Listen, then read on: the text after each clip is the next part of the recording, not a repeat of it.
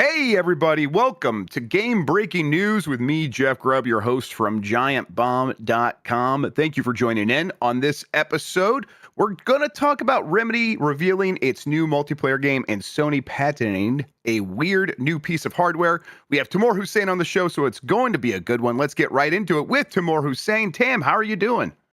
I am gassed. I'm winded. I just came from a workout and ran straight and sat down at my computer. Is it normally a early morning workout for you? My wife always works out first thing in the morning, so I was wondering if that's your move. Usually I like to go later in the day. Sure. But for some reason I decided it would be a good idea to get it done nice and early on a Friday, forgetting that it might bump up against actual work that I need to do, you know? You made it. Like, hey, no harm, no foul. You're here. I'm here. Just kick back, relax. We'll talk about a little video game news. We'll talk about video games, and it will be fun. Yeah, I'll do most of the talking for a little bit. Let you catch your win there. But you know what, Tam? Gotta say, proud of you.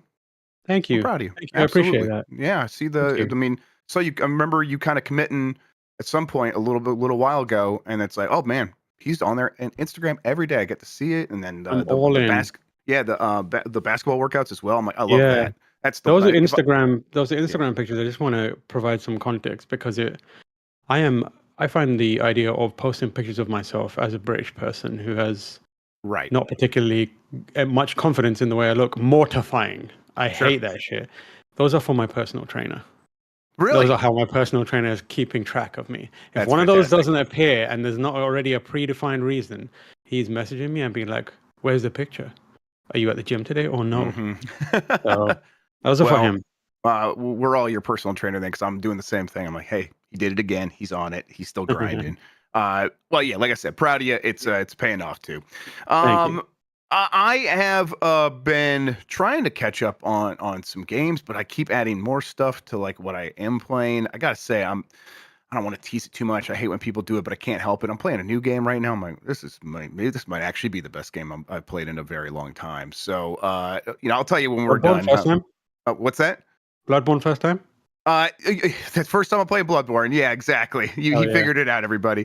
But yeah, you know what? Games are good. And even like the games that are like mediocre, I think are like the good mediocre these days. I think Shadows is like a pretty good, like one of those. And I'm enjoying stuff like that. So I think the games are kind of hitting for me in the moment. How about you?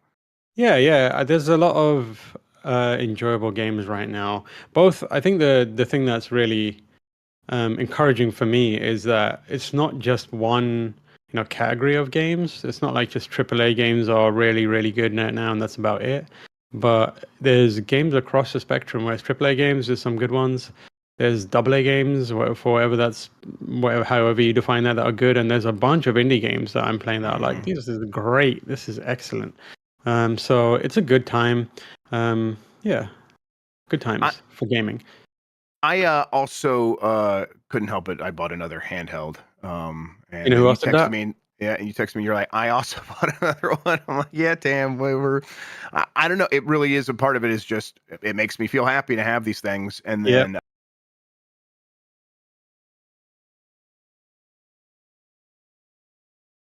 And it's good for Game Boy Advance games, and that's kind of it. But I started playing Mother 3 on there, and I think I'm going to be playing that as well. Nice. So I bought the Miu Flip, which is on its way to me.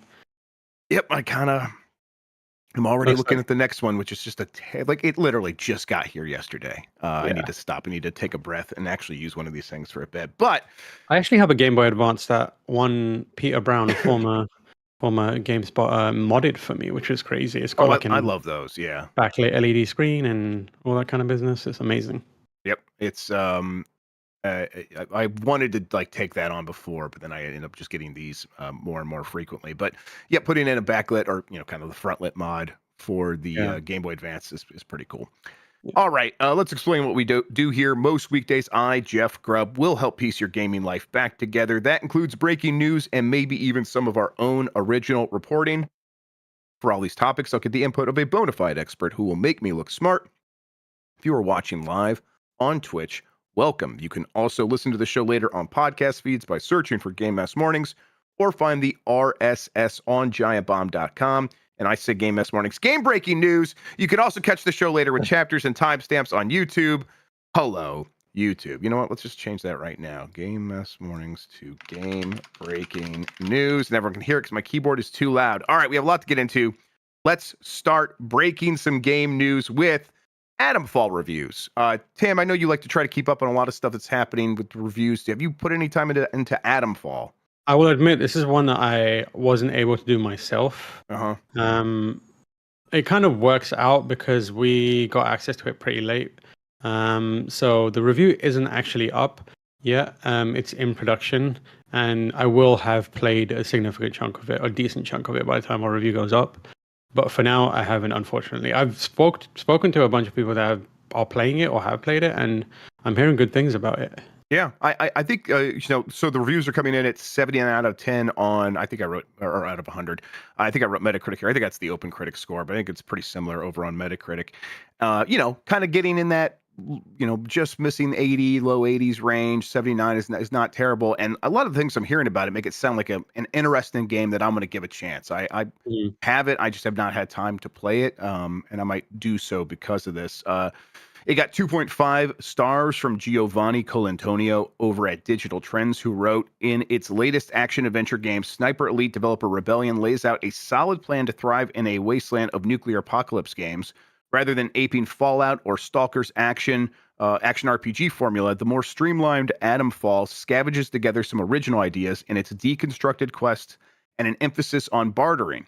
That could have made for a compelling survival story built around open-ended exploration, but it's those pesky details that will get you killed during a nuclear disaster. And, I think that's kind of what we're hearing about this game is it's got some ideas, maybe it doesn't all come together. But 8 out of 10, though, from Push Square, where it is written that Adamfall commits to embodying everything it means to be British, and it comes out the other side all the better for it.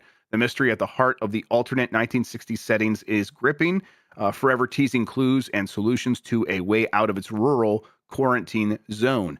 Its combat systems and mechanics let the experience down, but Rebellion's latest peaks when it makes you the countryside's Inspector Gadget with a bunch of leads to pursue and village folk to suspect. And then 4 stars from Dexerto, where the review reads, Adamfall shakes off the Fallout comparisons and stands on its own as a captivating sci-fi mystery. The gripping central story and wonderfully realized setting make it easy to forget about its shortcomings, and the lack of hand-holding is a refreshing change that other open-world games like Elder Scrolls or Assassin's Creed should take note of. I mean, Tim, I read all that stuff, and again, I've talked to some people who are enjoying it. It sounds a lot like my bullshit. It sounds like my kind of game, so I'm definitely going to spend some time with this. I hope it hits for me. But I think this is one of those games that's like, it is going to find an audience. It is going to hit for some people. And I think for me, contextually looking at it, Rebellion has been making and primarily been known for these Sniper Elite games from like 2015, earlier than that even. It's either Sniper Elite or the Zombie Army games. And for better or for worse, they've kind of been churning those out with not like phoning it in. They try and make some kind of evolutionary steps within. I have tried to make evolutionary steps within those properties. But I'm glad that they have, done a full pivot into something brand new, an IP, and it seems to be launching with some fanfare, and is received well. Not every game, is going to be a banger, like 10 out of 10 out the gate. But foundationally speaking, I think it's a good case for them to be like, we should make more Atomfall, or we should make more something like Atomfall or a new IP. Look how it went well. We needed another crack at this. And we can make it even better. Don't just throw us back into the Sniper Elite mines. You know what I mean? So I'm glad that Rebellion took a shot at this, and I'm glad that it's come out pretty good. Yeah, I've gained a level of respect these days for developers that make their game and kind of make it over and over again and try to refine it and try to make it, on the cheap is just the wrong term, but in a way that is sustainable and reuses assets in smart ways and and then also gives players what they want, right? Every time I get a Sniper Elite game these days, of course I want to shoot Hitler in the balls, and they always have that. They're like, yeah, we know, we have that for you, of course. And it's like, okay, they could be like, well, we did that last game. I'm like, no, come on, we all know what's happening here. We all know what you're down for, and I am at a point now where it's like I see another Sniper Elite, and I've not played most of the games in the series. People in chat are mentioning it came out originally for the PS2 in 2005. Yeah. So a franchise has been around for a long time, but it's sort of won me over in the recent ones where, we've had a fun stream with the previous one and the most recent expand alone game. I tried that on stream as well and was enjoying it. I just like when a studio finds their niche and makes it work. And then what you said, Tam, I am very happy that they are then able to like take that machine that they've built to produce those games over and over again and be like, okay, now can we build something over here parallel to that can use our experience and make something brand new and that can make a little bit of a splash. It's on Game Pass. People are going to play this game, and it just feels like they have figured out again something rather sustainable. Yeah. This game should hit well enough that it can fit into, if they want to make another Atom Fall, they would be able to do that. And of course, then they'd have the experience of taking a game, refining it, and releasing a sequel. Yeah, for sure. And you got to imagine there's some benefit in doing that when signing a deal with Game Pass. Like there's some sort of leg up that you get there. So a base level of success is what I'd probably describe it.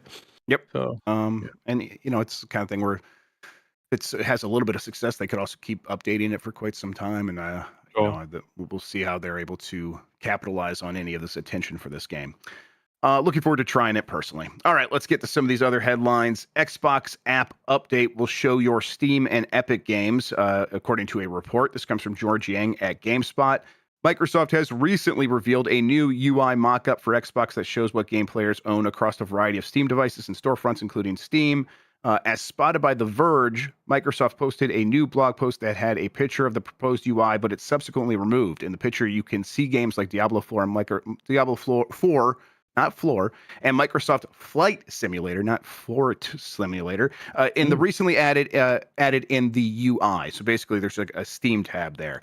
However, you can also see the Steam and Game Pass tabs side by side, indicating that you'll be able to sort games based on which platform you purchased them on. It seems like the UI is just a mock-up for now, as the owned and action adventure tabs are listed twice. The blog post is about how Xbox is trying to reach a larger audience as young generations regularly switch between platforms and expect seamless integration. Mostly, this is worth bringing up because it does seem like Microsoft has mentioned in the past that the rumor has been that Microsoft will integrate stores like Steam into new Xbox hardware, and this could be a look at that. But also, The Verge has heard here, Microsoft is in fact currently working on an Xbox app update that will let players see all the games that they own through Steam and Epic Game Store. So it's like this is something that's not just in the mock-up. They are going to try to implement this. And Tam, do you think this is something that moves the needle for anything? I mean, I'm not really sure that it moves does the much for me. needle. No, I mean, I think the intent is pretty clear. Like when you make it possible to unify multiple digital stores, I don't think the outcome that is intended necessarily is to, make it easier that's the only thing that they want to do. They want to make sure that you spend more time on their service, so there's an increased chance and likelihood that you'll spend money on something they're selling in the store that's connected to it.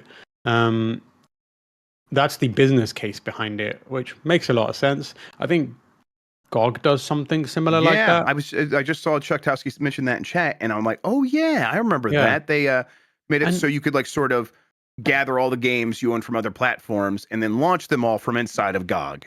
Yeah, I think Steam does that as well, because I know I put Assassin's Creed, which is on You can like the add Ubisoft non-Steam store. games, yeah. You can add non-Steam games. It doesn't like look great or anything like that, but if you spend the time to fiddle with it, you can make it.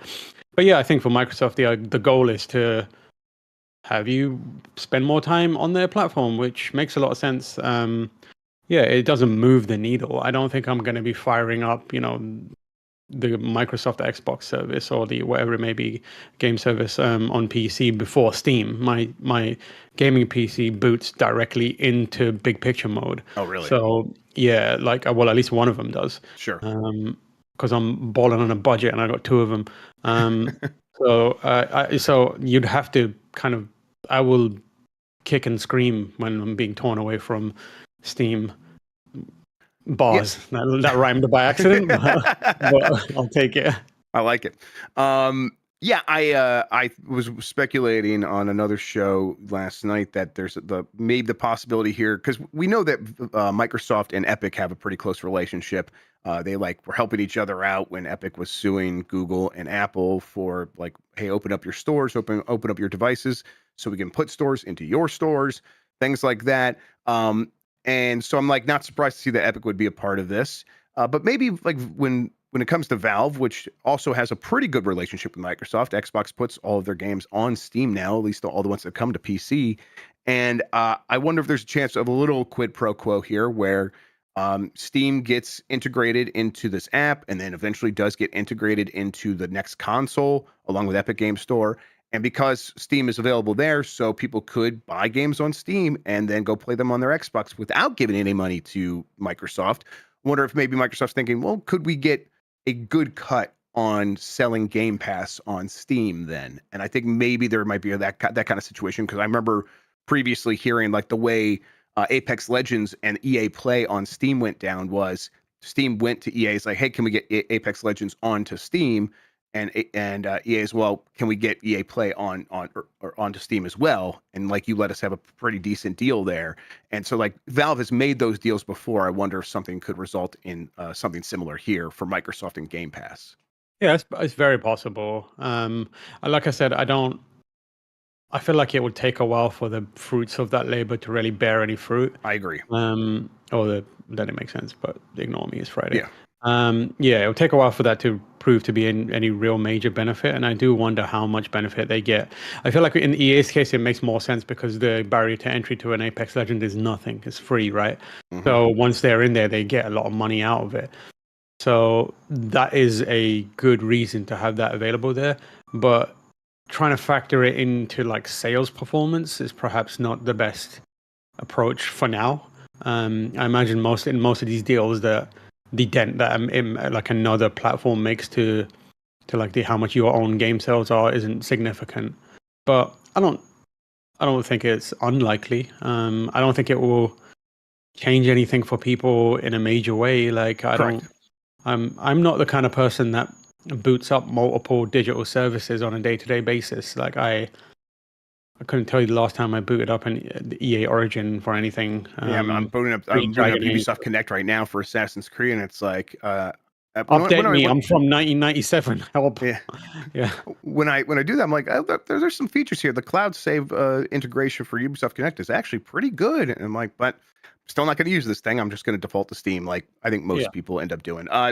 Jesse Norris in chat points out correctly that the Microsoft Store on PC, I think a couple of years ago, went in a direction of taking a 0% cut of sales from third-party developers and publishers. I think at least if they use their own payment processing, it might be entirely, but if they use their own payment processing, I think it's no, you can have entirely you own all of the money from any transaction that you create, even through our store. So this would the changes here might apply to a hypothetical eventuality where we get to a point where this stuff is happening on console as well, where they don't do that, where they do still take a cut. But that also seems like that is coming, where the next Xbox is going to be a place where you can access your Steam games, access Epic Game Store games, and it's basically going to be a PC with an Xbox layer on top of it. Right. All right. FBC Firebreak launches this summer. This is from Sal Romano at Gamatsu.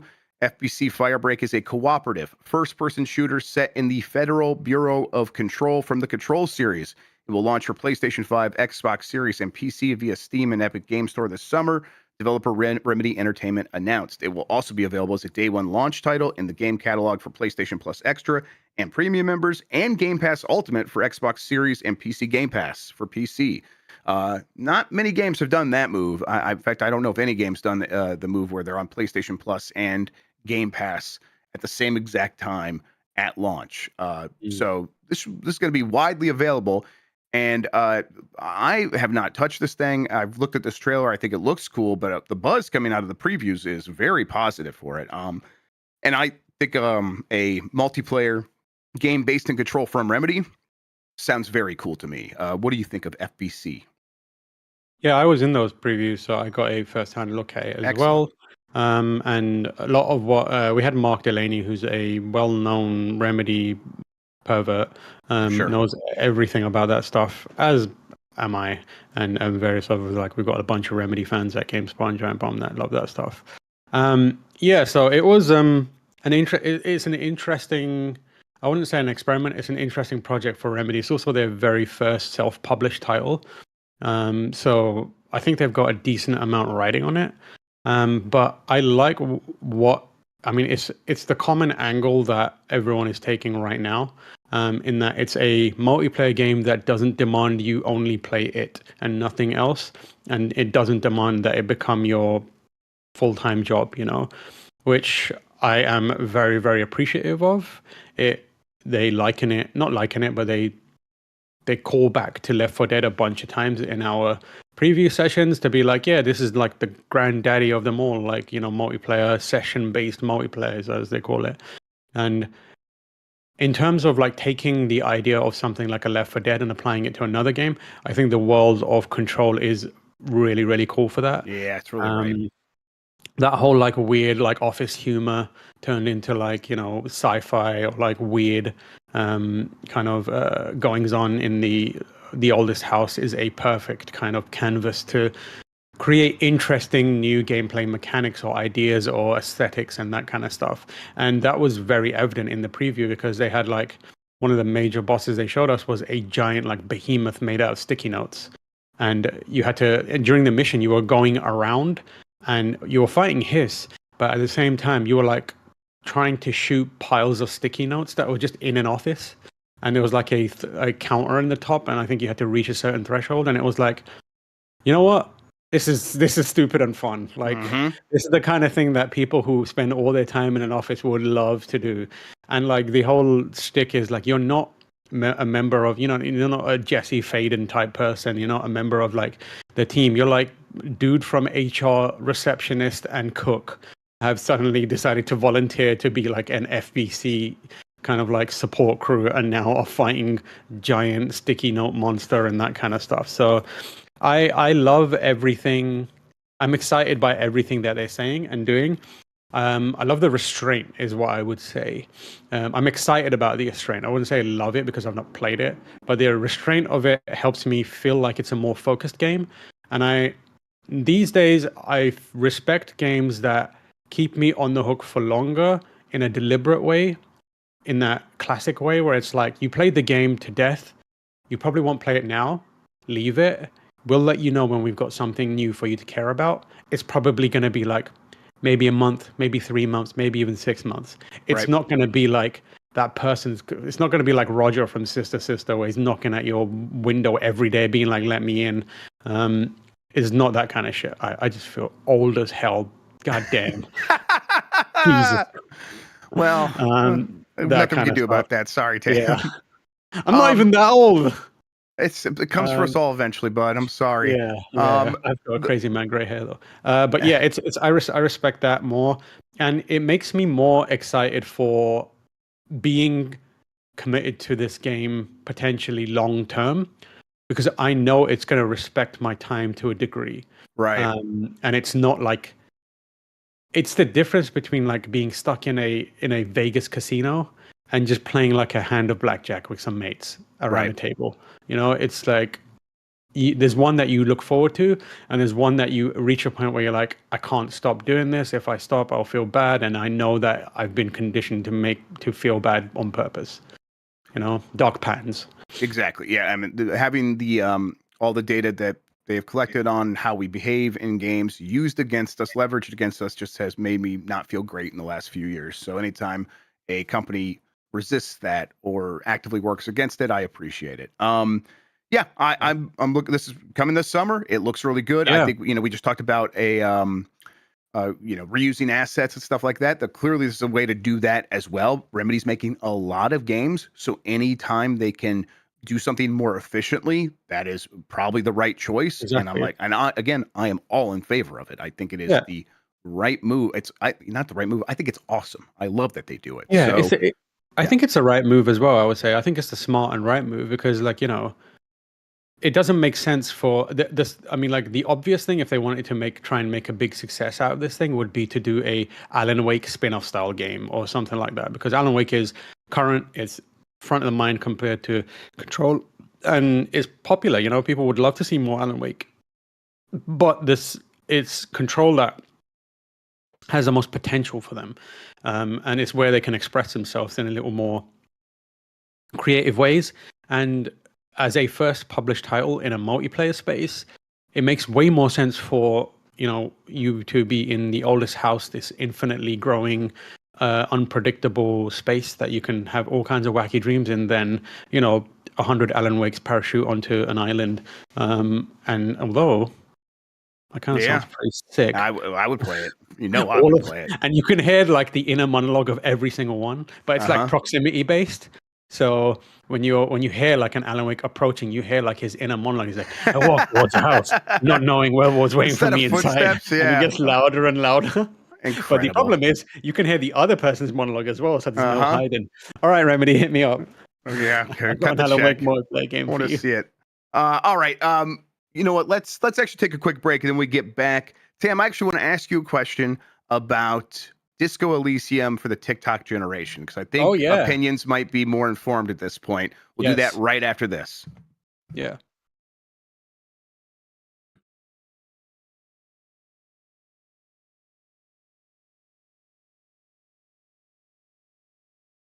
All right, Tam. I think it was earlier this week that me and Lucy were talking about a headline from the people that make Disco Elysium, where they described that they've made a mobile version of the game for the TikTok generation, and that phrasing set both of us off. It sent me to the moon. I was like, what does that even mean? I think that sounds like a bad idea, because no one who was on TikTok is thinking about things that way. Now, you've played it, and maybe that's a little bit more hyperbolic, and maybe they've actually just made a good mobile version of this game. Is that the actual case here? So I haven't played it, but I sat down with a developer who played it in front of me and showed it to me. Like from the launch of the app to like being done with the demo, I saw everything that happens with it. I think describing it as Disco Elysium for the TikTok generation is both the worst way to describe it, but also the most appropriate way to describe it. Sure, I get what you mean. In terms of like why it's the worst way, it's because it feeds into the idea of TikTok kids being just completely unhinged and not being able to pay any attention to anything for more than 3 seconds without trying to forward it or skip it. And that matched with a game that has millions and millions of words that are like very dense and require you to chew on them for a really long time and think about the double meaning, triple meaning, whatever it may be, and the relevance to your own life and geopolitical, social issues and that kind of stuff. That doesn't fit into the idea of a TikTok generation. So it's not the best description of it, but also it's most appropriate because of the format of it. I think that's what they were really going for. So when we originally got Disco Elysium post its release, Lucy, and I think I was a very small part of it by that time because I was in another country, but we worked on a show called Audio Logs, and as part of that we had Robert Kurwitz come in and speak about Disco Elysium and making it, and how the team approached it. One of the key things they talked about is the way that the text was laid out. It was designed to feel like a toxic Twitter conversation, and that's why it was on the right hand side, like down the screen vertically, and it would scroll constantly, and that obviously isn't going to work on a phone that has either it is already vertical because it would cover the entire screen, or if you played it in landscape, it would be a tiny little thing on the side of the screen. So what they've actually done is kind of taken that and put it kind of on the bottom, and then you're swiping the text instead. And you can swipe up to bring up like a history of what you talked about, but it's making more it's making better use of the screen real estate without sacrificing the visibility or even like cutting the words out to make it a little more digestible. So that's one element of it being for the TikTok generation. Sure. I think the other part of it is they have made it more digestible and playable in smaller chunks. I think that's part of why they call it for the TikTok generation. They didn't show off too much because obviously chapters are long, or the game is long, but they've split it up into smaller chapters, and also tried to build it so that there's a kind of natural point where it shows you that you've made progress. But it's not like, I asked them, like, are we talking like PopCap, fanfare and rainbows. And they were like, no, they have like a case file system where it will Okay. show you, hey, you've made a significant bit of progress in the case. Here's the latest update. You can read through it, read back through it. And that's kind of like designed to like trigger something in your brain that goes, I've done something here, I'll stop here and then Sure. come back to it later. So I think that's the kind of other element of it where they're like, oh, it's for the TikTok generation. And then I think the third thing, although they didn't describe it like this, I think it does kind of feed into that idea of a TikTok generation, is that they've kind of interpreted the game. I don't want to say reinterpreted, they adapted the game to function and play using familiar interactions with a phone. So you're tapping, you're swiping, and when we say swiping, like you're moving around a physical space, but you as the character aren't specifically moving that much. You can like, you know how in Google Street View where you go into a place and then you move your mouse around to look Right. around. Hmm. So it does that, and you can click on things, and then you transition between the kind of like areas. And then they have added new content that is only there to, they said, stitch parts of the game together, because you're not moving from one area to another, right? So you can't go throughout the city by like Right. physically clicking and having the lad move around, moving Harry around. But like, so they've added like stitching to take people from one place to the other, and also made some adjustments and included extra audio, but not dialogue. Otherwise, they said to me and Lucy were getting a demo of it. They said it's the full game. There's nothing cut out. All the major moments that you remember are all there. It is Disco Elysium from front to back, just in a new way to interpret it. And for me, as someone, I asked him like, is this a way for people who have already played it to re-experience it, or do you think this is going to get more people to play it for the first time? And the dev said both, actually. We want people to play it play it for the first time, but we want also for people who have already played it and have that itch to play it again, to experience it in a way that's a little more convenient for them. They can like replay this game either in small bursts or long chunks if they want, but do it in a much easier way than sitting down at a computer or even pulling out a portable device or whatever it may be. Which I think for me appeals to me as someone who has played a bunch of that game and really wants to go back to it and replay it, knowing that it's more relevant than ever in a lot of ways.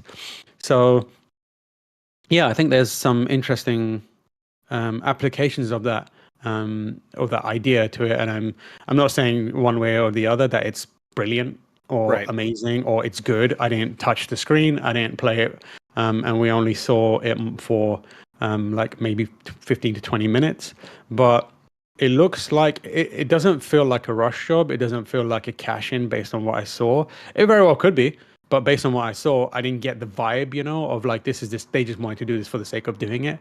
I think how they're rolling it out is you get the first chapter for free, and then you pay one fee and get the rest of the game. And they're launching first on Android, which is kind of disappointing for people who have iPhones, which is a significant group of people.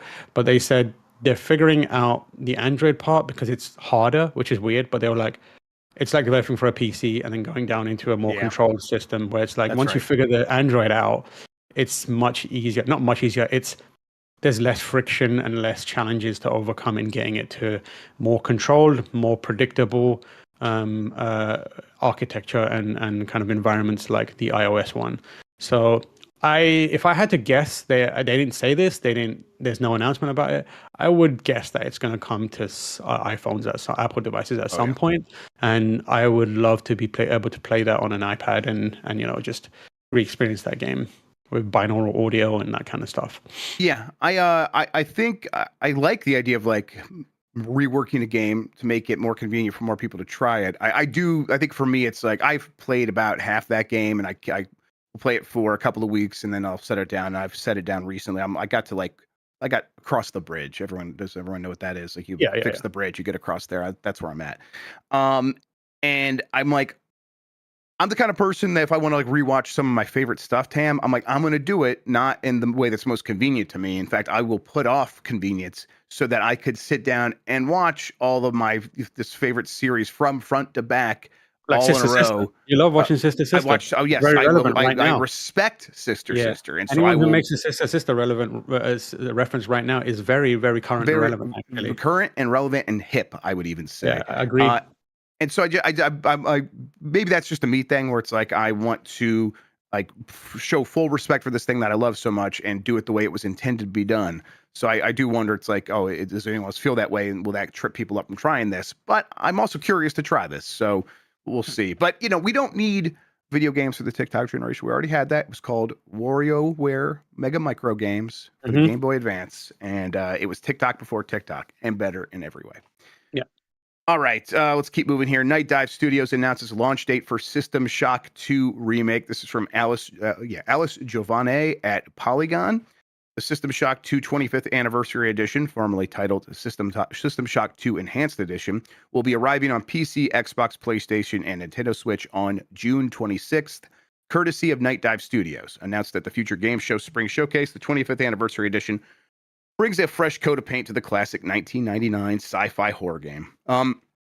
That first System Shock 1 remaster that Night Dive did was really, really good. And System Shock 2 is like, one of the more influential games of its era.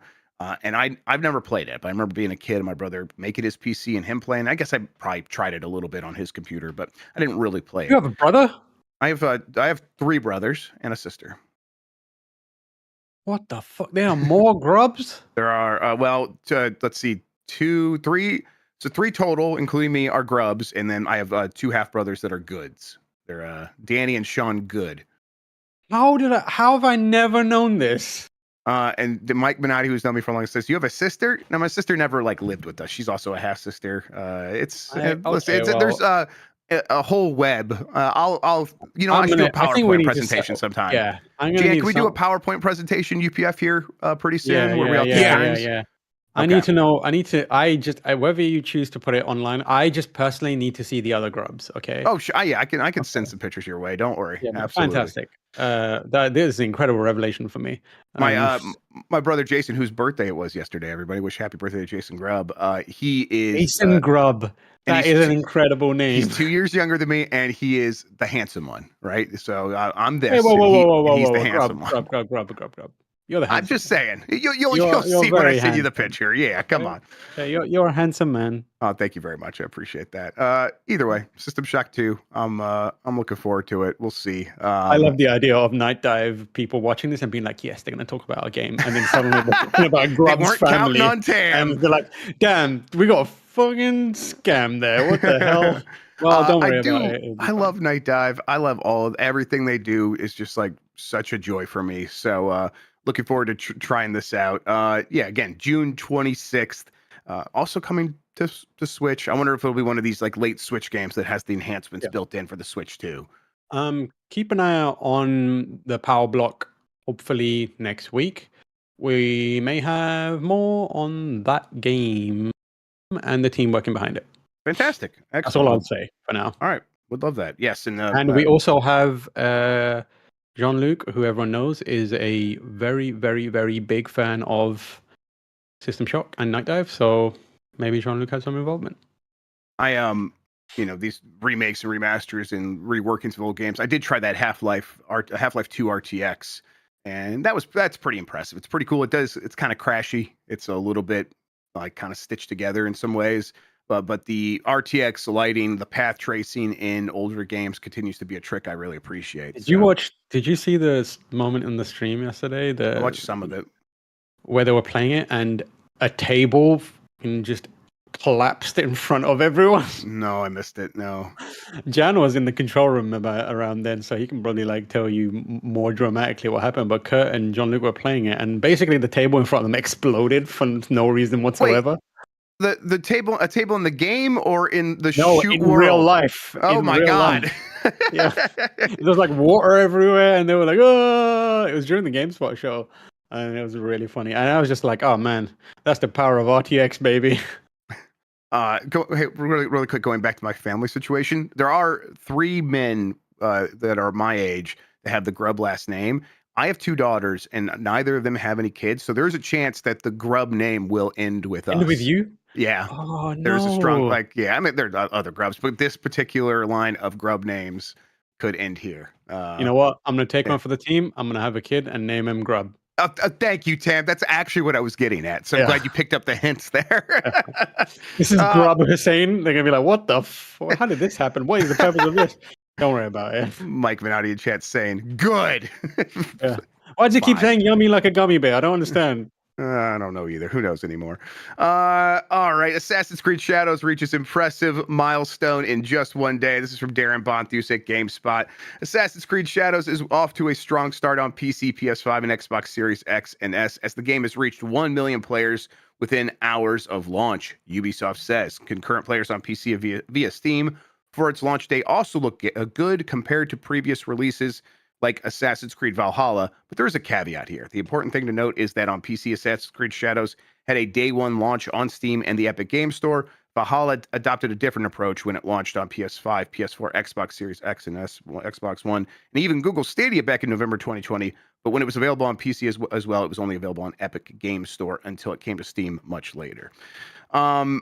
Yeah, or it came to Steam a month later, I guess. Either way, it had a lower concurrent player count. The game seems like it's finding an audience. I don't know, like Tam, we're going into this game saying Assassin's Creed Shadows. This is Ubisoft's last chance to turn things around.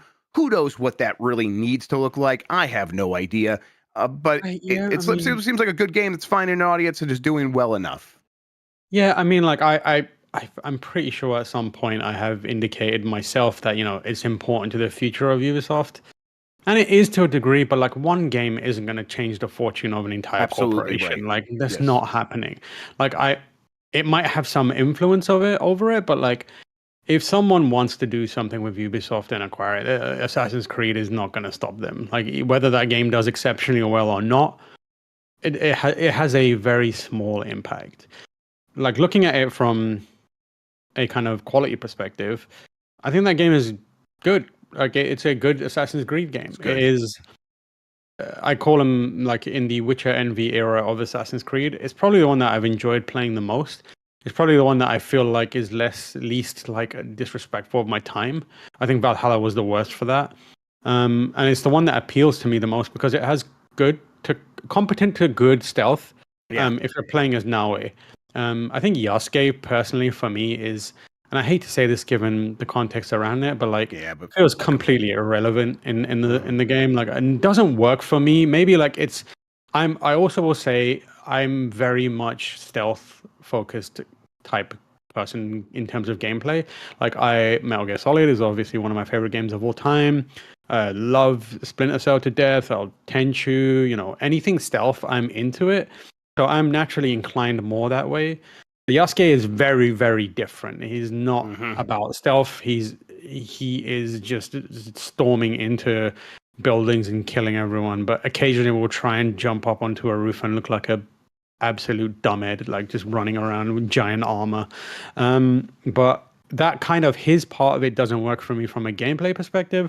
And I also feel like he doesn't feel relevant for the vast majority of the game. Like when you start playing that game, if you play the game and like take your time and explore a bit, you can not play as Yasuke outside of the first like introductory part for like 7 to 10 hours. Like you don't have to play that guy, which is a real long time. I guess so when that happened to me, Tam, I was like, are they just doing this? Did they work things around so that he, like, because of the problematic the people out there, did they maybe move his section back? But once I started playing as him, I'm like, oh no, this feels like a character that was added in addition to Naue, who was clearly supposed to be the main character, and the game was built around her abilities. And then they were like, well, we need a man, and so let's bring in this cool character from history, and we'll give a completely different a way of playing with him that isn't really about the way we want people to play the game, which is Naue. That's the sense I get as I play a little bit more. Yasuke has good moments, but Naue, from a like long-term committed kind of gameplay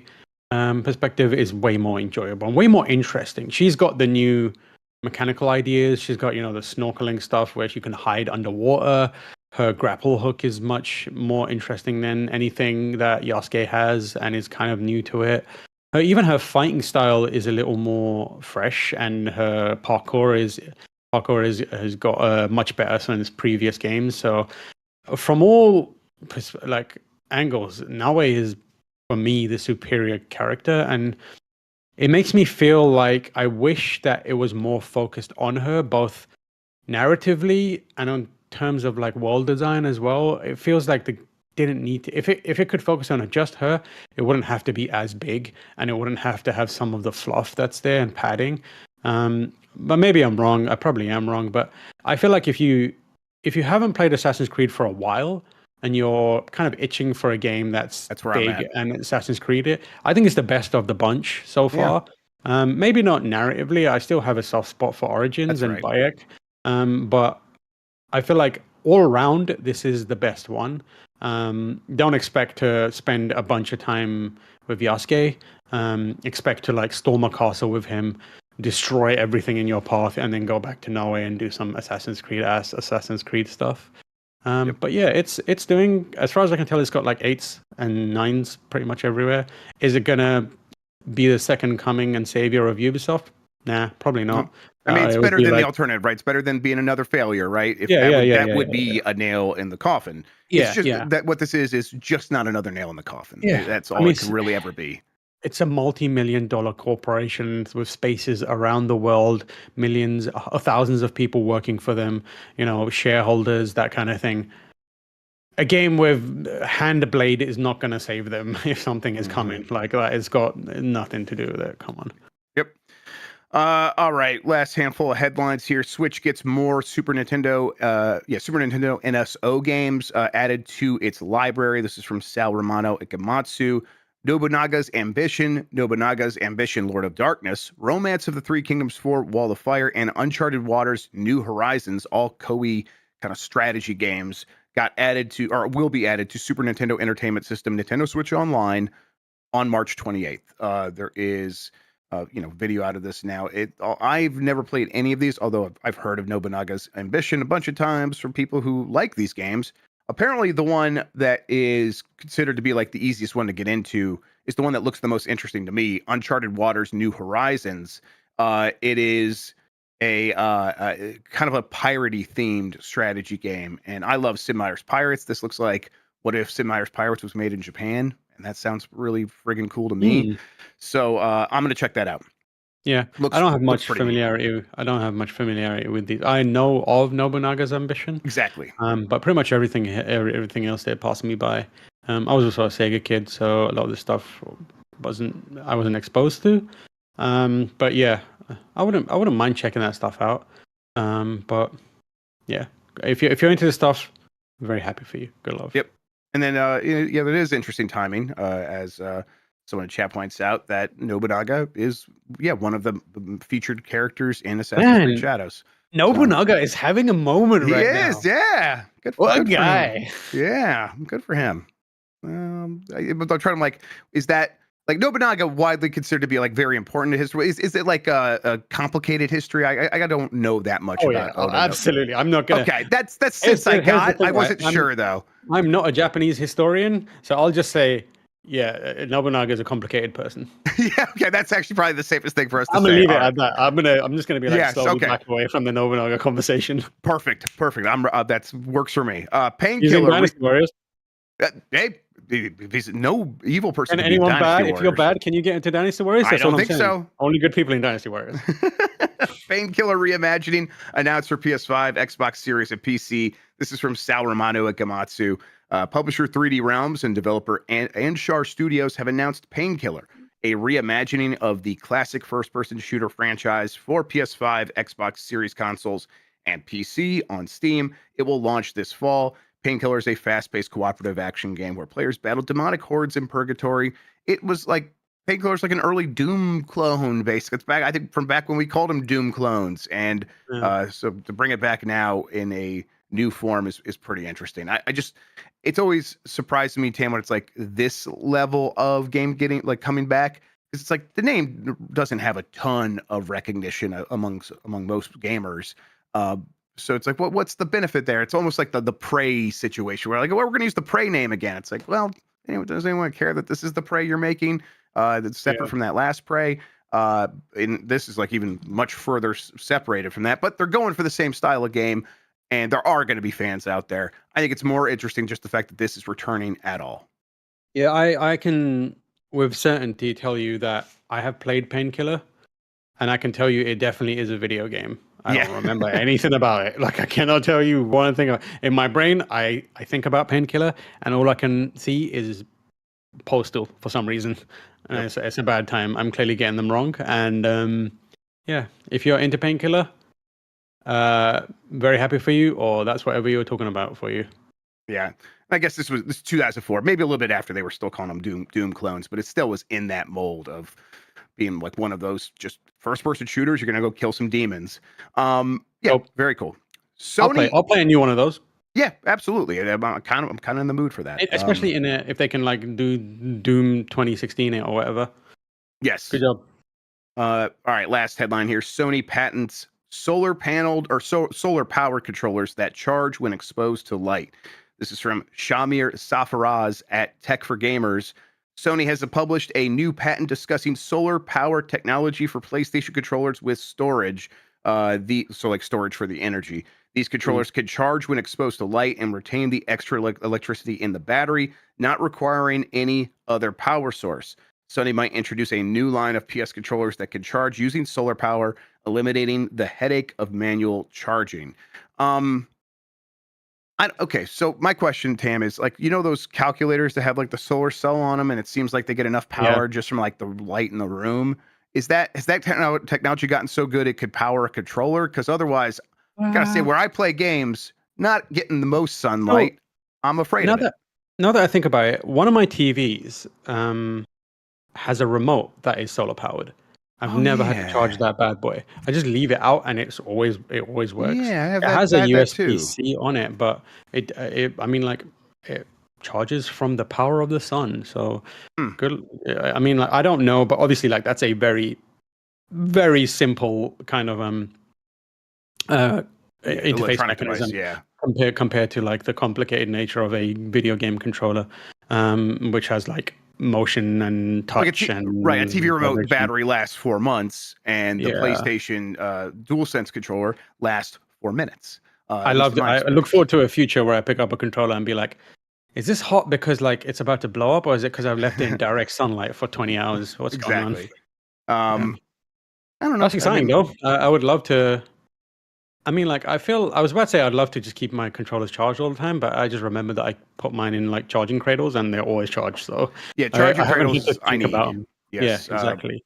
Yeah, That's I've like basically shaped my life to have all controllers go into cradles now, and that's made a huge difference because it is just like a small little thing, but plugging in the cord every time I'm done or every time I'm about to stand up, that's a little annoying. I don't do that. Setting in a cradle, it looks nice. It like on the for this 8-bit dough one, it turns on a cute little light. So I get that. That like sets yeah, off a little dopamine. So I always remember to do it. And then I love pick it that. off the stand and it turns on and connects automatically. So it's just, yeah, I really like that.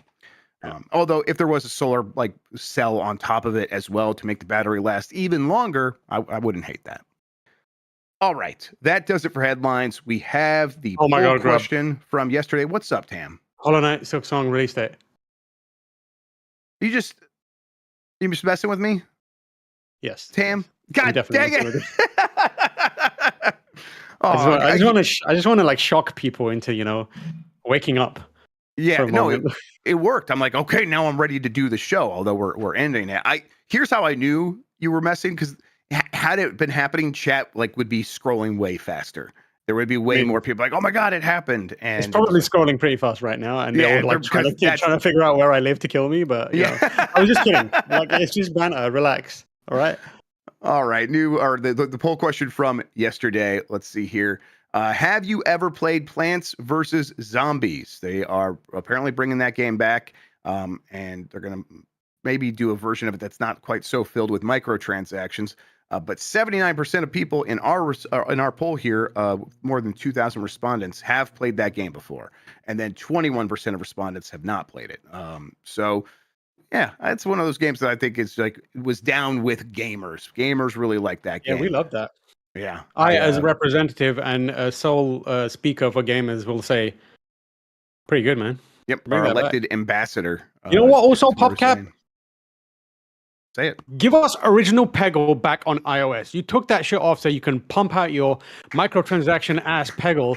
That stuff Preach it. sucks. It's shit. Yep. Okay? I tried playing it. It's dog shit. I know Just that give it's us being. both Just so give we me can the buy the original one. iOS Peggle. I will Yeah. pay you upwards of $5 for it. Okay? That's This money. new Peggle that you have, Peggle Blast, I hate it with the burning energy of 1,000 suns. I hate it. Like, to stop being so shitty. Give us original Peggle and also put the original Peggle mug on somewhere because Lucy's one broke and she won't stop bitching about it. But we want to play Peggle We badly. do. Oh, I always want to be playing Peggle. I absolutely do. Yeah, I'm just gonna go play that on PC the way I actually originally did, Don't make me even before it pirate came Peggle. to God mobile. damn.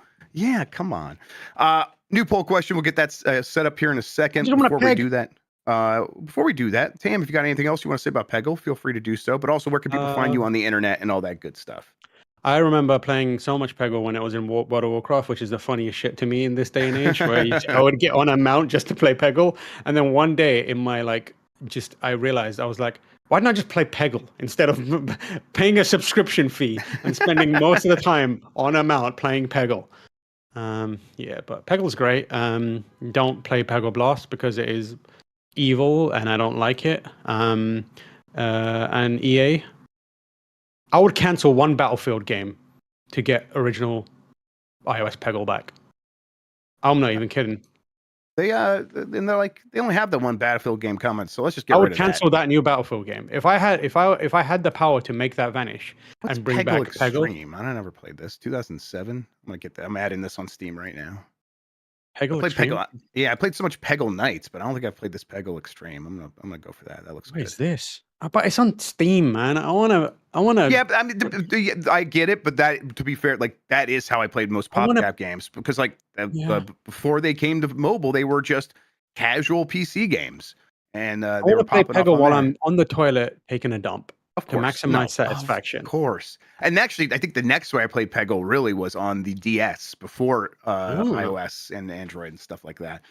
All right. New poll question. Are you playing Assassin's Creed Shadows? Yes or no? Now that it's out for everybody, kind of want to just check in and see what if people maybe made the jump over there after some pretty decent reviews. You know, there's a lot of people who are like, this isn't my favorite, or it's just fun, and I don't want to waste my time with it. I was watching Jake Baldino's video about it, and he did a good job explaining how he's just not in the mood for something that he thinks is just fine, and I get that.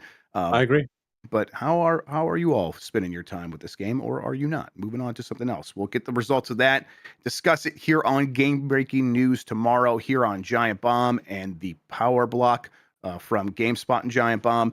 Speaking of, we have a lot more happening today for the rest of Friday. Pretty soon here, we're going to go into the Bombcast Revengeance, where myself, I believe Mike Minotti and Mike Drucker are all going to talk about Mike's book. We're going to talk Yeah, I about would like to just apologize to Mike Drucker, who I didn't know was in here. I was screaming about shitting and Peggle for like a solid 2 minutes. If I'd known that Mike Drucker was here, I would not have done that. I think he appreciates it. Don't worry about that. Okay. And that'll be a good time. Then after that, we're gonna have UPF, where we're gonna play Thug Pro. And don't miss. There might be some guest stars from the Blake Club universe in that, so don't miss out, everybody. Shout outs to Piston Hyundai for helping us out with that. All right, I think that is everything. Timur Hussein, thank you so much for hanging out with me today and talk about video games, man. I really Thank you for appreciate having it. me. I believe this is my last appearance on the Power Block for this week. So I would like to extend a thanks to everyone who has been watching. And also, everyone put some W's in the chat for Jan and Jean-Luc and everyone else, Richard and Jake, who have been behind the scenes keeping everything going. This is like I've been there this week and last week and been there watching them do this. And let me tell you, it is not easy. It is tiring. Like, there's no real moments to switch off and just like relax there. So it is a difficult thing. And we truly, truly appreciate the effort they put in. Thank you. Give them a Wu-Tang W for me, Yep. everybody. Or Wu-Tang group, excuse me. All right. Excellent. Thank you all for listening and watching. You're the best audience in gaming. Until next time, have a good one. Take care of yourself, and goodbye.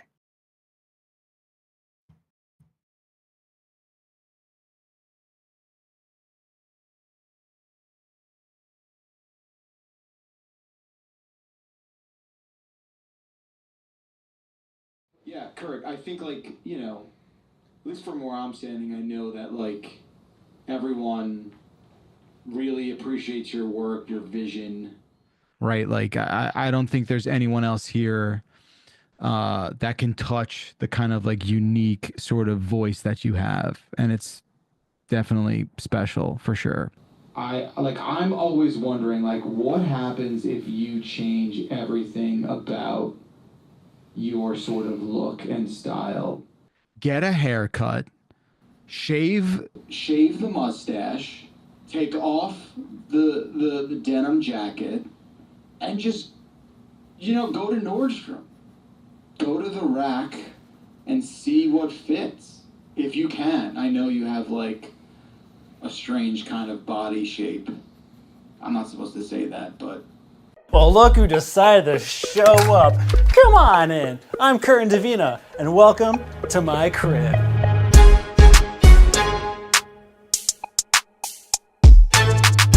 I mean, I don't live here. It's my office. Not my office, it's Phantom's office. I'm just showing you around. Let's get going. Look, it's Tamor Hussein playing our sweet, cool cabinet here in the kitchen because we're gamers. You think video games are cool? You think Tamor Hussein is cool? Have you seen these scones? You know who brought them?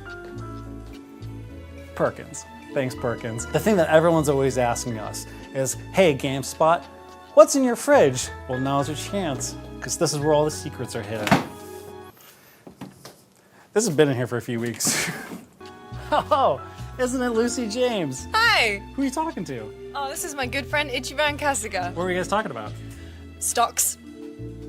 I'm a senior video producer at GameSpot, and I'm a creative producer at Giant Bomb.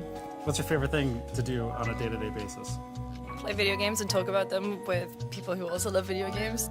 Who's the coolest person who works here? The coolest temperature-wise, or by vibe?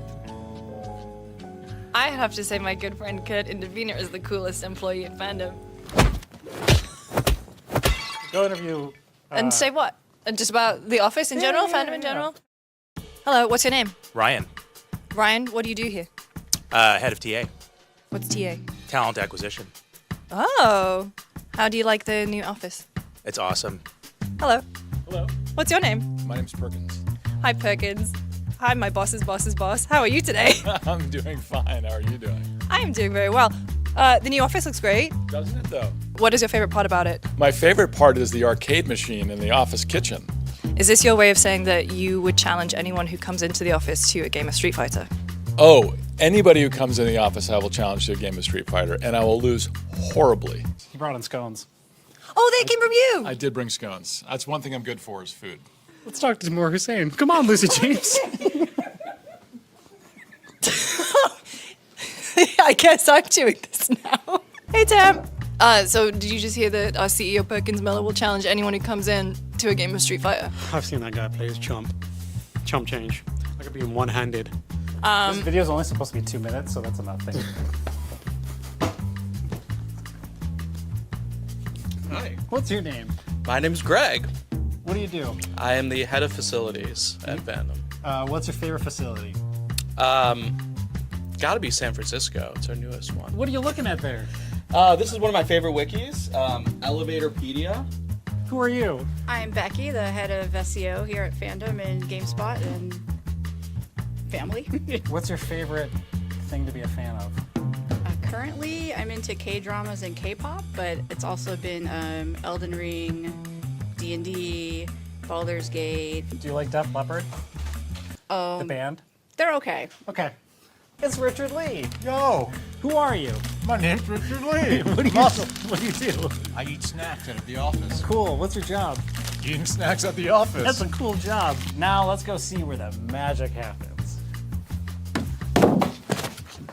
So the cool thing is these are little meeting rooms, so you can go in here and have whatever conversations you need to have about work. You can pretend to work like I do. But my favorite room is this one because it's not a meeting room, but it's actually our voiceover booth. And if you look, it's nice and cushioned. So when you're in here, no one can hear anything you're saying and it's really private. So I can do whatever I want here. No one will hear a thing. Now this may look like a wall, but it's actually a door to to a wonderful place where all of our dreams come true.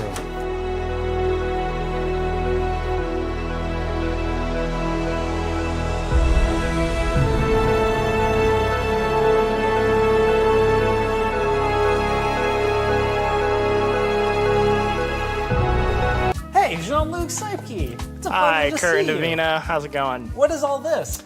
Why, this is the Nick Margarita Memorial Game Library. Who's still alive, by the way? Who's still alive? He's still alive. What's your favorite game in here? Oh, that would be Left Behind 3, Rise of the Antichrist. Oh, that's a good one. Jean-Luc was a pivotal person, brain, energy individual who helped conceptualize this studio where we essentially are filming every day, at least. That's the plan. Basically, we have it split into 2 different sets. We have a podcast set over here, and then we have like our main set over here with like a nice newscaster desk. We have these nice new cameras from Blackmagic. Shout out to Blackmagic for providing those cameras for us. My favorite part is this workbench. Oh yeah, this is where I've been working on my personality.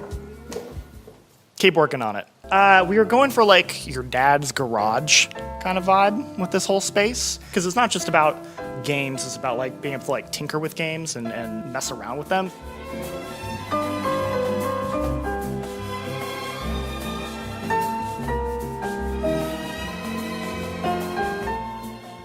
Hey Tam, what are you playing? Basketball. The studio is fantastic, but my favorite part of the studio isn't actually this at all, but it's some stuff that's actually back here. It's gonna be real cool, I promise. Come on. Come on! It's too freaking dark back here.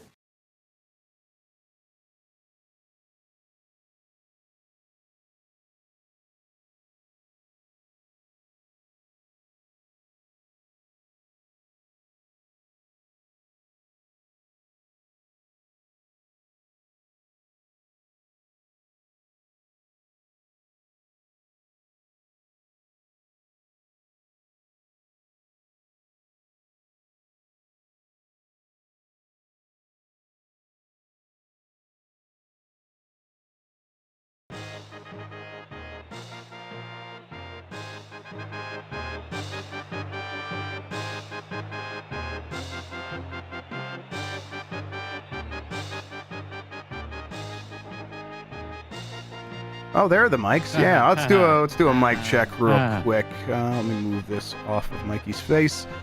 Mike Drucker, if you had a sandwich named after you at a deli, what would be on it? It would probably be just cheese and bread. It would be a long piece of bread, a long sub with just cheese. It would be just a cheese sub. Would it have would it be melted in any way, toasted in any way? You would melt it. It'd be totally toasted, and it would come with a very large tomato soup, like in a quart. That sounds fantastic. In one of those quart things. Yeah. All right, that sounds very good. Mike Minotti, I cannot remember your stance on pickles. Please elaborate thoroughly. Very anti-pickle. That I it's weird because I like acidic things. I like salty things. Right. I hate cucumbers. And that pickle juice, it just gets everywhere. Like the worst is like, oh, they put the pickle on the plate. We'll just take it off. That pickle juice has somehow infiltrated every single thing within like a 2-foot radius. Everything just tastes like pickles to me now. It ruins a meal. I will preemptively ask people at the restaurant, does that come with a pickle? Because often they won't tell you. And then they'll be like, no, but I can get you one. And I'm like, you misunderstand. I am just making sure that there's no possibility of a pickle showing up on my plate. Mike, I accidentally bit into a pickle last night, and it was rough. Jeez, bud. That's so rough. Sorry. That's the only thing you can taste for probably the rest of the day. Yeah, it was on a pizza, too. What the fuck? People are out of control. All right, so Dan, between... Okay, so you don't like pickles, sauerkraut, kimchi, any sort of... Never had either. Any sort of... Okay, so nothing like in a jar with like a juice meant to ferment it in a salty brine? I don't know if this counts, but there's that new gimmick that you put on sandwiches we got, where it's the giardelloni's, you know what I mean? It's like the spicy stuff you put on a turkey sandwich. Totally, I think that's pretty I close. don't ask questions about what that is, because it would probably freak me out, but it's got like little bits of like pickly looking things, and I just don't ask questions. Just vegetables, it's fine. Don't worry about it. I'm fine with veggies, yeah. All right, let's see here. I had wings in Florida. They were kimchi butter flavored wings. They're probably the best wings I ever had. They were really good. Chat, are we dialed in? I think we should be sounding pretty good. I know you guys are about 15 seconds behind, so let us know when you get a second. In the meantime, let's do time.is. All right. If everyone has time.is and is recording, we can clap at 15 seconds and 20 seconds. You got that, Drucker? Yep. Cool. Awesome. Thanks.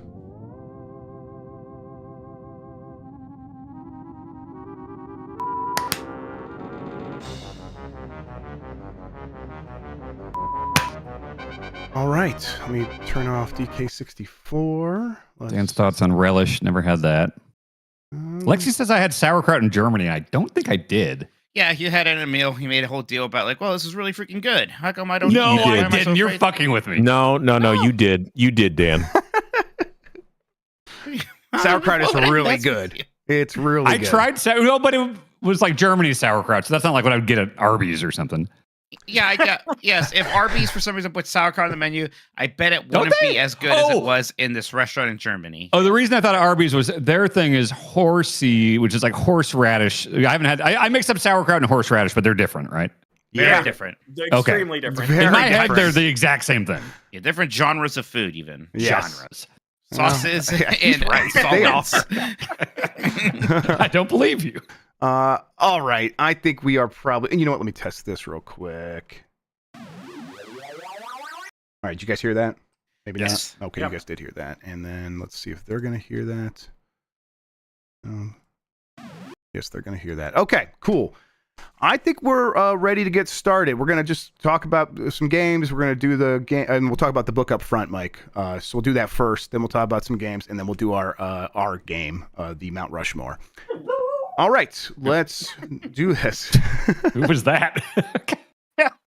All right, here we go. Everyone else heard that. Was that your dog, Mike?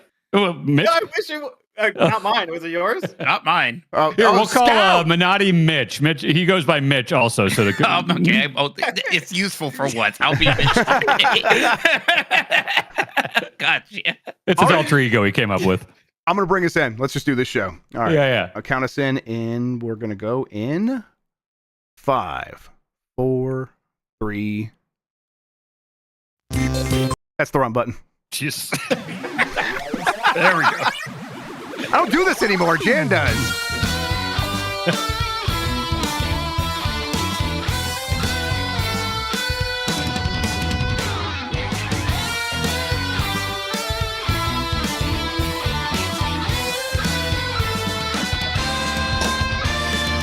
Hey, everybody. It's not Tuesday. It's Friday, so that means Bombcast Revengeance. I'm your host, Jeff Grubb from GiantBomb.com, joined by a great crew of dudes here, including Mike Minotti. How are you doing? We decided I was Mitch today. You're already confusing Mitch me. Minotti. Mitch Tokoto. Mitch Tokoto. Excuse me. Yes. Oh, we got to tell our guest about or we got to ask him about the origins of Mitch's name. See if he can get it. If anybody can get it, it's him. Okay. Well, for sure. For Tokoto, sure. Absolutely. Yeah. Dan Reichert's here as well. Dan, how are you doing? I'm doing great. How are you? I'm good. I'm doing, I really got in there with the Theracane, so I'm feeling a lot better, Yeah, I went to physical therapy this morning, and it was a new guy, because my last one moved. And so he's like, oh, what do you do for a living? And I told him, he's like, oh, I want to listen to your podcast, but I don't play video games. I was like, oh, check out the voicemail dump truck. The one we did yesterday, we actually just started out talking about getting old and Theracanes and Theraguns and He's stuff. going to hear all about my genitals. Yes, you will. Yes. That's right. And then Mike Drucker is here as well. Mike Drucker, tell the people about yourself. I think most people are familiar with you, but let's go ahead and give people a little rundown.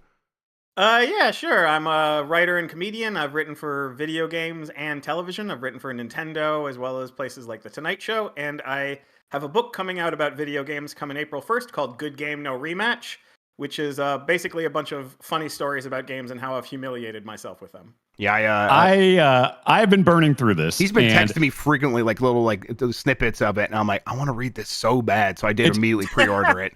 Drucker, I'm so much like not a reader that like I like the idea of it a lot, but like over a year ago, Vinny Caravella recommended the Stephen King short story collection to me, and I like it, and I'm still like not even halfway through it, and it's been over a year. This fucking thing, I'm almost done with in like a week. The last book I actually like read to completion was Becky Lynch, the pro wrestlers book. So basically, pro wrestler books and this are the ones that I can actually like go through. These guys are gonna love it. One of my favorite stories is about Misread. Yeah. I think Minotti here will love this. I don't know if you want to give him a little teaser of this. Minotti's a big Final Fantasy guy. Oh. So when I was in middle school, we had a teacher who we're calling Misread in the book because I did not want to use the teacher's real name because it's a story about how she looked exactly like Aerith from Final Fantasy VII when Final Fantasy VII came out and we were all obsessed with it. And so there was like me and 3 other guys in that English class with this teacher, Misread, who were so in love with her and so obsessed with her and would volunteer and like make her little gifts and stuff. And she wasn't weird to us. She understood. She knew what our game was and was like kept us at a good arm's like distance. But it was just these middle school students trying to like tell this adult woman being like, okay, so Final Fantasy VII, you don't need to play the other 6 to understand it. So if you want to play 7, we could loan it to you. Like literally just the saddest people. Incredible. Oh. We were so in love with her. And when I say she looked like Aerith, I mean like if you cast a human woman to play Aerith in a movie, it would have been this person in 1997. So was it extra hard for you when Aerith died in that game? We told her about that part. I think that part we might have omitted. Well, then I love the part too where like all these years later you get on Facebook and you find her and she's like, hey, are you still obsessed with that weird game? I was like, no, not at all. No, I definitely don't own the album. I've spent years thinking about Final Fantasy. Not at all. This is why I'm enjoying the little tidbits that Dan been sending me because it's like, oh, I know that place and time because also it was junior high where I was at. In junior high, I had some friends who I'd go and hang out with them and every time I would sit down for like about a month, they would be talking about the same, like the hottest girl in school who they just called Tifa. And because she looked like Tifa. And to them, this did not mean, oh, you're going to cast a human woman to play this character. This just means she was the first girl to grow breasts, basically. And so like, she's Tifa. Sure. That's it. Yeah. It's like, okay, guys, that's great. We all learned about breasts from Tifa. Don't speak for all of us. Some of us watched wrestling and learned about it from Sonny. And some of our parents did a bad job of storing adult material in a place that's easy to find. Definitely. That too. Penthouse. Yeah, that too. A milk crate in the closet. Yep. God, exactly. Behind the cleaning me. stuff underneath the sink in the bathroom is where my stash was. Don't worry. Yeah. My nieces and nephews stopped over yesterday. They're very young and they're just walking around the house, and that's fine normally. But I forgot that I bought an issue of Maxim magazine because it was the one that has the it's Halo with chips. Yeah, Daniel DeGradio describes his poker game stack. Which I'm gonna get right I was now. like, oops, I gotta hide my Maxim magazine. I never felt more like an uncle in my life. Halo with chips. It's the one with Vanessa Marcil on the cover, Nicolas Cage's wife in The Rock. She's on the cover, and then it's got the stacked review in there. Yeah. Yep. I'm very proud of it. I gotta find a frame or something for it. Did you try to wait? Did you hide it from the kids, or did they actually see it? I don't think they saw it. They were doing laps around my house, and then I noticed it and just flipped it on the back. The back wasn't nearly as offensive. All right, very good.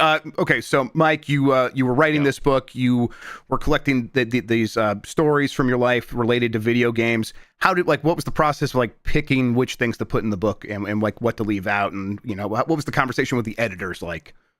Yeah, sure. Well, when I pitched the book, I essentially wrote 3 sample chapters, and then created a table of contents where I wrote a paragraph on what each story would be. And for those of you listening or watching, each story is its own contained story from my life. Like some might call back to others or anything, but it's not like a novel where it's building up to a conclusion. It's more like, here's how I humiliated myself trying to impress a crush by cosplaying as Mario from Super Mario 3. Like that's like one story.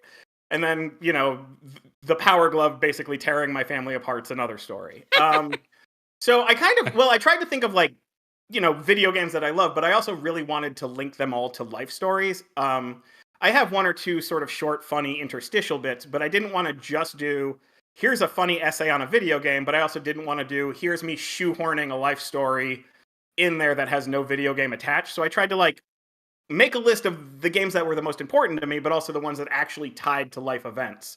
And then from there, I kind of started shaping stories and working with my editors, and I would send them drafts of the chapters I have, and they would give feedback. And over time, sort of the book shaped up that way. And some stories that I started with dropped away, some got added in. Yeah, it was sort of an organic process up until the very end. Is it like organic because like you already think of your life autobiographically, like through video games? Because that's I do. Like I was doing this at that time and I was playing that game. Like, is that what you already thought about life? It's definitely that's how I already think about life. And coming from a stand-up comedy background, it's also natural to me to be like, okay, I want to write a segment on this topic. So here's 2 or 3 minutes on this video game in this part of my life. So that was a very natural writing process for me. And in fact, even I recorded the audio version of the book a month ago, and it kind of felt like I was doing a bunch of comedy albums in a row. Yeah. Very interesting. Yeah. Mike, it's, I'm 40 and grew up in very much similar circumstances with the same interests as you. So like, I'm not being hyperbolic when I say this is the most relatable piece of media I've ever read. Like had the exact same story with the Power Glove where my dad tried for like an hour to set it up and we could not do it. And I just wound up using like the D-pad to play Tiny Toon Adventures like that. Yes. Yeah. Yeah. Yep. And it sucked because you can only use one hand. But then the one about even like showing up at the girl's house dressed as Mario, I did the exact same fucking thing for my friend's 10th birthday. I never was able to talk to girls ever. And there were these 2 sisters that lived in the neighborhood. And I wrote a Mortal Kombat play for my friend's 10th birthday. And I was Scorpion, but we needed Katana and Melina. And shockingly, there weren't any girls coming to this party. And so that was the one time I went to these sisters' house. And I was like, oh, can you guys play Katana and Melina for Mortal Kombat? And they were like, no. And it's like, That's what they're going to be good sports about it. I swear almost every fucking story in Drucker's book, I was like, yep. It's from going to the sports games and talking about the light leaving your dad's eyes when your dad's trying to get you to love sports and you're just wanting to play Game Boy. And it's just like, holy shit, this is an incredibly relatable and hilarious book. I cannot say enough about this. Yeah. Thank you so much. Yeah. What do you like when people read it? What are you hoping they kind of take away from it? I mean, honestly, I just want it to be a good time. I think, when I first pitched the book, it was 2023 during the writer's strike. And I was kind of like, I was in a bummer place. The world, kind of generally feels like it's in an ongoing bummer place. And I really wanted to write something about video games that was super funny and fun. I think, I myself fall into the culture war hole so much of like being angry about this or being mad at someone that I wanted to be like, this is like a beautiful art form that I love. And I wanted to write something that like how it influences our lives. Like there's a lot of books that are about the history of games. There are like beautiful bitmap books that are like, coffee table books that show you all this amazing imagery. But I hadn't really seen a lot of like, books that you see about movies or music where people are like, here is how this art form informs our very lives. And that's what I wanted to do. I really wanted to celebrate and write a happy, funny book. And I kind of hope I did that. Yes. Very cool. I'm laughing out loud on almost every page. I'm not kidding. Yes. Yep. Like I said, really looking forward to it. Let's give people the call to action. Like when can they get it? Where should they go to get it? All that good stuff. Absolutely. So this book is called Good Game, No Rematch, and it is available anywhere you can buy books. So you can get it on Amazon. You can get it at Barnes & Noble. You can get it on bookshop.org if you want to shop indie. It'll be available digital, hardcover, and audio. I read the audiobook.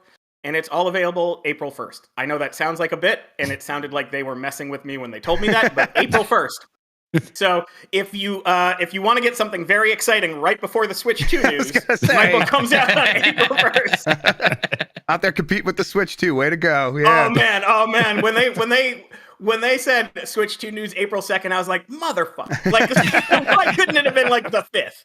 Well, was there any discussion of someone else doing the audiobook, or were you just like, oh no, of course I'm always going to do that? It was we sort of had decided early on that I was going to do it. I had pitched as a joke having Keith David read a chapter. Okay, that's very good. Yeah. And the response was basically like, do you know how much that would cost us? And I was like, no. And they were like, we're not going to do that. Unless you paid for him, we're not doing that. Incredible. I always thought there's something inherently weird about like an autobiographical thing being read by someone other. Because like I did the anxiety book and a company reached out to me being like, hey, we will make the audiobook for you. We have professional voice actors. We have all this. And I was like, yeah, I want to do the audiobook, but can I do it? And like, so I went went into a place in New York and recorded mine. Like, how did you find that process? Because like it's so weird. Like you have to be so aware of your voice and clearing throats, and it's such an unnatural way to talk. Like it was like hours and hours and hours. It was odd. It takes hours, and there's take after take after take. I'm lucky in that I had a really great director and sound engineer who also really enjoyed the book, so they got what I was trying to do with it. I'm sure, like, if I had someone who was just confused by it, it would have been worse. But I think what I struggled with was, you know, you can hear this in the way I'm talking right now, and if you ever listen to my stand-up, I talk pretty fast. And so I had to really work hard to slow myself down. And be more deliberate with the way I read, but while still keeping joke cadence in my voice and emphasizing the right words, you know, slowing down, but not making it sound like I'm reading a report in high school. Yep. And that was like the most work was like, you know, reading it, but in my head being like, okay, talk at a more normal clip. You don't have to bum rush all of your words out. But it was super fun. And again, the crew, the sound engineer and the director were like really supportive and really fun. And they also like gave me great reads. Like at one point I was stumbling and he was like, how about you try it this way? And it made the joke better than it actually just reads in the book itself. So it was a really good process, but yeah, it took like a week. Yeah. Jeez.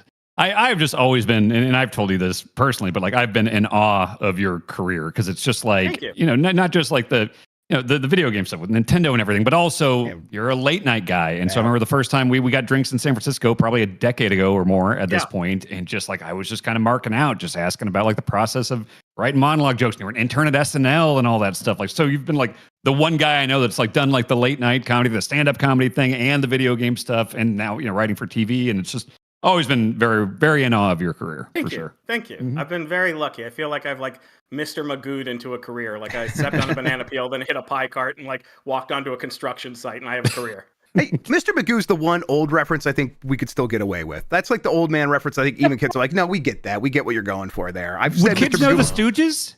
I mean, they know him.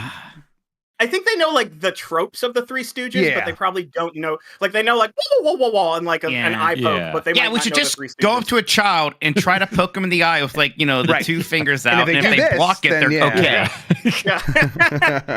Another thing I'm in awe of is Mike Minotti's longtime handle on the internet, and I want to see if Mike Drucker can guess what this is. Minotti, do you want to explain? Sure. Yeah. My handle is Tolkoto. Tolkoto. Do you have any idea what that possibly Can we say that it's means? a portmanteau? Oh, you just did. I did. What sucks is I feel like once you explain it to me, it'll make all the sense in the world, and I'm just It's way nerdier than you're even thinking. Yeah, and it's something you would definitely get the reference of, Drucker. Just give it to me because I'm going to be mad no matter what. Yeah. I thought this was very cool when I was 14, came up with this. It's a combination of Tolkien and Miyamoto.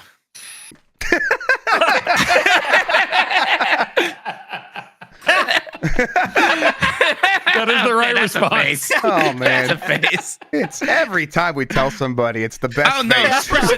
this person is surrounded by funny people. Oh no, you're laughing because it's so cool, right? That's the coolest thing ever. No, great. That's the first thing I'd bring up on a date. Yeah, I've been holding on to that too. Everybody else like gets rid of their handles once they start doing these shows. I'm like, please still call me Tolkoto. Yeah, I like it. It's got a good sound to it. It flows well. It's a lot of O's. I think you could be the fan that would actually break the real Miyamoto if you told him. Like, it would be like a person who's like, you know, I'm not doing this I'm going anymore. back to my garden and my banjo. I never want to see it of you again. I've heard too many stories of like fans disappointing Miyamoto when they meet him. I don't know if I could bear that. All right, I think it's time to talk about some video games. Let's do that.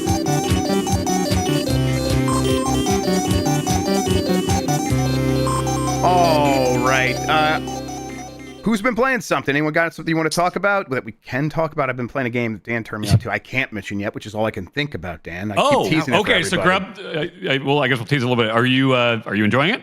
I'm friggin' in love with that game. You need to message me right now what this is. Yeah, I'll just tell you right now. I know. I'm sorry. I really do hate to tease it, but it's just all I can think about. So I'm a bad person, and I'm just trying to think what's coming out. It's embargoed for another like wild. You're gonna. Is there a portmanteau of it you could do? The Tolkien and Hulk Hogan. Actually, it's weird. Hulk Hogan, that's not bad. Hulk Hogan, yeah, for sure. Hulk Hogan. It sounds like toboggan, but sure. I've been playing ET. I beat ET, the extraterrestrial, for the Atari 2600. Oh, weird. That game sucks. I watched you play it. I knew what to do. It still took me longer than you. Oh my god, it's horrible. You were giving me shit when I was playing it. It was cathartic to watch you play it. So Drucker, the three of us, we do a show called Blight Club where we play to completion the worst games of all time. And we just did a Blightning round, which is we did shorter games. And so Grub played Blues Brothers 2000 for the 64. Minotti beat Fester's Quest in 3 hours, I think. And about 3 hours, Yeah, and I beat E.T. on Wednesday in about an hour and a half. Have you played E.T.? I have, but I've never beat it. Did you understand like the mechanics or anything? Not even a little. Not even a little bit. Yeah, so my understanding was that like I guess, Grub, what was the deal with the instructions? Like nobody back then actually read the instructions? Yeah, so games came with manuals, but no one read them because all Atari games were so simple. It's a control stick, it's a one button. So all kids back then, for the most part, were accustomed to just putting the game in and you make the plane go up and down, or you move the tank around and shoot. It was so self-explanatory that people were not used to reading the manual. And E.T. is the one game where it's like, no, there are like 5, 6, 7 icon and context specific buttons that will change, and it's one button, but it'll change depending where you're standing on the map. And so figuring that out is what the real reason so many people hated that game was, but also then it's just a bad game underneath as well.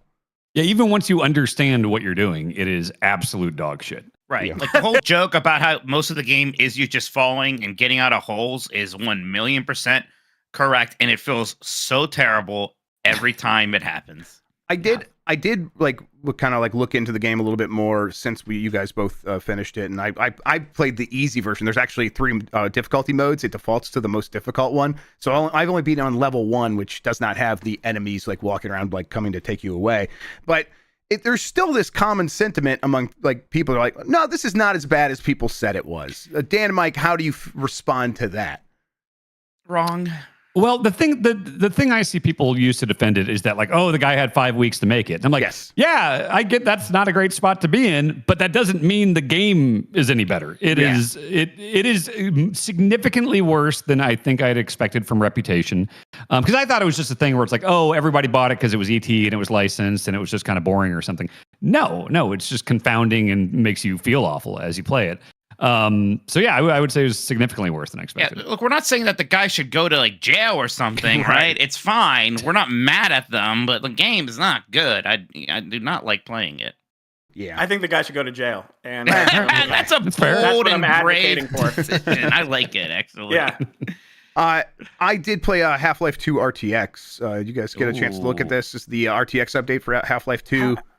Yeah. How is that? I want to set that up. I always want to set up these RTX and these new demos, and I never do on games I've already beat, and I need to do that. So yeah, I think this is definitely one where it's worth it because it's right in that sweet zone of it's a simple game geometrically speaking. There's not a million polygons, so they can get this running and do the full path tracing. For people who don't know, basically, it's just the computer calculating how light will bounce around a room, so they can make the lighting look very realistic.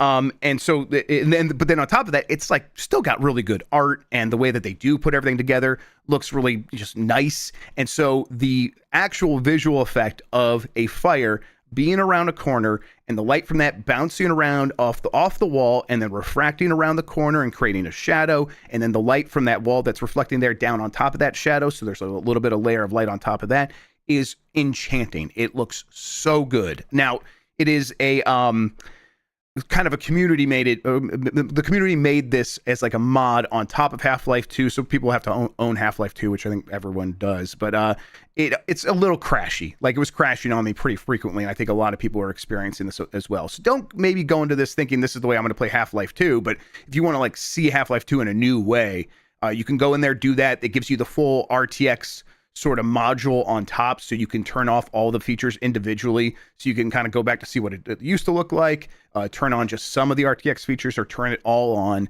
and it's worked really well for me. Now I was running it on a 5080, and so it was running pretty well for me. People were like on 3060s were saying this is just like I could not play this game anymore. It's 20 frames per second. So maybe you might have to have some pretty beefy hardware to take advantage of it, but I think it's worth it to like just see what this technology can do. And at the same time, I'm not like going around and be like, oh, this is the future, because it is still pretty tough for most PCs to run this stuff.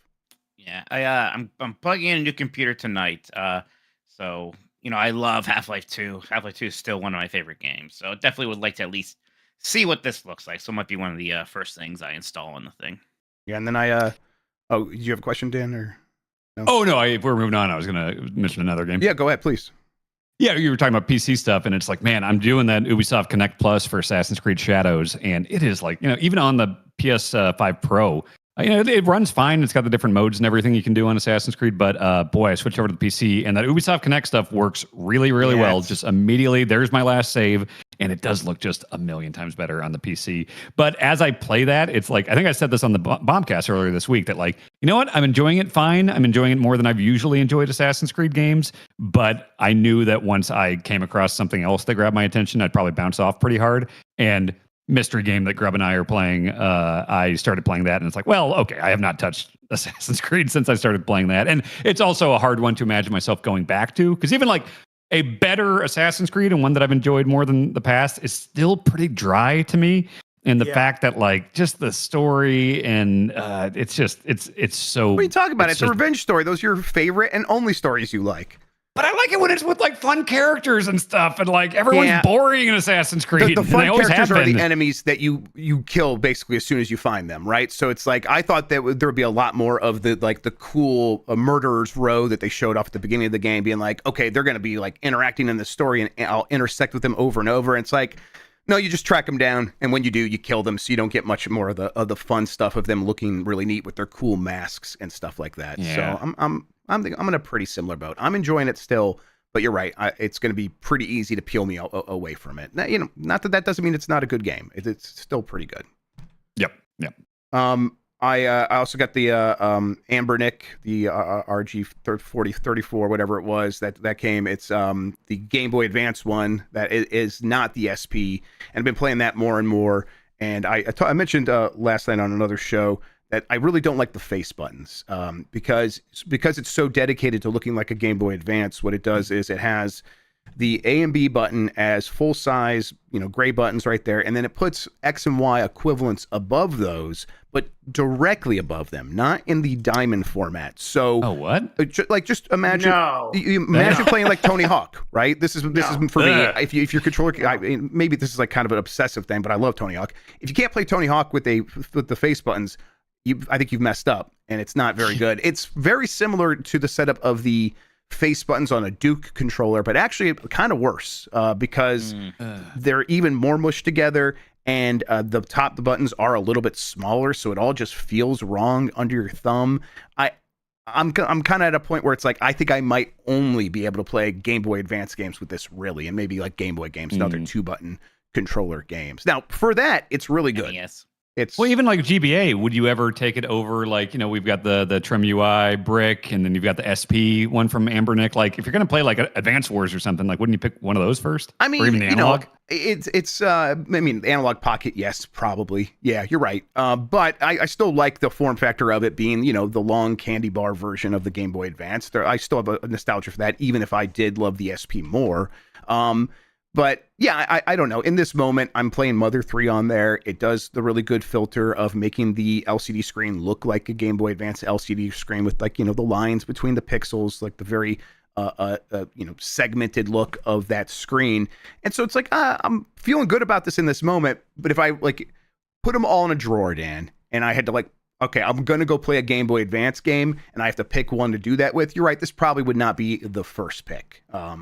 It's interesting how they all, because we have the same sickness, and I'm sure it's the same way with you, where it's like certain games you just decide okay, so if it's something you're really I'm playing through these Wario Land games now, and those are ones that I want to sit down and actually really play. The analog is what I'm doing, because it's like that is going to be the best form factor. It's going to look great and everything.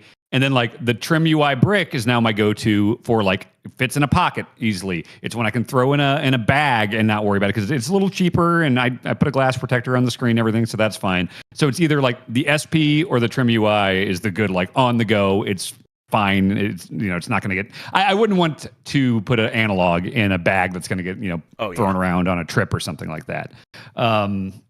Yeah. And then the SP is the one that I bought a few of when they were on sale and just cloned my card with all the ROMs. So like, I can give out on like, birthdays and stuff like that. Because I think that's such an easy one. Like everyone loves that form factor of the SP. And those were like $50 or something from Ambernick, at least when they were on sale. And I really need to get one of these clamshell ones, I think, because one, I want to play Mother 3, and it seems like a good way to do it. Two, I had a theme park experience recently, right? And I was in lines. One time I was actually just in this like hour-long line by myself. And I mean, back in the day when I would still have a 3DS on me all the time, that was fine. That was nothing. But these days, like the Switch is my main portable system, and I can't really put the Switch in my pocket or really bring it around with me in a theme park. So I do miss having my actual pocket handheld for situations like that. You know what I loaded up on the analog this week since I was reading Drucker's book is I was obsessed with Mortal Kombat as a kid, but I was, the arcade and then the Genesis version. So Mortal Monday was just the Genesis version. And then eventually I got the Game Gear because I wanted to be able to play Mortal Kombat on the go. And that was a pretty shitty version. But I never played the Game Boy version. And hearing Drucker describe it in the book about...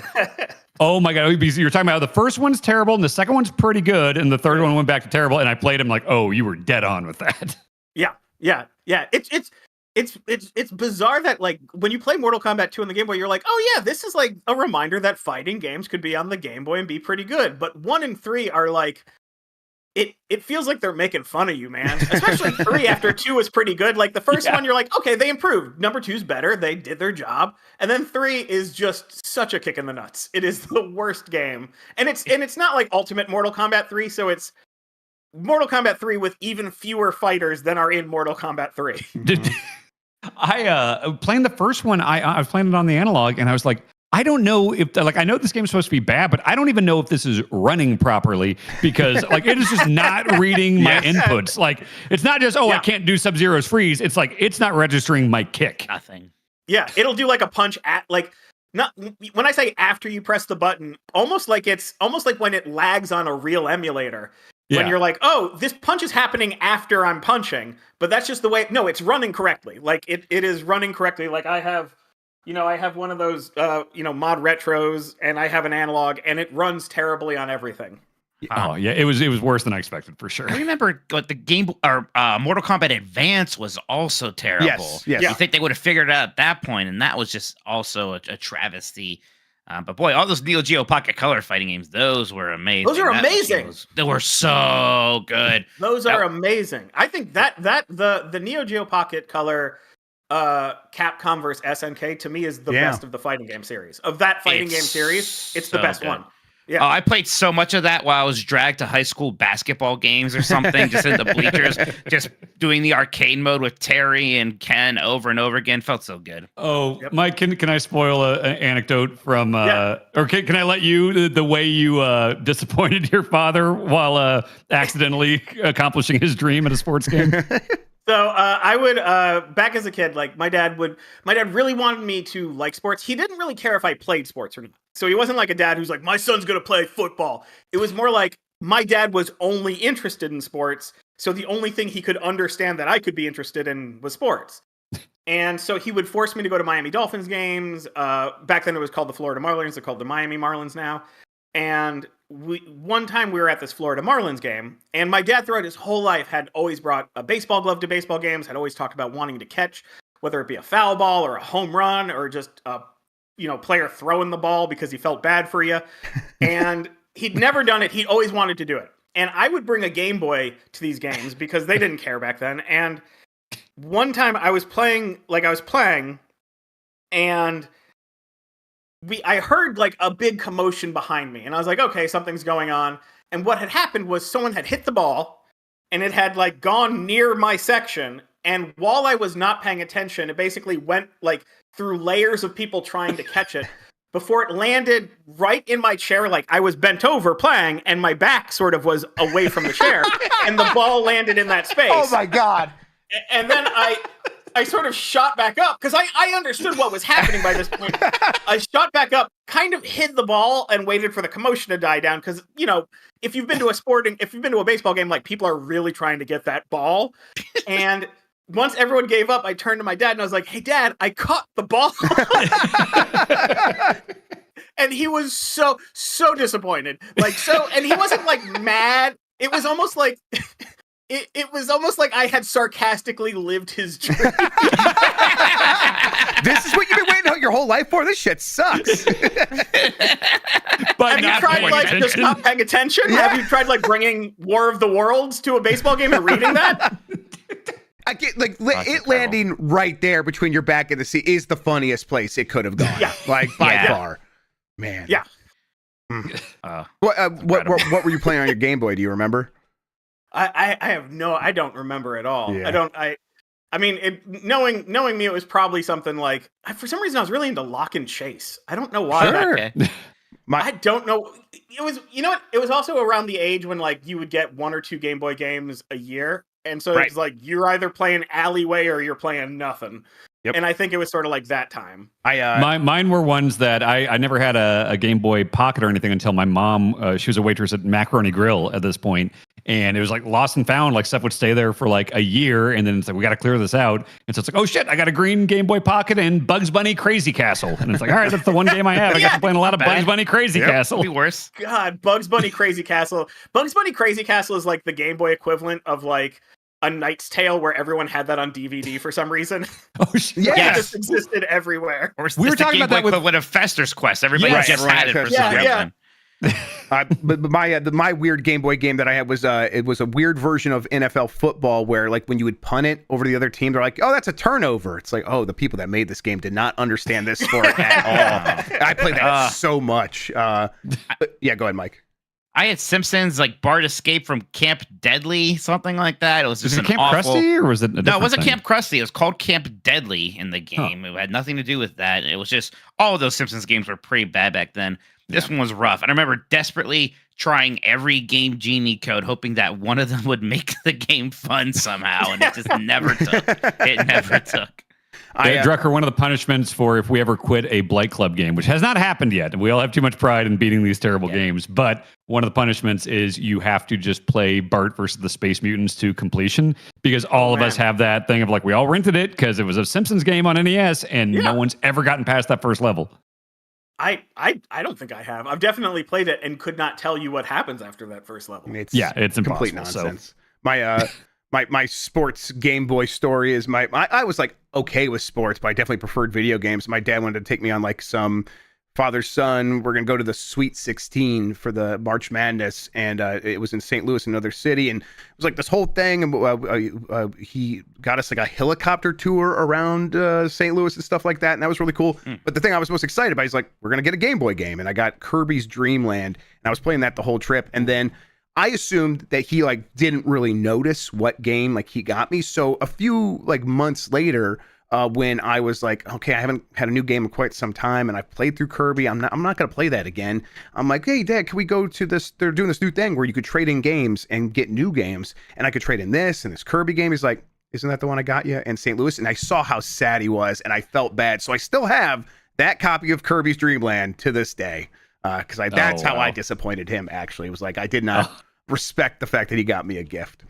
That's actually sad. It was. I felt terrible, and I still have carried that trauma this whole time. It's like, God, I have I shouldn't even tell. I have a similar traumatizing story about kind of. It was worse. I was a brat because it was some kind of like birthday thing, and I said I wanted Super Mario Land 3, Wario Land. And my mom got me Mario Land 2 instead, which I already had. So, of course, I was like, oh, Mom, I had this one. And I could immediately see how sad she was. I was like, why did I just not pretend I didn't? Yeah. Why did I do that? What's wrong with me? Why am I a bad person? Mine was, I wanted Earthworm Jim 2 for Genesis, and my grandma got me Earthworm Jim 1. And it was like, I didn't want to, like, I was like, oh, yay, at the thing. But then we got home and I was like, Mom, what do I do about this? Like, this is not the one I need. I'm going to make a note right now. Call Mom and apologize. Apologize, yep. Again, because I am still mortified. I was such a dumbass when it came to Christmas games because, like, I thought that, like, for some reason, the quality of the game would increase the odds of me getting it as a gift when, like, my grandma didn't give a shit. She didn't know what any of this stuff was. Yeah. But, like, I remember specifically wanting Star Fox for Super Nintendo because I remember every Christmas I could ask for one game and my grandma would get it to me. And I would, like, try to sell her on it. And, like, again, I could say anything and she'd be like, fine, that's the game this year. I faxed her an EGM review of Star Fox. Be like, look, everyone on the review crew liked it. I'm, like, circling it and, like, faxed the Star Fox review to my grandma. And it's like, yeah, I'm sure that put her over the edge for it. You had a fax machine in the home? We had a fax machine at home, and I would also, when I wanted to see movies that my friends weren't super interested in, I remember the Kansas City Star gave like a 3.5 star out of 4 review for Sergeant Bilko remake with Steve Martin, and faxing my friend Jeff the Sergeant Bilko review, being like, see, we got to see this. Like, that was my move. Did it work? Did you see Sergeant Bilko with Jeff? I might have seen it solo. I don't remember. The other bad time with the gift was I got a Vice Project Doom, like way after I was like, oh, I want Super Nintendo games now. And that was an NES game, and a friend came to my birthday party. Someone I don't even like remember inviting. So they bought me a video game, brought it to me. It was not like you need to bring me a present. They were like, no, we're doing this because we want to. And I was just like, oh, great, NES game. And I'm like, I did not sell it as the way I needed to. And I've also carried that this whole time. I should find that guy and apologize to him. Man, being a kid sucked. Yeah, but we're all just little shits. Chat just reminded me of me being a shit thing. I don't know if you guys have heard this one. I wanted the Dreamcast so fucking bad when it was coming out, but I definitely did not have the money for it because I think I just traded in everything to get like the 64 like a year or two prior. And it was like a few weeks before the Dreamcast came out, $99.99, and it was preseason football. And I remember my mom was upstairs, like getting ready or something. She wanted to watch the Chiefs preseason game, and I'm downstairs in the living room. I've got it on. I've got the like pre-show on, and she's like, "What channel is the game on? I want to put it on up here while I get ready." And I was like, "Oh, it's on CBS." And she's like, "No, it can't be on CBS. It's not on CBS. Football doesn't. It's not CBS." And I was like, "Mom, I'm looking at it. It's got the I logo. It's I'm 14 at this point or whatever." I'm like, "Yeah, it's on CBS." She goes, "Dan, there's no way it's on CBS." And I said, "You want to bet me?" And she goes, "Yeah." I said, "All right. If I'm wrong, I will do all my chores for free for the week or for the month or something. If I'm right," because she was so confident that she was right, I said, "Then you have to get me a Dreamcast when it comes out in a few weeks." She's like, "Fine, okay, I know I'm right." And I was right. And I was like, I was just celebrating up and down the halls and stuff, just screaming and stuff. And I remember my stepdad later that day pulling me aside and being like, "Danny, I know you won that bet, but like, that's $200. And I don't know, that's going to be a lot right now. So if you could just kind of, and I was like, "No, I won that bet. She was buying me a Dreamcast and she bought me a Dreamcast. I would not back down on that." Wow. I won fair and square. She knew the terms. I won. Yes. Wow. Of course football's on CBS. I wish I'd go back in time and help your mom. Yeah, why was she so certain that it couldn't possibly be You on moron. TV? Football's not on CBS, and it'll never be on CBS, you loser. I'll be deep in the cold ground for the days the Chiefs preseason game is on CBS. She doesn't deserve to have that $200. I should have it. I have no son. That's a little shitty, Dan, but Dreamcast is pretty good. Yeah. And a bet's a bet. A bet's a bet. I guess I would do it today to my mom. To be clear, it'd be somehow better today. Yeah. It would also be more expensive today. Oh, yeah. Oh, yeah. I'm looking for a Dreamcast. Yes, absolutely. Because there was a time there were just new Dreamcast, like they marked them down to $50 or something because they couldn't. Yep. They couldn't sell them. I was like, man, I wish I just bought like 4 Dreamcasts right then just to have them. God, what a time. All right. Here's what we'll do now. We'll take a quick break. We'll come right back for live viewers, and we'll get into our Mount Rushmore of video game first levels, which we'll discuss exactly what that means right after this. All right. We are going to come right back. Let's see. There it is. All right, we are back, and okay, whose idea was, Dan? Was this your idea, Mike? Your idea? Who was like, hey, we're Mount Rushmore? I think it was probably mine or yours, and we immediately forgot. That sounds It wasn't like mine, us. and I'm sure of that. Okay, so it's one of ours. We'll just say it was mine. Okay, fair enough. That works for me. This is going to be like first levels, but also maybe like first introductory areas, right? What do we want to like cut off? I think we will, if there's a question about it, we'll decide on it as a group. I think we should be pretty strict about, I don't know, level. Like if you're trying to tell me, like, oh, getting up in Metal Gear Solid and you're walking around those first blocks or something by the water, that's not a level. Yeah, to me. or something like, I don't think this is going to be on there by any means, but like a Glass Joe fight. Does that count? Maybe that's a bit. And then there's weird stuff like Mega Man, where it's like that counts. Glass Joe. Yeah, what about something like a Mega Man, where it's like, well, everyone does Metal Man first. Like, I don't think that counts because you can pick. I think that's the beauty of Mega Man is that there isn't a first level. What about? So I think it's just not Mega Man's. But game. Mega Man X has a first level because Mega Man X has that true. introduction. That is true. Oh, okay, so like the village from Resident Evil 4, is that a first level? Ooh, that's a great. That's a question. I'm asking. I'm because not that's a sure. contender if it is. Yeah, I'm like. Sort of an opening sequence. I think games eventually had opening sequences pretty often. Yeah, like maybe that's you a can't separate say thing. You can't say the tanker of Metal Gear Solid 2. Right. Yeah. Right. Yeah. Okay. Why don't we if we go through this and we think about ones that are definitely first levels? Okay. Then we see if we need to be so wiggle roomy with it, anyways. Right. Okay. Okay, Well, let's start with like. There's going to be a Mario. well, right? I mean, it's going to be 1-1, right? 1-1. Yeah, 1-1's. That's got to be it. Yeah, 1-1's great. I think the other I'll get it Mario back one that would everybody maybe compete with it is Bomb Battlefield. Ooh. Okay. Bomb I mean, Battlefield. could be mostly Mario incredible. on this list, if I'm being honest. All right. Let's see. Yeah, but Bomb Battlefield and 1-1 are good choices. Yeah, like 1-1 is the first level, right? It's the George Washington, right? You say first level in a video game. It even has all those ones in it. If you say there's lots of games that actually have a level called 1-1. But if you say 1-1, I'm going to think about Mario. I'm going to think about those first blocks and that first Goomba you jump over, and then you get that mushroom, the secret pipe, of course, the first piranha plant. Just so many things there, just setting up what not just Mario, but what video games are going to be for a while. Yeah, it's interesting that 3, despite being like one of the best Mario games, like, the first level is a good level, but it's not like this iconic thing, Right. Yeah. And then, even World, like the first level is really good. That one's weird because I think 1-1 is actually the second level you go. Yeah, you go either way. Yeah. Yeah. So, There's that weird little Yoshi hut, the first level. Yeah. But then, but Bomb Battlefield is just so great because it has that kind of critical path that you should follow, but it encourages you immediately to go off in these different directions. And that becomes very important for finding other stars. And then just the way it remixes that level for different goals, like the race with Koopa the Quick. But the first time just scaling that mountain and actually going up and fighting King Babam and immediately finding little secrets, like the little shortcut when you're going up there, or just, how you could be a little stinker and grab the ledge a bit early to get to the top instead of running all the way around. Feels so good. Yeah, and the fact that the very first level ends with this memorable boss fight, right? Yeah. Oh, the music's a huge part of it because both of those, right? Ooh, Jan in the chat does mention Warehouse Tony Hawk 1. Ooh, I like that. Yeah, that's a good call. Tony Hawk has a lot. I think the first 3 Tony Hawk games all have amazing ones with Warehouse, Hangar, and then Foundry. Yeah. Warehouse might be the most iconic of all of them still. Yeah. It's funny because even when I play Tony Hawk 1 again, there's a part where it's like, man, Warehouse is the best level still. Maybe all the levels should be a bit smaller like that. I love how sort of tight and compact it is.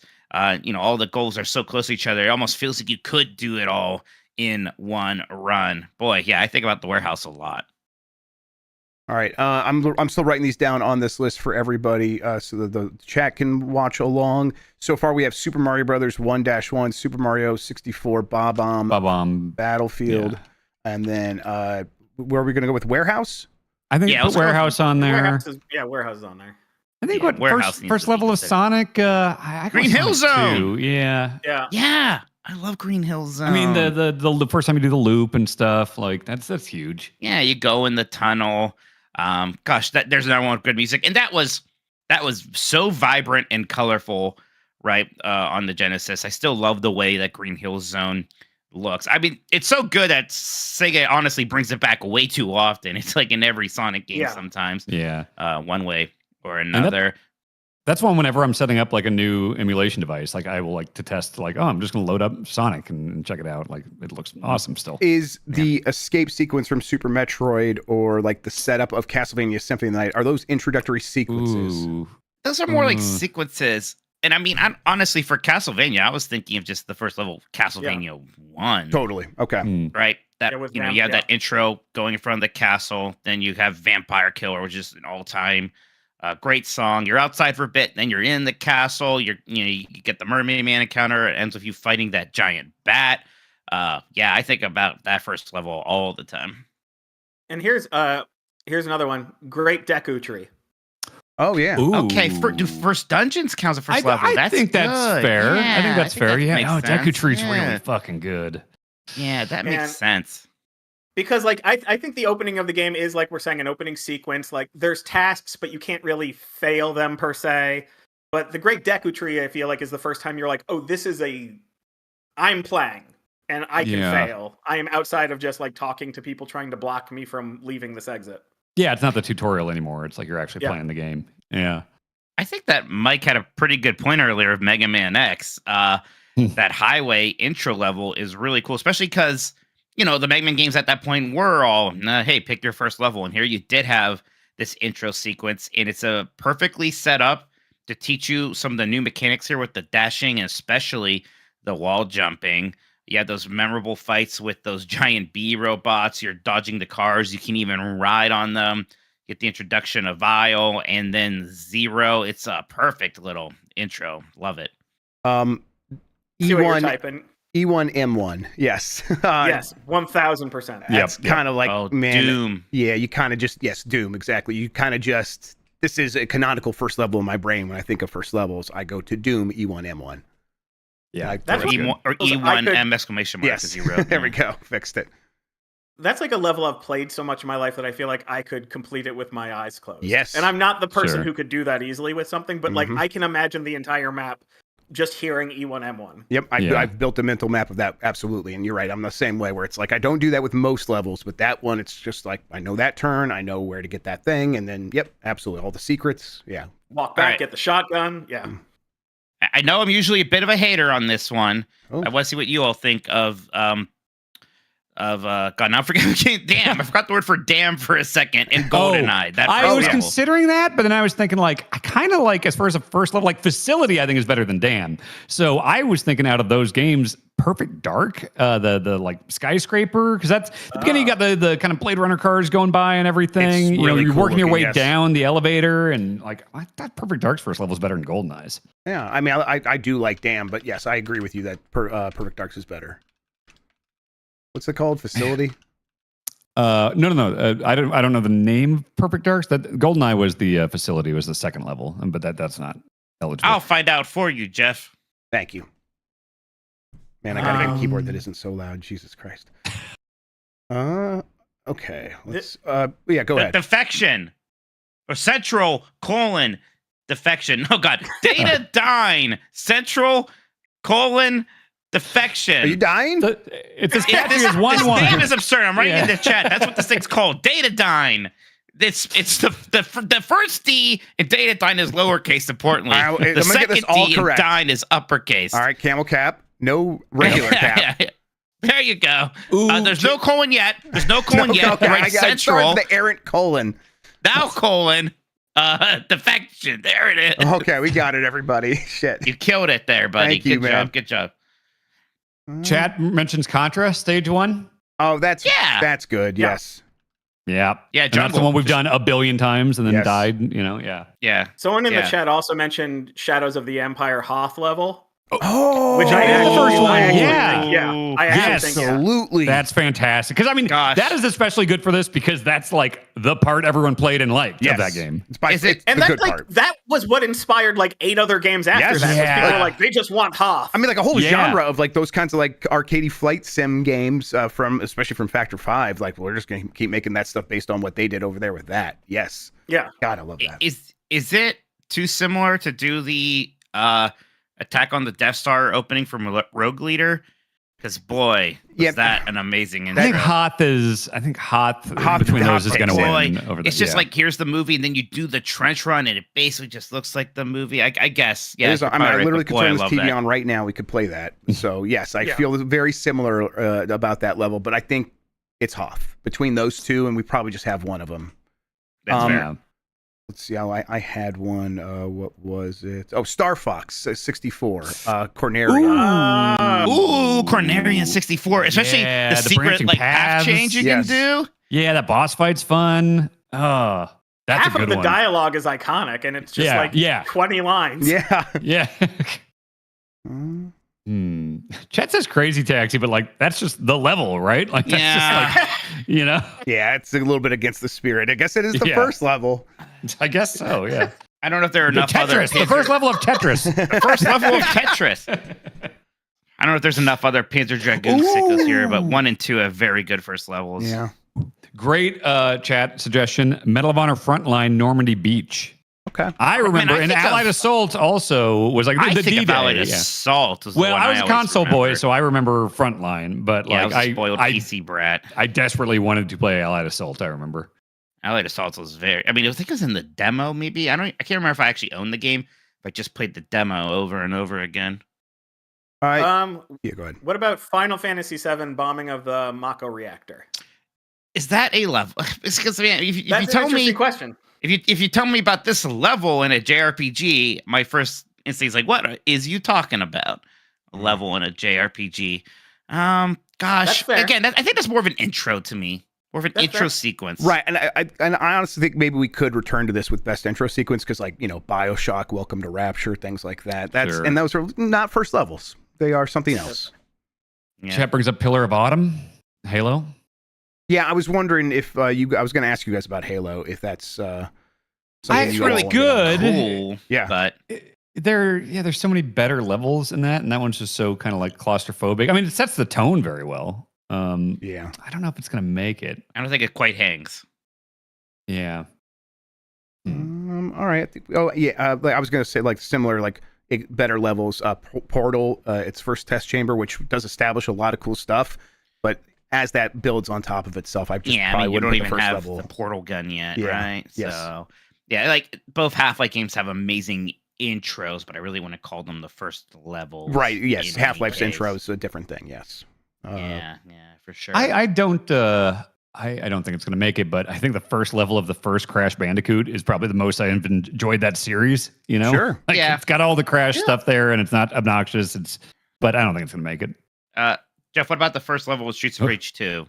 Oh, sorry, Mike. That's good. I mean, no, please go with that. But then I'm going to say Parappa the Rapper. Is the Master first level Onion? the dojo? That's the one everyone remembers. It's the best level in the whole series. Yeah, that's a great one. And it is a full level. It's not just a sequence. Yep.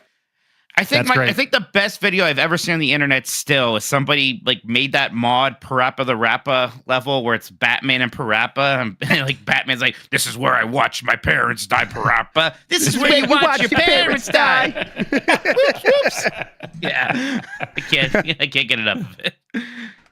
All right, the first level of Parappa is called Chop Chop Master Onions Rap. All right, there we go. Oh yeah. Okay, so we got to decide: are we counting the village? No. There's too much other stuff to think about anyway. It's an intro sequence, I guess. Okay. Yeah. I mean, it's got like a beginning and an end to it. Like it ends, but like it's a transition into the rest of the game. So I'm okay with calling it a sequence. It's like my question is: if you went to somebody and said, "What's your favorite level in Resident Evil 4?" and they're like, "What do you mean level? What is that? How do you define it's that?" weird. Right? Yeah, do you mean area? Because like and that just is a different thing, I guess. Yeah, like Devil May Cry has levels. I don't think Resident Evil necessarily does. You know? No. Okay. Games have chapters, and it's different too. It's weird. Do we want to read what we have so far and then see if we have any other last thoughts? Sure. All right. Sure. So Streets Mount of Rage 2 is Rushmore called Downtown, by the way, the first level.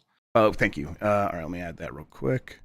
Chat saying, did the discount Link to the Past? I mean, what would that be? Just going to the castle and getting out with the first Zelda, first dungeon? Yeah.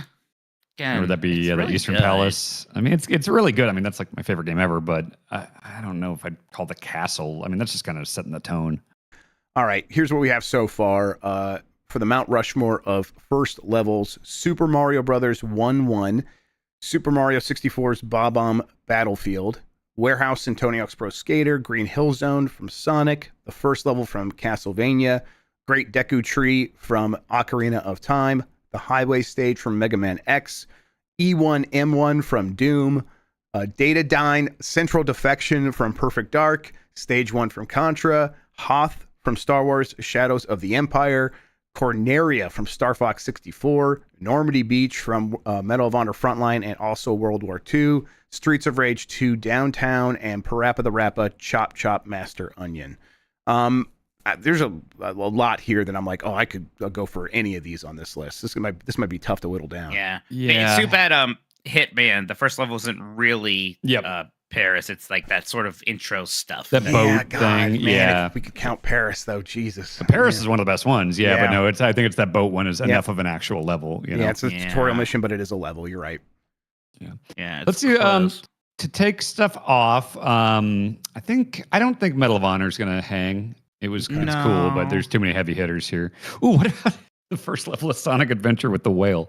Hey, look, I thought about it. I knew people were going to yell at me, but that level is actually pretty freaking good. That is a great level. It's actually the best Sonic has maybe ever felt in 3D. Yes, it's the most excited I've ever been about Sonic. Yeah. Yeah, God, that was pretty good. Hmm. What's that level called? What's Sonic Adventure 1 level? I mean, everybody remembers that killer whale. Of course, yeah. Chasing you. Yeah. That's like an iconic video game moment.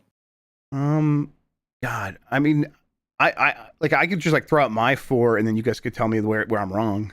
It's called Emerald Coast, by the way. I don't even know who wrote it. I think I would go with Bob-omb Battlefield, Hoth, E1M1, and then, God, maybe Chop Chop Master Onion at that point.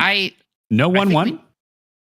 I think I'm going to go with Bob-omb. I was listening to your conversation. I mean, listen, 1-1 should probably be on there, but I don't know. I'm trying to fit a bunch. There's of like a weird part of me that's like 1-1 and Bob-omb Battlefield should be there because they're both so important in different ways. So many good things on but this. There's only 4 slots, and it seems crazy to do 2 for Mario. Yeah, but they're also so fucking good. Yeah. Okay. Let's assume we put both of them on there. If we only had to let 2 other ones in there, which 2 would it be? I like Warehouse a lot. Yeah, Warehouse, actually, I'm looking at that more and more. That would be fantastic, actually. And then I like Warehouse.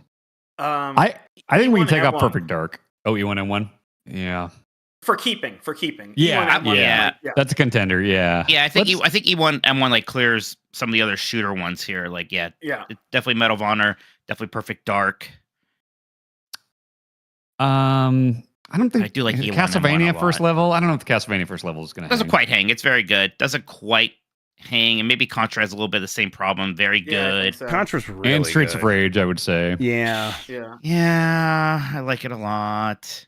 Yeah, I mean, I think if we're a big part of all these first levels is also really good songs, and Contra and Streets of Rage 2 both have, and Star Fox 64 and Castlevania. And Castlevania, God. And Parappa. And Parappa. and Green Hill Zone. Tony Hawk, all of right? these are And of course, Tony Hawk, yeah. Gosh, it's really good. I think Tony Hawk might be my next one. Yeah, I think Warehouse might have to be a lock. There's no way I would be okay with it not being there, I think. I could agree with that. Okay, so I mean, right now we have 1-1 Bob-omb Battlefield, Warehouse, and E1M1 leaving. Leaving off Hoth is tough.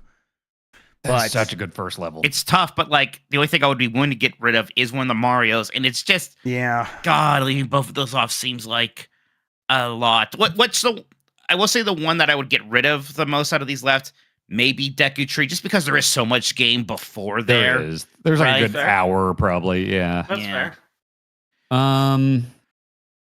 Jeez. Doom. The thing is, the music is I remember more than actually the level. I mean, I think it's cool. I remember blowing up the barrels and stuff was cool, but I'm not like Drucker in that. I can't picture. I've beaten that level a million times, but I think something about the actual playing of it. Maybe it's because I played Wolfenstein, before. Maybe. I wasn't as shocked by oh wow, I don't. I mean, it might have been the case with you too, Mike, but I don't know. It's fair. I have a pretty photographic memory at level. Like, especially that part where there's like that zigzaggy path, and there's a guy in the top left up there, and throwing fireballs down. Yeah. Doing the little. Because we always like play Doom on everything, right? And sometimes you're not going to get very far in it, but you're always going to play that first level. Sambo in the chat says there's like 5 minutes before Deku Tree. Boot up your 64. 5 minutes. Even if you know, like runners. Even if you know where to get the sword and the shield and the rupees and everything, it's gonna be. There's a lot of cutscene and stuff there too. There's a lot. Yeah, I think the Deku Tree talks for 5 minutes when you beat it. Yes. We should I guess let's keep cutting actually, so we can at least talk about some of these other runs. Mega Man X and Sonic. What are we feeling about those? I would get rid of Mega Man before Sonic, as much as I'd hate to. I mean, that's fair. It's good. I really do. I think that Mega Man X level is so good at introducing mechanic stuff. It's great. If it was a top 10, it would be in there for sure. Yeah, it is 4. It is just 4, and that's rough. I will say, someone in the chat made a good point of, do we have any games that are from after 2005? Well, I think part of that is that, like, the idea of games having levels where, like, that was, like, almost every game back then. And now you still have them, but it's not as much broken into levels, Right. Yeah, even that's true. Even the games that do have levels, it does almost feel like, some of it is that we are much better about easing people into games. Maybe that the first levels can often feel maybe a bit trite and forgettable, even in a lot of the retro ones. And it's when I do think of like a modern first level, I'm like, well, Shovel Knight's pretty good, and it's just an old game too, and it's hard, at hard or whatever. So yeah, my bad. And then Turbo Shunt says nobody knows what the fuck a parappa is, and that's just cultural malpractice there. But that's rude. But maybe parappa doesn't actually make it. Yeah. Oh, that's so good. It makes it on my personal list, but not on. Yeah. I love how different it is in these other ones too, though. I agree. But Tony Hawk's pretty different too. Yeah, Tony Hawk's pretty different. Okay, so here's what we have left right now. With some bolded, but nothing's finalized. 1-1, Bob on Battlefield, Warehouse, E1M1, Green Hill Zone, and Hoth. Okay.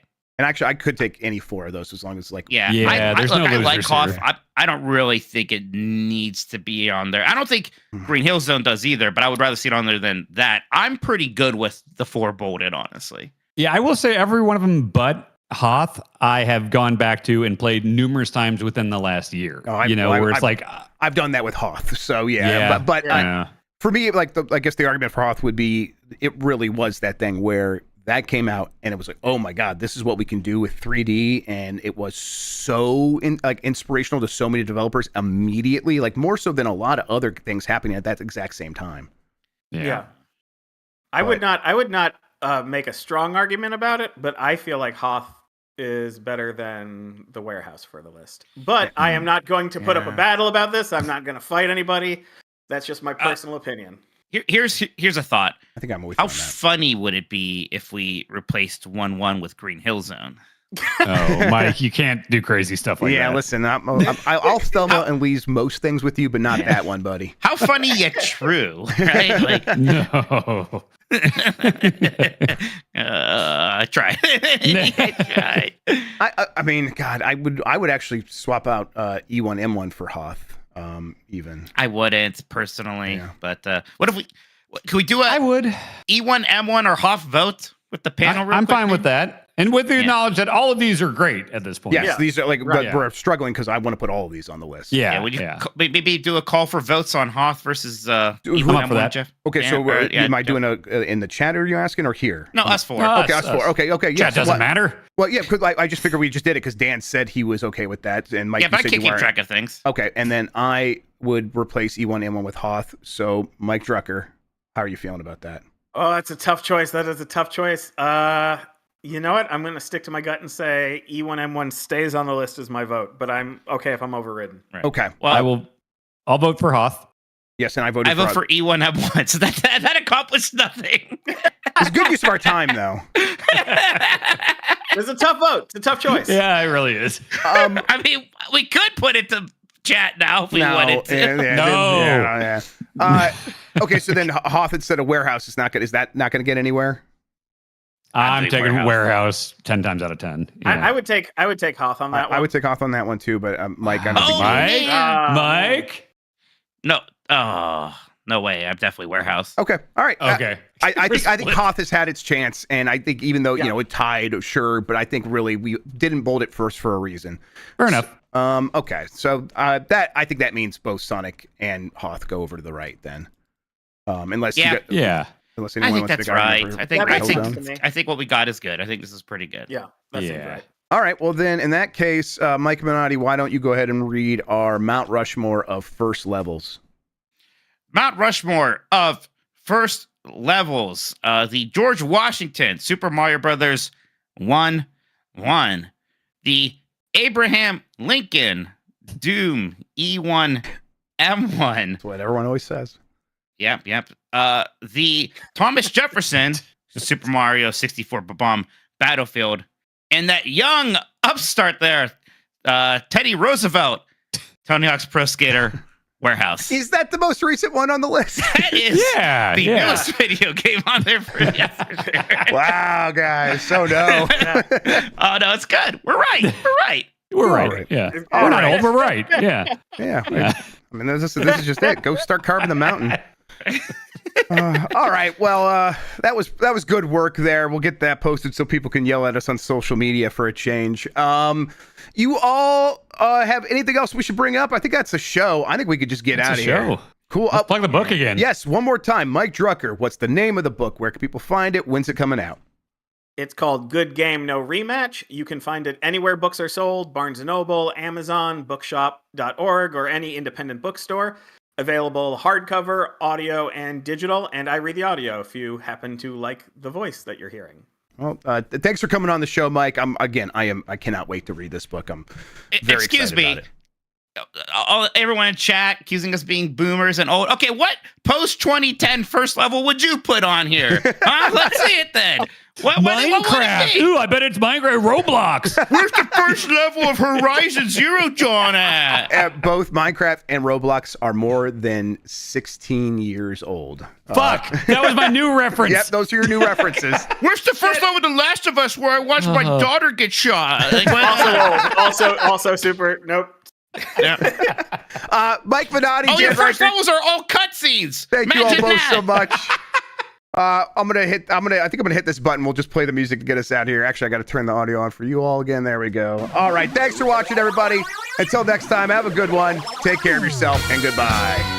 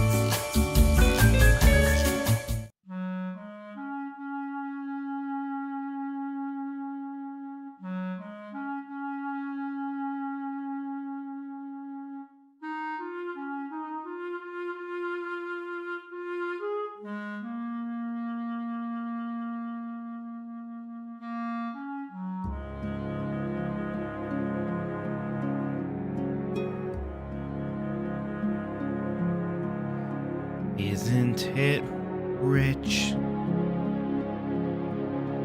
Are we a pair?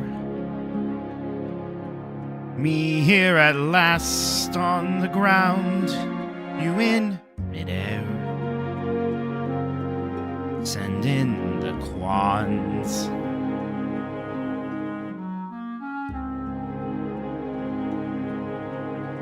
Isn't it bliss? Don't you approve?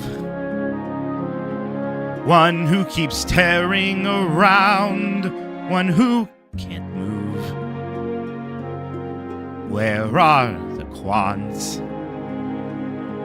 Send in the quans. Just when I'd stopped opening doors, finally knowing the one that I wanted was yours. Making my entrance again with my usual flair. Sure of my lines,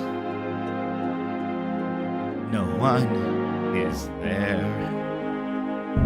You see, Sub-Zero, you can trust a sorcerer sometimes. You love farce. My fault, I fear. I thought that you'd want what I'd want. Sorry, my dear. But where are the quants? Quick, send in the quants. Don't bother. They're here.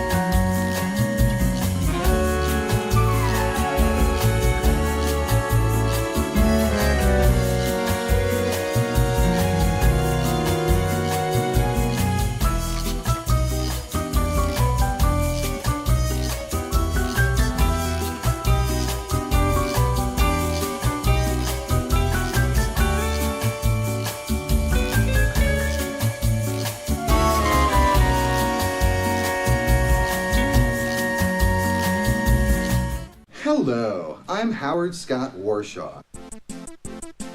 I did Yar's Revenge, Raiders of the Lost Ark, and E.T. What did I do for video gaming? Yar's Revenge is one of the top games of all time.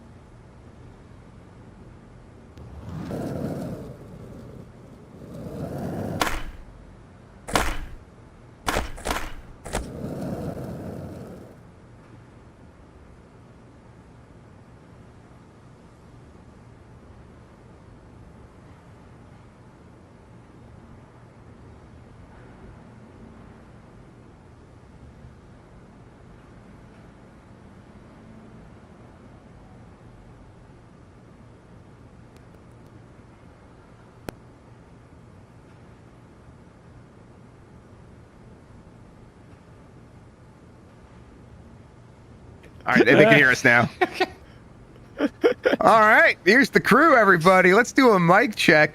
Can you like wiggle to like make it look like you're talking or whatever? I can't. Okay. Yeah. All right. Dan Riker, have you ever done a kickflip in real life? Fuck no, I would be in a wheelchair if I had ever tried. Yeah, let me keep an eye on the audio levels here. Doom Guy, Hello. What's your favorite experience with skateboarding? Playing Tony Hawk's Pro Skater 1 through 4, yeah, and American Skate Land on the DS. Yeah, that game ruled. It rules. I was watching cell shading. Yeah, I was watching a ranking of all the Tony Hawks. Like, we're not going to include the handhelds except for the PSP one, and I was like, how dare you not include them? I saw that same video. Thought the same thing. That's messed up. Oh yeah, you thought the same thing? Skate Land. That's insane. Yeah, Skate Land's so good. A lot of people just don't appreciate it. Oh, look at our alien friend here. Oh, who's that? There's just randoms in here. Let's see here. Mike Minotti, have you ever gone longboarding? What is that? It's a long skateboard, kind of like a surfboard. Okay, well, what is the closest thing to a skateboard you have ridden on? I went tubing one time. That's the furthest thing from skateboarding. I went sledding one time as a child. Okay. That's skateboard adjacent. Yeah, sure. Yeah, I'll take it. I'll accept it. Jan Ochoa, you've got to help me out here. I'm just going to stick the skateboarding stuff. Have you ever done a kickflip? Yes. I just want to show off in my little camera here how I dressed my character just like that. Oh my God, you did. Oh, nice. Look at that. Look at that. Authenticity. All right. Yes, I can do a kickflip. I did a pop shove it once. Pop shove it once. All right, let me turn you down a little bit. Oh, I did have you turned up. Thanks to Pistol. I'll wait till we're on the shoot show. Well, yeah. I think we're probably ready. I'll just bring us in. Hey, welcome. Whoa, it's Unprofessional Fridays, everybody. There's Doom Guy. There's the whole crew. In fact, we're gonna play Tony Hawk's Underground Pro, Thug Pro. I brought in all the best skaters I know so that we can have a good time here. We're gonna have some fun. We'll try a bunch of different modes. But does everyone want to show up your skater real quick? Yeah, oh my thanks God. to Piston Hyundai for putting these together. Which Piston Hyundai used our actual faces and stuff, but I don't know why for Grubs he chose the Big Show Paul White's face. Why do I look like so many kind of ugly wrestlers? No, you look like an uncle. It's like a good thing. Yeah. Oh my God, look at this guy go. Vampire is crazy. Yeah. Oh my God. All right, so I think I'm gonna just start us off with something real quick here. You know what? Real quick, Turbo Sean, Mike Minotti, Hi. Janet Choate, Dan Reichert, I'm Jeff Grubb. We're all here. Thanks for joining us. Thug Pro is a mod by the community, so it just takes Thug and then you attach this mod, and you can play online with everybody very easily and do some fun stuff. So that's what we're gonna do, and I'm gonna. Seems good. Yeah, this is very exciting. Relatively easy to do. Yeah, it's just you had to get up Thug 2 for the PC. And all right, everybody, get ready for your best tricks. Oh, okay. Oh, you start that. All in one combo or just cumulative? No, 2 minutes. Okay. Okay. Oh, the pressure's on. God. Okay. Learning. Crap, what are my specials? Get on your board. You have to assign them, Mike. They were assigned by Piston Hyundai. Shit. Okay, I got some. Good enough. What are mine? Mine are easy. I don't know what mine are.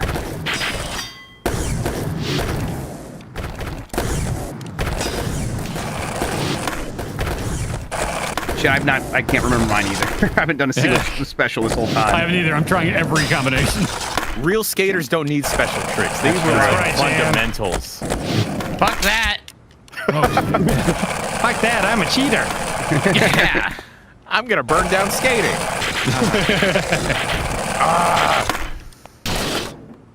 Look like such a scrub right now. The 2 Bs. Hey. Okay, let's take it. I'm freaking out. Shit. I don't need specials. I got the Christ Air. This vampire showing off. Oh shit. I was doing so good. All right, we need to put a password on the room. Yeah. Is Vampire like one of our people? I have no idea. I doubt it. Could be someone watching. I think people here are watching. Okay. If you're playing, let us know if you're a vampire. Oh yeah, we need to put a password in this room. Fuck that score. Yep. I can do it. Give me time.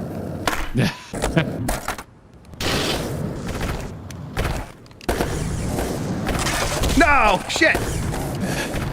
There's no collision with anyone, right? That's right. Oh my god. Vampire isn't obeying the rules of vampires. We didn't invite them in. That's right. No, that's true. Yeah. Well. Oh no! That would have put me above Mitch. Okay. Shit! I was 170 passing there at the end. Someone's still going? Yeah, probably. Whoa. Yeah, I can't imagine who it would be. Uh-huh. Oh my god. Weird. Yeah. No, now they're just making bad content. All right, I'll start a new room and I'll put a password Thank on you. there. Get out of here, vampire. Yeah. Let's see here. You're ruining our fun by being better than us. We didn't If we're invite going you. out to a different room anyway, should we change clothes? Yes, exactly. Okay. All right, so let me load in my guy. Okay, yeah, I'm going to do mine too.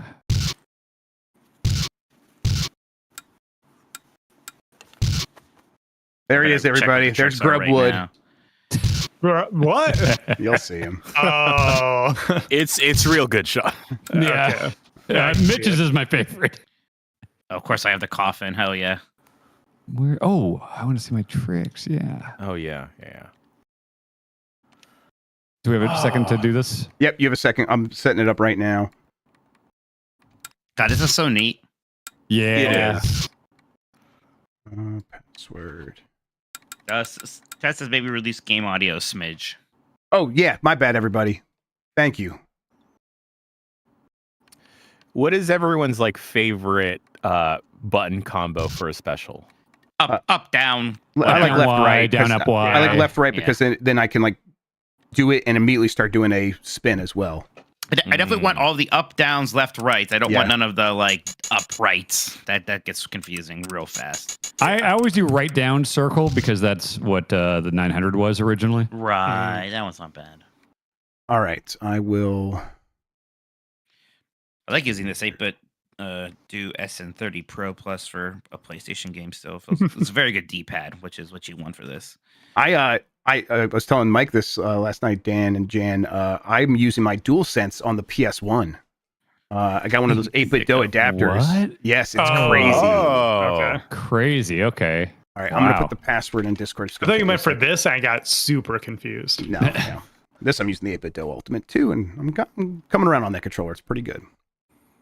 Tony Hawk's Pro Skater 1+2 soundtrack. There we go. All right, I put the password in there. Can one of you guys share it with Sean? Just because I don't have all you in one Discord. Thank the you. fuck? I'm sorry. You're right. Don't worry. Slack's right there.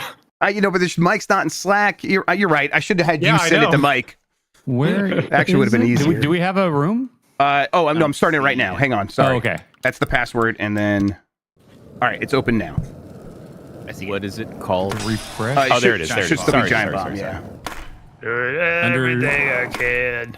There it is. Okay. I'm gonna give you context clues, Sean, as to what it is. No, you know what? People will get that. I'm just gonna text it to you. Yeah. What? Grub, where you at? Let me see you. Yeah. Hang on. Ooh, school. Oh yeah. Let's get a good look at you. Oh yeah. Lowercase first letter. I'm gonna be by the Butterfinger machine. Incredible. I'm sorry. I'm by Uncle Fester over here. I was about to wear. Oh, nice. That's so good. That's great. Oh my god. I'm wait, barefoot. Mitch, did you see the other one that you have? Yeah. We'll get there. Okay. Oh, here comes Darth Maul. Hello. Hey. I do have the coffin as one of my specials, which is very fitting. Yeah, you need that. Oh, nice. All right, Dan, where are you at? What's up, dorks? Oh, here he is. All the stars. Oh my gosh. Hell yeah. Real sharp, man. Yeah, Light we look boys cool are as hell. here. Yeah. Like club skateboarding. God, I'm friends with the fucking drama club at this school, huh? Yeah. Oh, you should see my wardrobe chest I have. All right, I'll start something. Let's do another trick attack and get that out of the way. Yeah, with no vampires allowed. No vampires.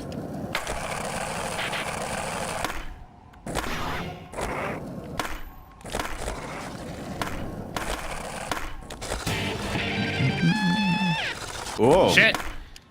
Gotta freak out.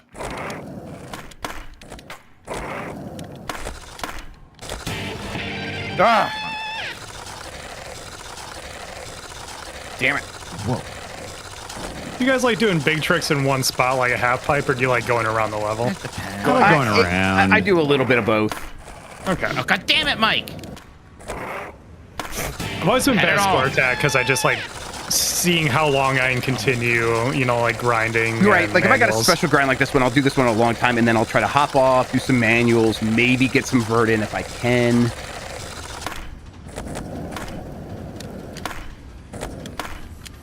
Okay. Ah, fuck. What is wrong with you today, Jerome? We all get mad at ourselves when we're playing Tony Hawk. Oh, It's not that's Tony a Hawk's special- fault. That's for damn sure. No. I have the worm. It's a special manual. Okay. Oh, Who's nice. like constantly jamming on a guitar? That would be Grubwood. Oh, that makes Naturally. sense. Ah!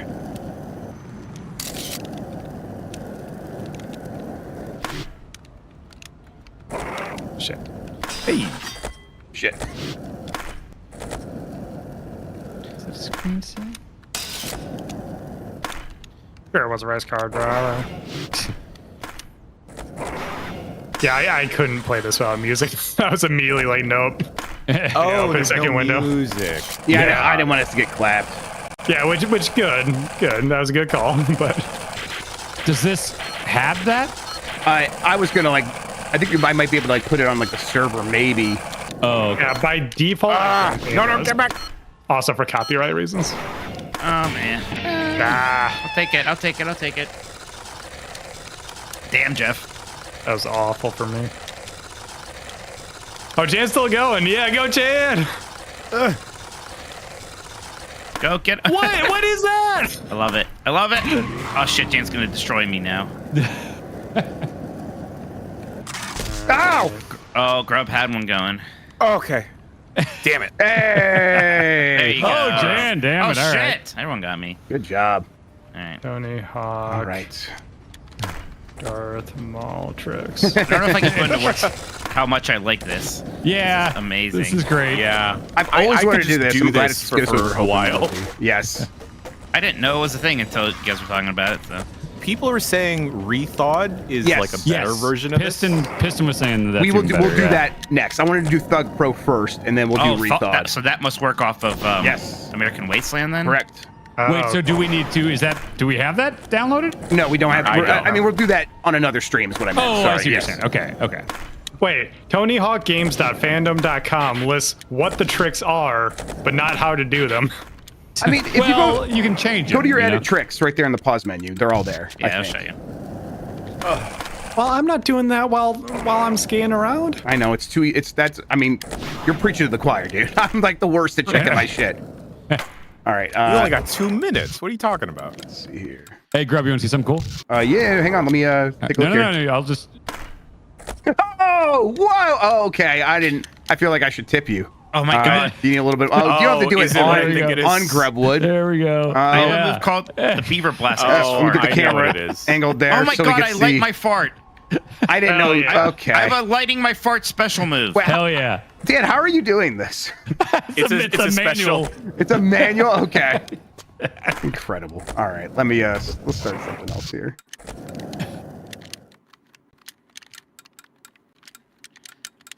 All right. Chat, go ahead and tell me what game you want to see next. Whoever says something, I'll do it. They can see it. Biggest trick? We'll get to all of these. Give them a little bit of time here to read through it. I'm just gonna surprise you guys with it.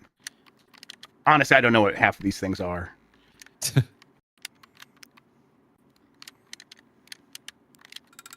Oh man, it's the sound of just skateboarding and you got your guys' controller clicks is really good. This is heaven. Yep. All right, graffiti. God, I love this. Oh, this is a good map for graffiti. It's real big. Ooh, nice. Shit. Yeah. Oh, we're all starting here. Oh, hell Here yeah. with the most tags. Oh, man. Do you just need a wall plant? How do you graffiti? I think you do a trick you just do a trick on something. on the thing, and then I think whoever has the biggest score on that thing will earn the graffiti. Whoa. Okay. Yeah. So this is the one where it colors it, right? Yep. Okay. Oh, I see. Okay. Yeah, you kind of make it You your get to split. land the combo. Yeah. Yeah. Get up. Shit! Oh, I have boned Get it. up. Shit.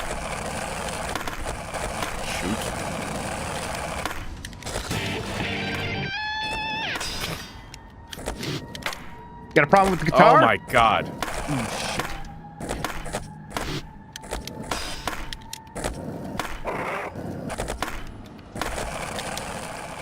Did that count? No.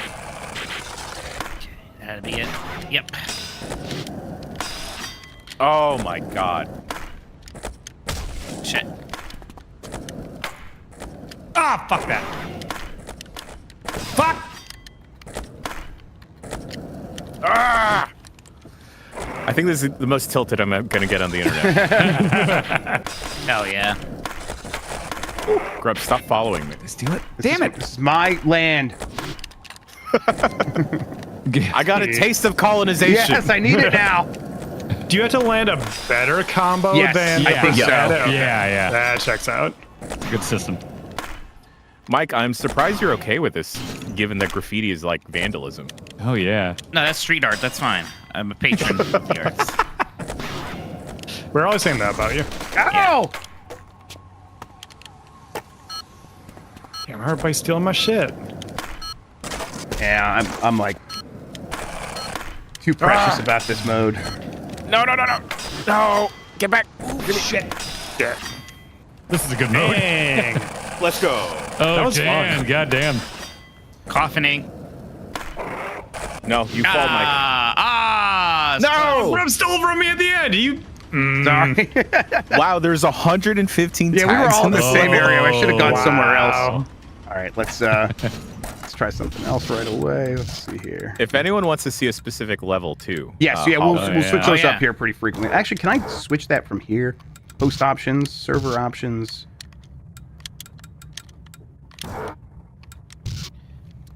This Thug Pro also has Project 8 levels. Oh, Interesting. Whoa, time of day. Oh shit!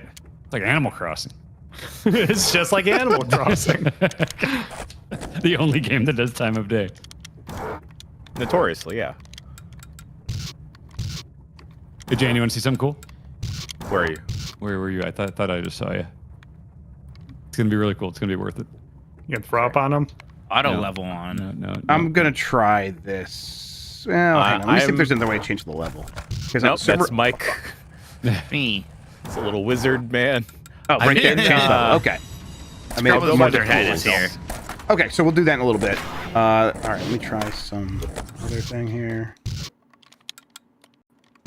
Oh, I see someone. Is that you, Dan? Oh, is that? Hey, Jan, watch. Whoa! Look at you, Dan. Yeah. Look at that hip movement. Avoid elimination. What are we doing? I don't know. Elimination. I've taken the lead. I think it's like whoever is like last for too long. Oh, it's like a burnout. Oh, it's like the eliminator burnout thing. Oh, I love that shit. I think okay. so.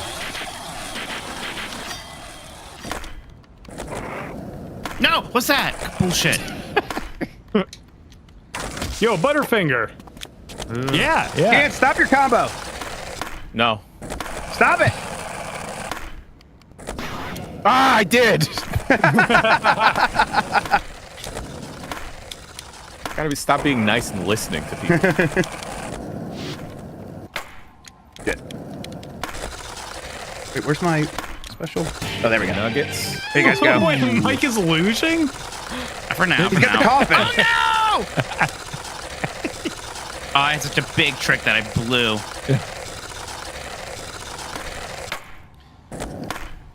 Hey, Jan, what's up? Hey. Yeah, something. Oh, come on, Mike. You gotta get good. Yeah. Shit, no! I wonder if if someone gets eliminated after 2 minutes. Yeah, maybe. I would I'd imagine. assume so. If it's gonna do it that way, maybe Rounds. we'll do a different mode. That's What fine. are you talking about? This is good. If that's the way it it's good. works, I like that. All right. Well, I mean, I'll get to keep playing.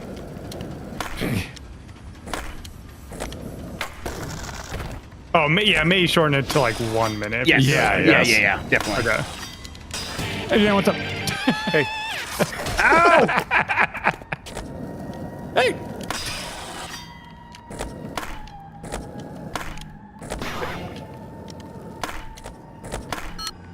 Mike, check out my stereo. No.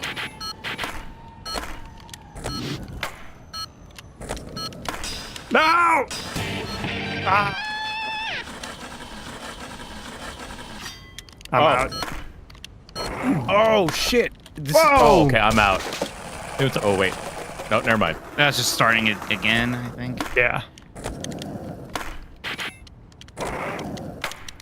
Is this too long? It's gonna end up being like 10 minutes or something. Pretty long. This is fine. We can just say I won. Oh, come on.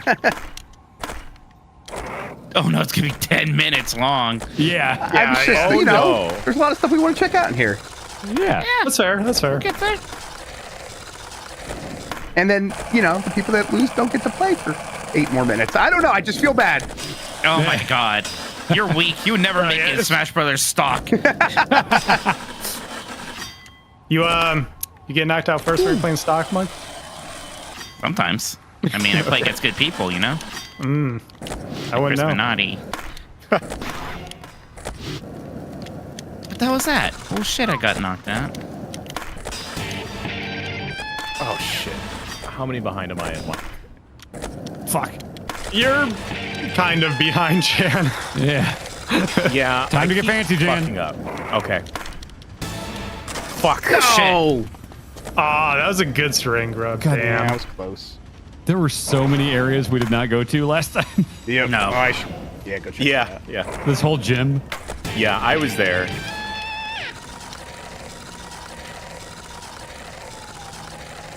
What the hell was that? No, I was gonna just go off the other way. Oh, I miss.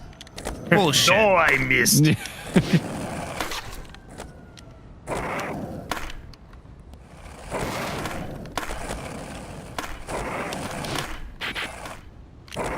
Okay. Sack tap. I can do a sack tap. Oh, yeah. nice. No! What happened? Why am I in last? do something crazy, Mike. Shit. Boom. The guitar shred's so good. It's a really good No, I fell instead of doing something crazy. I'm out. I think we should stop now. This isn't fair that I can't play anymore. You guys are so fucked. Grub is so far ahead. Yeah. Oh, Yeah. I just Yeah, need this is a bad 2 mode. minutes. I just need 2 minutes. Man, it's so good that you have.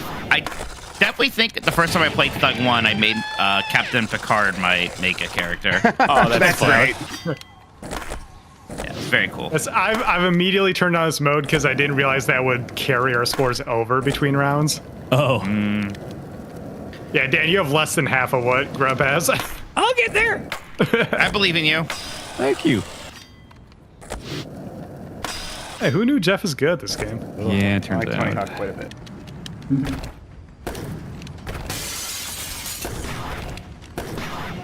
Ah! Woo.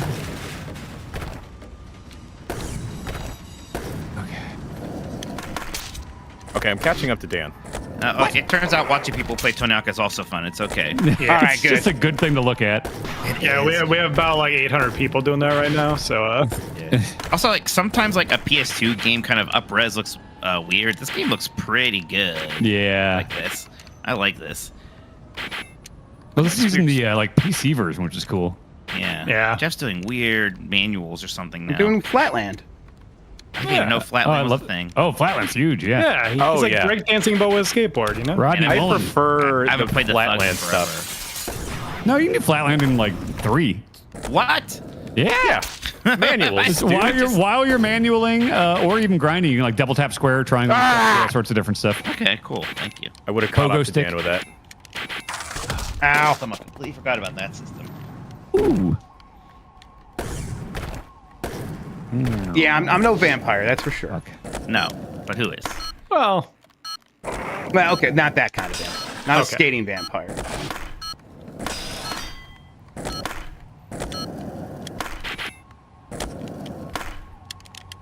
I've been eliminated. What? Oh, what?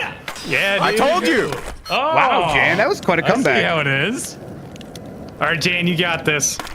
You only need to get a little over 2 million, something like that. Oh. Just do a really long manual. I just fell on my ass.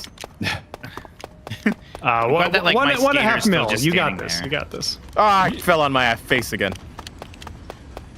You see the like top-down view you can do if you hit Y? Really? Oh yeah, Yeah. look at that. Oh, for you us, guys. for us. Yeah. I'm boofing this so hard. Grub's just looking at you and I following want you. people to see him. I'm doing no such thing. Oh You're my just god. chasing him around as a Blues Brother on foot. Like G-Man. The bullying. Hey, he's on a mission from God. I'm on a mission from God. How have you never seen that movie? It's so good. I like it Yeah, a I lot. want to. I bet I'd like it. Yeah. I haven't landed a single thing. What are my other tricks?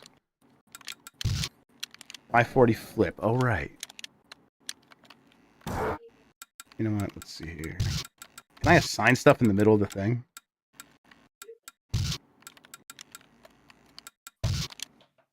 Oh shit! Yeah, I can edit my tricks from here. Oh fuck. Yeah, we can do stuff in the pause menu. That's right. Yeah. What the hell? Jeff, stop playing. I'm assuming the position too. No. Should we as gentlemen agree not to add more special tricks? No, I think that's fine. You just put whatever you want. Yeah, no, Just yeah. make sure. Just checking. Also, we're not checking. Try to find something character appropriate though. I'm putting a skateboard in my butt crack. I grabbed yeah, one that's called good. Double Fistin'. Here, let me show you guys my butt crack move. Cool. It's called chainsaw rocker grind. Chainsaw. That sounds right. No. All right. I just needed another million. Does the jump feel better in this or Blues Brothers 2000? Let me think about that, Lexi. Hmm. All right. Oh, cool. I have a chainsaw. New mode chainsaw or new myself. level? I do new level. New All right, level. yeah. Give me a second. Give me something from 3, baby. Oh, Alcatraz. Oh, sure, yeah. Can I be Oh, yeah. General Francis Oh X. my Hummel? god! Hey, can I be honest? I didn't know that. I didn't know you could press left or right. Oh yeah. What?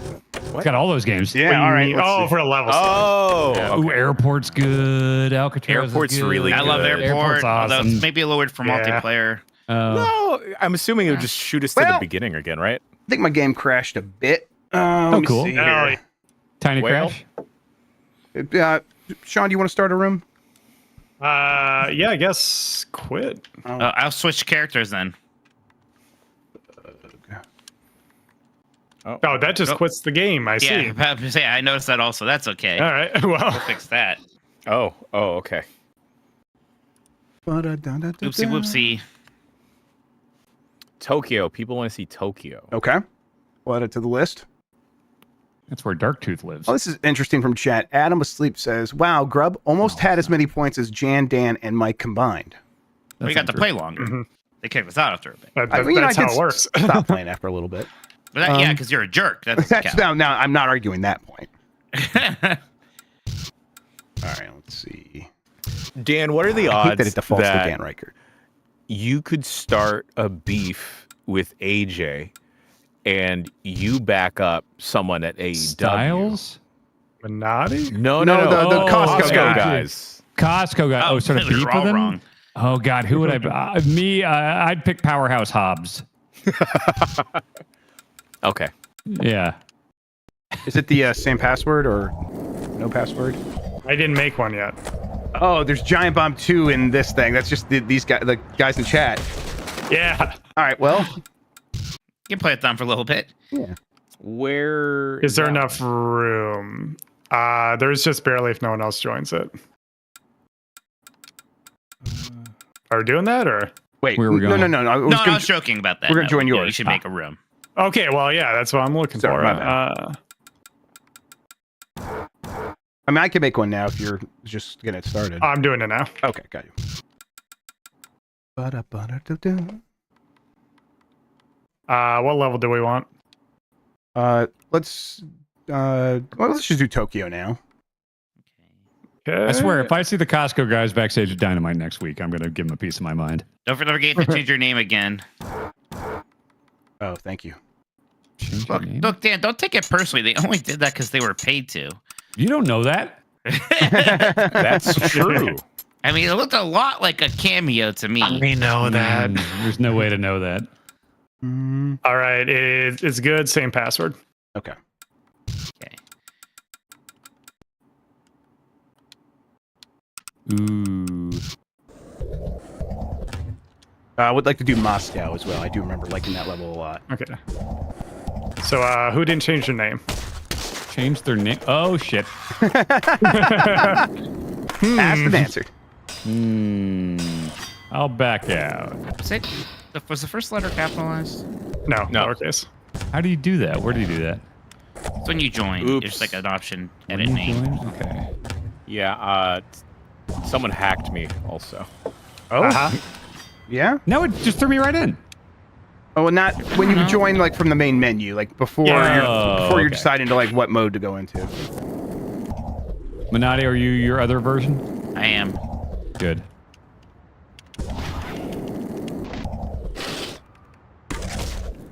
I must look insane jamming out to the music right now to everyone at home. No. It's a vibe. Worlds are colliding, you know? Just like Power That Man song from Lil 5000. Nicky. Is that? It's probably that song. Yep. Good old butt rock. Oh, yeah. You ready to go? Power Man. You coming with me? Yeah. Oh, look Oh, at God, this is Wolverine. gonna be like that one time Dan singing Gus DMCA'd. Yeah. Did that really happen? Yes. What song? The something, the robot satisfaction, whatever it's called. Oh yeah, God, that did happen. Actually, and then you touch me. Yeah. Don't do it again. Okay. Turns out not a lot going on in that song. No, not really. Where's Matt Jonas's gimmick? Dan, you could fool the robots. Oh. Okay, everyone's in. Well, the robots are already trained on Air Force Gators, so. Oh, really? I saw that. Yeah. They like all of my books they put into the AI for meta. Ooh, how about King of the Hill? Oh, I forget what King of the Hill is. Yeah. You need to hold the crown. Oh. Is it like a chase thing? Yeah, I think this one's like tag. This looks like the arrow from Smuggler's Run. It does. Get back here, Oh, wait, are we in the mode? Oh, we're doing a mode? Okay, well, I didn't. Yeah, we're Hold doing the mode. crown. I didn't know we started it. How do we get the crown? Hit Good the question. Just touch him. I just touch him, right? Please don't. Is this oddball? Yeah. Ah, shit. Oh.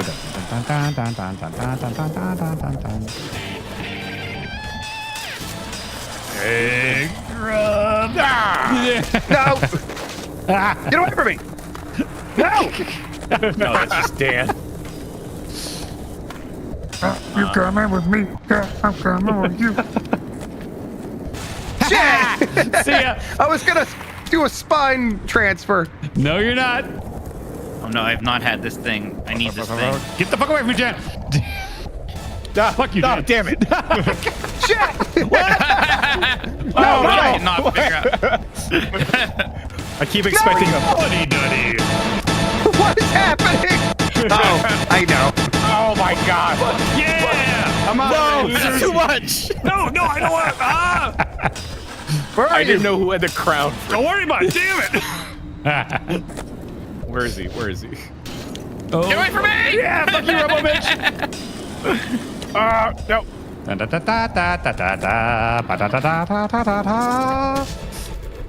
What? Oh, grub. K Grubwood. Shit! Wolverine, get up! Gonna cut him off at the pass. Yep. Yeah, he's too high right now.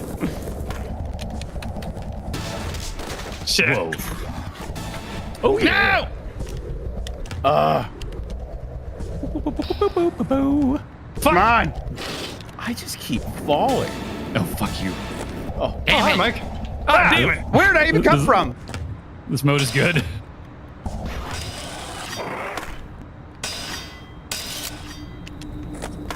Hey, Jan, you gotta get that crown. Oh, I do. Wait, below? Where'd you go? Thanks. Hey, Jan. I should have got that.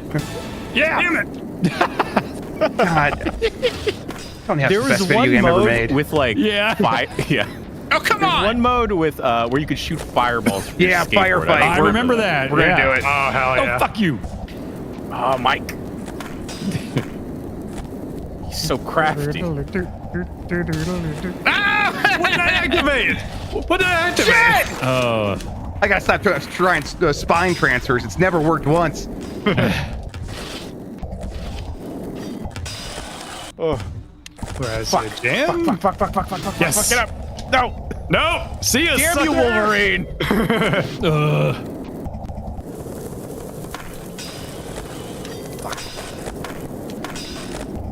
Oh, come on! Oh, get away. There we Come go. on, damn it. Damn it. Who's got it? No. Come on. Oh, fuck. Beep, beep, beep, beep, boop, boop, boop, boop, boop, boop, boop. You look so funny, you all chasing. Shit! Hey, dude. Oh, how real skate parks are. No, I had it. Nope. Do you think we could do this in real life? Yeah. But like on skateboards? No, just we would just run around and punch each other. Yeah, that'll work too. Dan, no. Oh, no, that's the Dan, next mode no. we're playing. Oh, shit. Get up! Stand up! No, don't do a lip trick! That's the worst thing. Ochoa! Fuck you.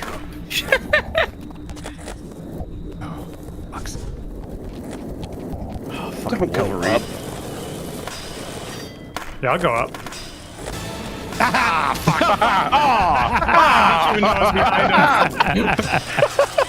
fuck. This is the worst. No shit! I don't even know how I got that. You going with me? Come on with you. Oh, fuck. Damn it. Where'd you go? Where'd you go? He's over here.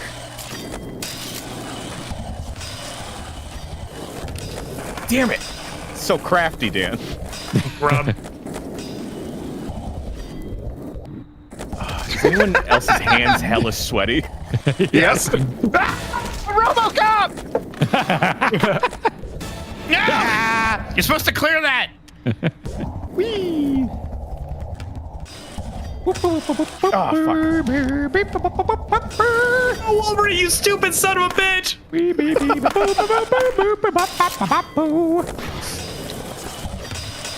Ooh, yeah. I think something's wrong with my game install. No, I don't get up I did not fast. seal it! I lost all my specials somehow. Oh yeah, you need to reassign it. Oh. Yeah, we might have to like save our creations after we make changes. Oh yeah. You coming with me? Surprise! I knew you were I was like, don't follow him on the loop. Just wait. Like a smarty. That is so infuriating. I timed that perfectly. What? You're right there. You're right there. Get out of here. Everybody get out of here. Oh, it's getting so frantic. Damn it. Hey. Ow! RoboCop! Ow, you fool! RoboCop! Where's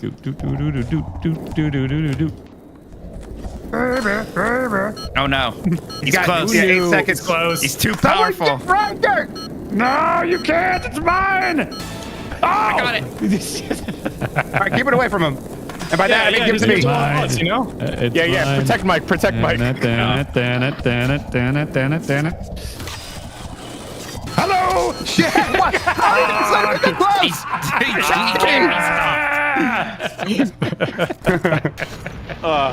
That was good. Yeah, I like that a lot. That was fun. Very stupid. All right, next, let's do. Because Dan mentioned it by name, basically.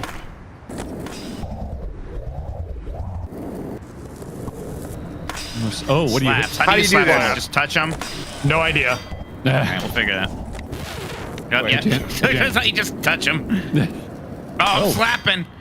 Oh, oops. Okay. Getting hold on. robo slapped.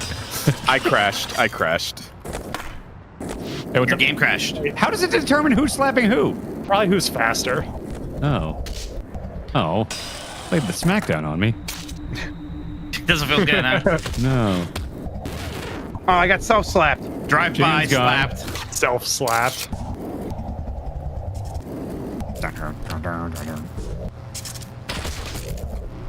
Alright. No, you fuck. Oh. Airborne face smack. Hey, what's up? I'm always the one that's getting smacked. Oh, yeah, I have claws, you see. Oh, that makes sense. I got robot hands. Oh, come and the rest on. of me, for the most part. A lot of robot You parts. slapped me in midair. Yeah, I knew. Oh, you got me. You schooled me. Shit. Fucking- Fast. This sucks. Damn it. Keep just running into him. Okay, I gotta get some speed going, Mike, before I start Hey, slapping. grub. Shit.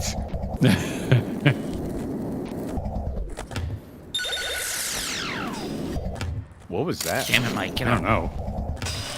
No, Mike, stay down. Oh, damn it. Oh, fuck. Line him up so I can slap Who's him. moving so fast? Yeah, he's going too fast. What can we do? Oh, wait, what happened to Jan? Oh, he crashed. I crashed. I crashed. Yeah. Oh, okay, okay.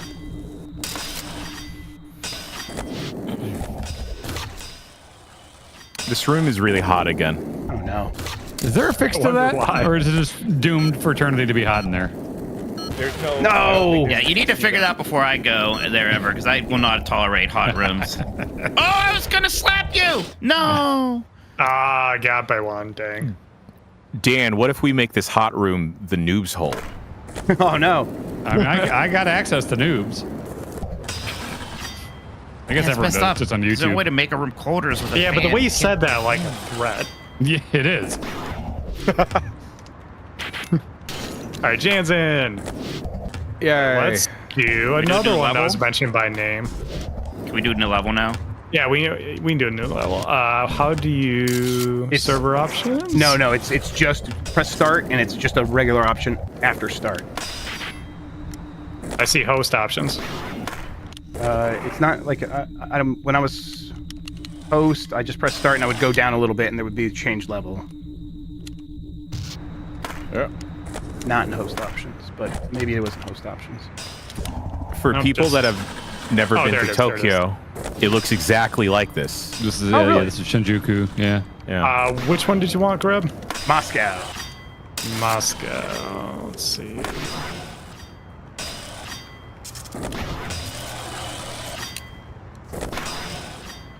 There it is.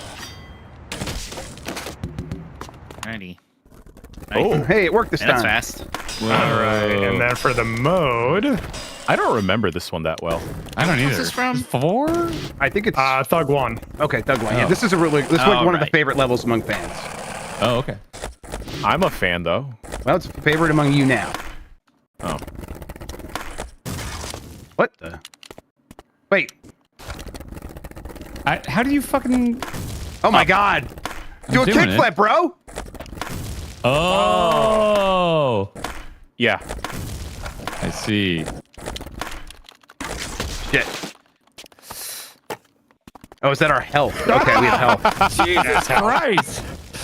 Man, I just got destroyed. You can also shoot behind you, gang. Oh, we're playing a game. Dan just fell on some stairs in front of me. The hiding doesn't seem terrible here. Fire. Where is everyone? It's a big level. Oh. Shit! I saw nothing. I saw nothing. No! Dan, let's team up. Oh, okay. Wow. The fire truce. Yeah, okay. Fire Bros. Yeah, fire bros. Oh, Fire Nation. This doesn't end well. Who are you? That's an Avatar reference. Ah! We're the fire pro. Okay, can I? Oh, stop it! Sniped. Yeah, careful, I'm over here. Damn it! No, Shanichoa! Yeah. Oh wait, RoboCop is healthy. Get me out of here. Kill RoboCop with fire. RoboCop's had it too easy. Okay, that's Wolverine.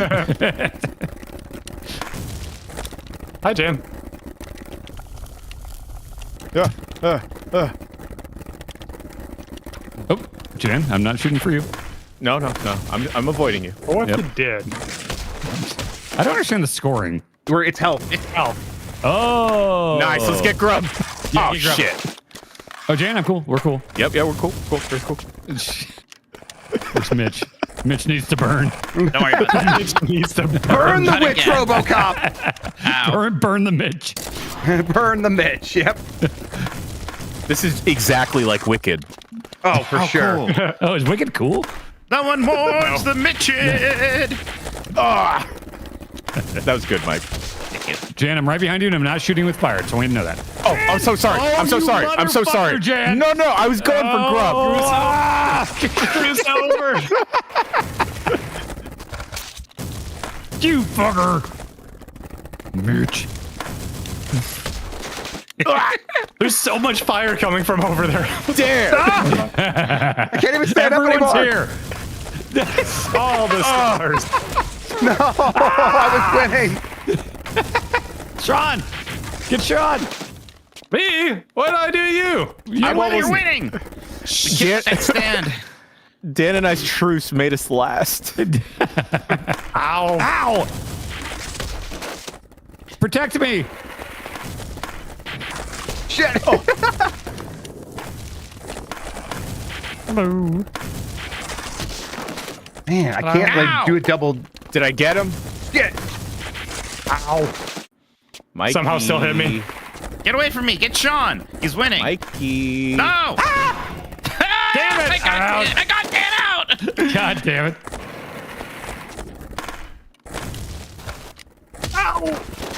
Oh, reverse turbo, Sean. right, everyone go after Mike now. Why? No, go after Sean again. Ah! Oh, it didn't shoot. Shoot! Shit! Oh, sniped. All right, where's Mike? Where's Mike? No one knows. It's a mystery. Nobody here but us. What are those called? Spires? Russian spires. Kremlins. Yeah, no one here but us Kremlins. Mitch is coming up behind Grub. Okay. I'm looking very high in the sky. Oh, wow. Rude. Grub, just run. Remember, gang, you can get off your board, too. Shut up, Jan. Shut up. Sean's hiding somewhere off his board for sure. How do you get off your board? R1. Don't worry about it. Damn it. Or L1.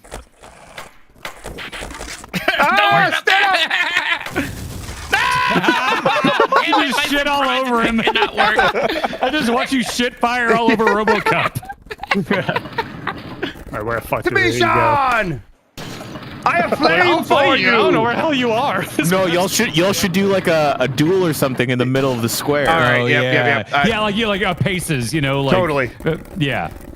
I feel like that ends. I'm not doing Whoa. Be cool. Oh, okay. over here. Be cool. If I'll be cool. I'll be cool. I'm What cool. do you want to do? What do you want to do? Yeah. I'm Get off your boards. I'm trying to get off my... Okay, there we go. All right. Okay, now go back to back. Back to back.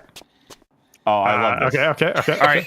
So there's a little ramp for me there. Should we move over to the left a little bit? Like, Yeah. Over here. All right. This is great. Okay. Now, how do we do this? All right. When I say go, when I say walk, you will start walking forward, and when I say yeah, then it's all bets are off. All right. But no back shooting. No back shots. No back shots. Okay, only forward shot to begin with, at least. I can only finish with back shot. Okay. Yeah. No, only facing forwards. Only facing forward. So yeah. Okay. All right. Are you ready? I'm going to say walk, and then I'm going to go yeah, and when I say yeah, it's good to go. Ready? Okay. Yeah, I got you. All right.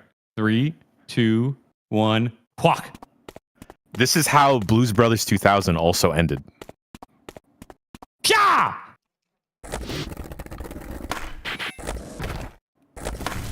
Ah, shit! They fall. I thought you would turn the other way. Good one, Sean. Wolverine. Yeah. Oh my god. Hell yeah. Love the fast. Holy crap. Like, I like Skate, but it doesn't compare to this. Not the same. No, you're right. No, absolutely. I have, like- Good, but not the same. I like this so much, I have never even been remotely interested in trying Skate. I- That's bad, and I should, but Mike, it's like so simulation focused, and it's like skaters love Skate. I just want to do dumb shit like this, and I'm with you.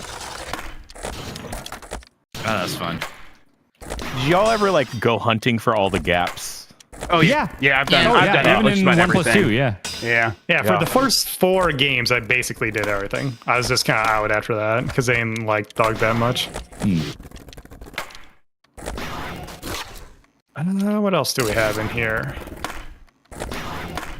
We could do graffiti again. This map has graffiti's hella fun. stuff. Yeah, that's a good call. We haven't done like best trick yet, but like long, right? Like where it's just the one trick counts. We can do that. Not total score. We always Is it say like total best score, combo? didn't we? Yeah, best combo. I mean. Yeah, we've done trick attack a couple times. Yeah, combo mambo. Biggest combo in the time limit. okay. And let's up that a little bit, what do you say?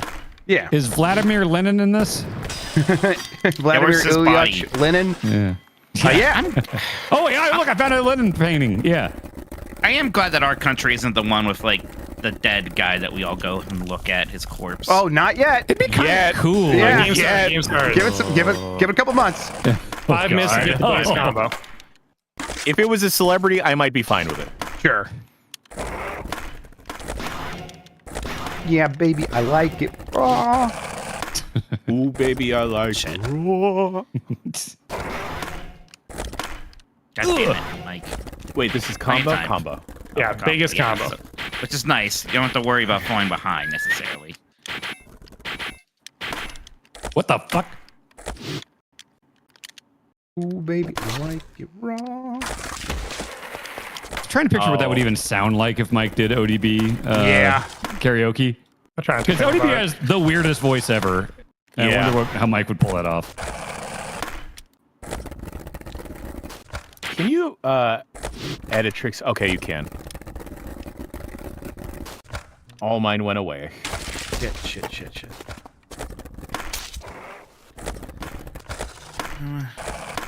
Oh! You can do a long grind here. That's really fun. Ooh.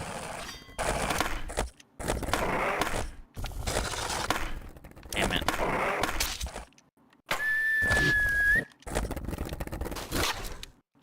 Okay.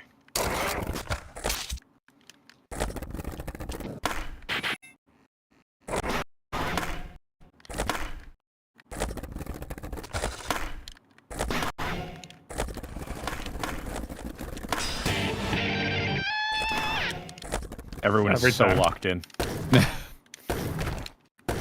Damn it, Mike. Damn it, Mike. Yeah. Good job, Jeff. Oh, damn, Jeff. Oh. Ooh. Oh, shit, I fell.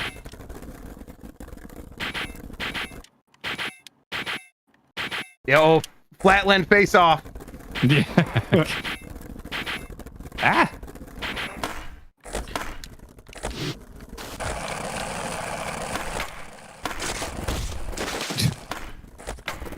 Come on, Mike. You have to do a longer combo than that. Ooh. This is a good level. Yeah, I like it. Although I've been like over here this entire time. I should move on. Shit. Do you guys use like right trigger to do spine transfers? Not often. It's pretty cool Just on this for like on this traversal. huge thing right here where you can like really get over the top. It feels pretty cool. Oh, cool.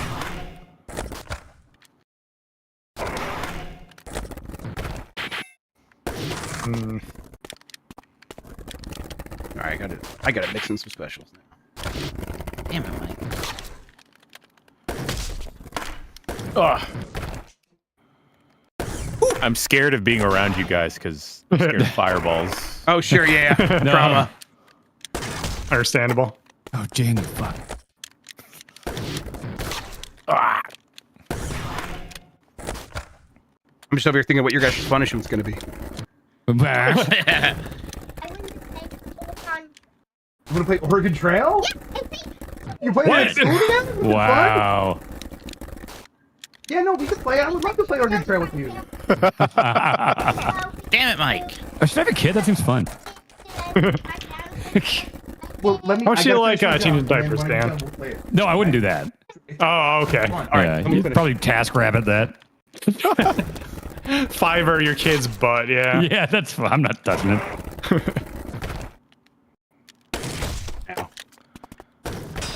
You know what my problem is? I didn't map Christ there. Oh, you don't. So Christ there bro. is if you hit your grab twice while doing downright diagonal. Ah, that would have been good. Oh, it's not a special trick. No, so yeah, you guys got to remember. Also, you can like double tap your buttons to get other alternatives for grabs and Yeah. heel kicks. Or, yeah. So sack tap is. Oh, right. That one's like double X and down and left. No, wait, it's the grab. So yeah, it's down and left and double on grab. Hey, Mitch. Hey. What that was that? Why did I fall? Ugh. I had like a good one right in the beginning, and it's been nothing but bad since then, unfortunately. Come on, stop falling. You gotta get a special for this last trick. Hey, John. Hey. Wow. Okay, Mike. Gotta get special. Shoot. Toot. Oh my god, I fucking blew it. Me too. Okay. Yeah, oh well. Good job, Jeff. Thank you. Nah. Man, Grub's good at this. Shit. Nice. Can we do a Tony Hawk's Pro Skater 3 level? Sure, what would you like to do?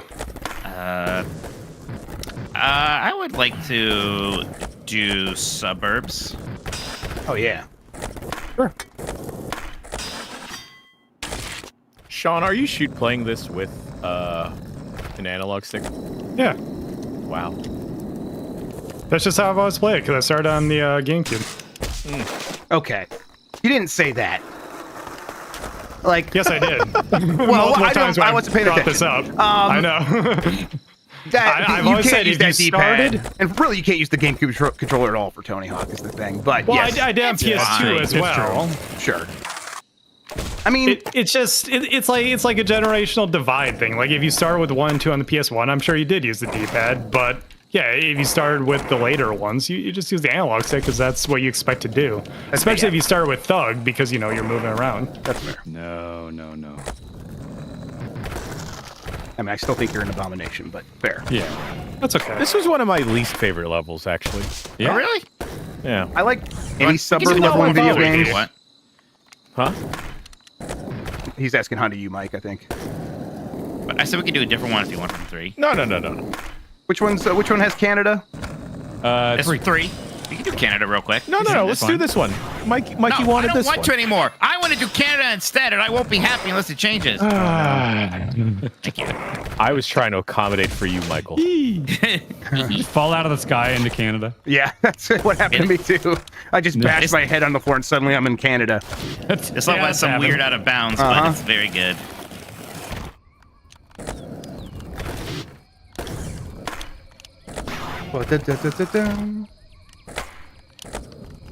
I think most of my favorite levels are in 3. This, cruise ship, foundry. Cruise ship's great. Yeah, cruise ship's good. Airport. Yeah. Oh. Crap. See me bite it, Mike? Oh, God. Oh, just went into the abyss. Water, bad. Having like the wall plant in these older games is so weird but great. Yes. Yeah, that was. The wall plant was always earlier than I thought. It's 4, right? I think it might even be like 3. I thought it was Thug. No, because I've I've done the wall plant a lot, and so I went to play that. What Thug had the one where like you could spin on a like stationary pole or fire hydrant, right? Oh yeah, it was like they called it something weird, the whirly burly or something. Yeah, the I can't whirly remember what burly. it was. No, that's what it was. Press there. How do you press there? So your grab button, hit it twice while Yeah. holding down and right. Yep, there it is. And then the sack tap is the same thing, but hold down and left. Oh, okay. Yep, just sack tap myself. Yep. Yep, same. Whoa. 1 foot Japan.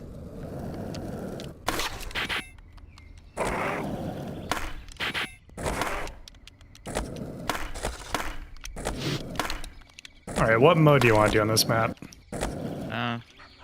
Tag, maybe? Graffiti? Graffiti? I like the ones where the Yeah, score that counts. one, I bet. I used to. We should also do this in 1+2. Oh yeah, for sure. You're right. We should just play Tony Hawk whenever possible. Yeah, I agree. I agree. Dan, would you want to play the Hall of Meat stuff in Skate? I would certainly try it. I don't even know if I really messed with that much. I just didn't play Skate a ton. Let's try graffiti. Yeah. See how it goes here. Yeah. Oh. Ah.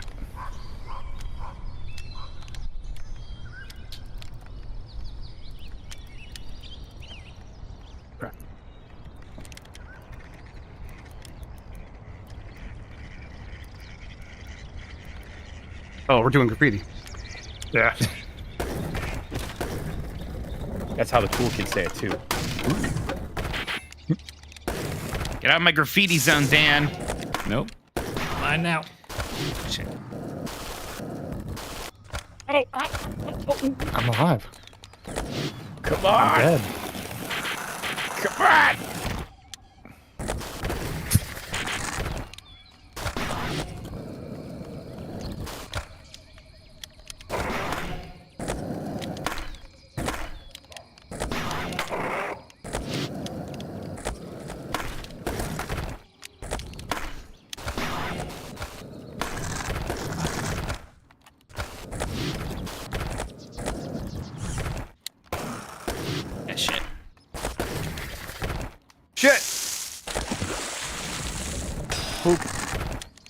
Shit.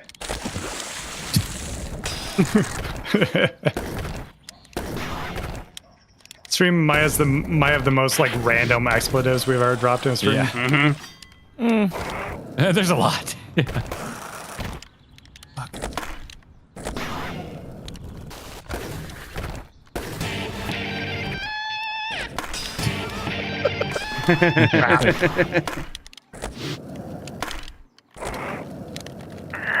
Oh, damn. Shit. Oh, I'm so close. What color's Mike? Don't worry about that. Blue. Dark blue. Oh. Nobody knows. Fuck. Damn it. I just took it away at the end. I don't know. No! Come on, let me win one! Get his ass. Oh, a tie? Okay. I mean, I win! Me too, Mike. No, forget that part. I'm first in the rankings then. No, that's just alphabetical. All right, let's go to one that I remember. Okay. Pro Scare 4. Ooh, Alcatraz. Look at that skybox. Oh, yeah. That's a tasty Jan's got home field advantage. I was gonna say, y'all. Oh, Jan, you're serving time? Sorry. It'd be kind of fun to be in Alcatraz. Hold on, Dan. Like, as a prisoner? I mean, if you had to, like, I'd rather be in Alcatraz than, like, a boring prison. Right. I mean, I'd rather be in fun wacko Alcatraz than, like, Guantanamo. Yeah, see? This is all about how you look at things. Yeah, this is the one where they make movies. Yeah, the best movie. Yeah. Chat, let me know if you guys hear that music now. Okay, it seems like you do. Let me know if it's too loud or too quiet or what. What'd you put on? The soundtrack to Superman 64. Hell Okay. yeah. Very good. That's good. Oh yeah, everything I can. Oh, I get Hummel it. Gets the Rockets from the Rock soundtrack. I went to a field trip here once. Been here a couple times. It's cool. I've never been. What if we buy Alcatraz?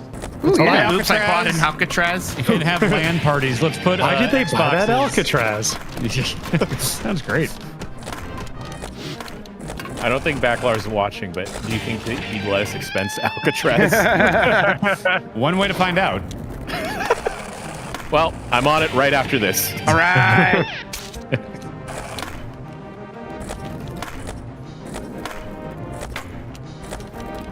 God, I really want to play through these campaigns again for like Yeah. in Thug 2. I played 1 and 2 recently, and played a good chunk of Thug 1, and it's great still. I wonder what do like people consider to be the best American Wasteland level? I don't know. It's been so long. Yeah, let me it's look been at a the minute. list. Yeah, read the levels out, Sean, once you get it. Oh, Hollywood. I remember that one. Yeah, Hollywood was good. Beverly Hills, downtown, East LA, Santa Monica, the pier. Could you still play like this? This is running on Thug 2. I don't expect the other campaigns to work, but can you still play the Thug 2 campaign in this thing? I don't know. Pro, but we do just have the game installed. You just have the game installed. Yeah. This isn't Superman? This is not Superman anymore. Oh, I'm in the lighthouse. There's a bathroom. Oh, I fell off the island. The bathroom's a portal. Oh, okay, where? Oh shit, I'm gone now. If you see a bathroom, just go into it. All right. Well, I usually do. Okay, since we're on a big level, I saw this in the game modes. I feel like this is a good place to do scavenger hunt. Okay, Oh. Let's do it maybe a little bit longer, like 3 minutes. Imagine this game had prop hunt. Chat, find me a Mario brutal. Paint covers of Tony Hawk's Pro Skater songs. So what are we doing here? I think I'm hiding things. Oh, yeah, you're hiding things. I'm placing objects. Yeah. Yeah. Me too. Oh, am I placing something for y'all to find? Yeah, I think so. I think we all are. Oh, you Yes, have we to all are, find and the things that everyone else placed. Oh, I wish I would have. Oh, well, you're gonna find mine really quickly. Okay, I see. Oh yeah, I'm all out of mine now. Yeah, I am too. Well, Is it 3 minutes just to lay your eggs? I think once everyone lays their eggs, it'll be done. Okay. No, I think that's the whole mode. Okay, so would you guys Well, already? there's gonna be a scavenger hunt part of it. Yeah. Oh, can we not see each other's yet? Oh, maybe. I don't think so. I only seen mine. Yeah, I only see mine. Okay. Does Did everyone plant all theirs? No, I'm placing mine still. Oh, okay, that's what it is. Where are you, Mike? I don't know. Quick mystery. Don't worry about it. Oh, I went to the bathroom and I teleported. Yeah. Whoa! So looking for ideal spots. Oh, this is that room! From the rock? From the rock! Which one, the cells or the shower room? I think this might be the shower room. It's where where they have the vertical advantage. Oh, we're up here, you're down there. Yeah. I swore to protect this country from all enemies, sir, foreign, sir, and domestic. We spilled the same blood in the same mud. Yeah. Fuck. All right, now we hunt the puns. Okay. I'll have fun with the I free just ones. found 2 right away. Oh, yeah. Something dropped right in the same spot. Yeah. No. Okay, this is a problem. I put all mine kind of like up in the air, and I did big jumps and on hard to find rails. Can you just go get yours? No. I think you just go get yours. Can you? Yeah, because I got mine. Oh, really? That's crazy. Seems like a problem. All right. Just squirrel them all away somewhere. Oh, I did just get mine. What the fuck? Hey, Sean. Hey, Jan. Berserker Barrage. Berserker Barrage. Oh my god. Gee. Oh wait. Maybe we can get all of them. And we're like. Thanks, Birdie. Oh, we can all get all of them? Yeah, I think so. Oh, yeah, I see. Because there's no way you guys didn't get all these. Okay. Sure, a lot up there for some reason.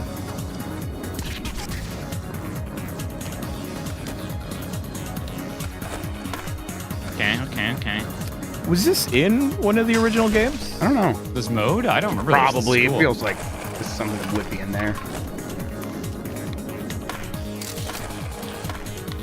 Shit. One person in the chat just referred to this as Rebirth Island. Shouts to them. You're cool. Come on, I can't get that one. How did you? Worth the squeeze anyways.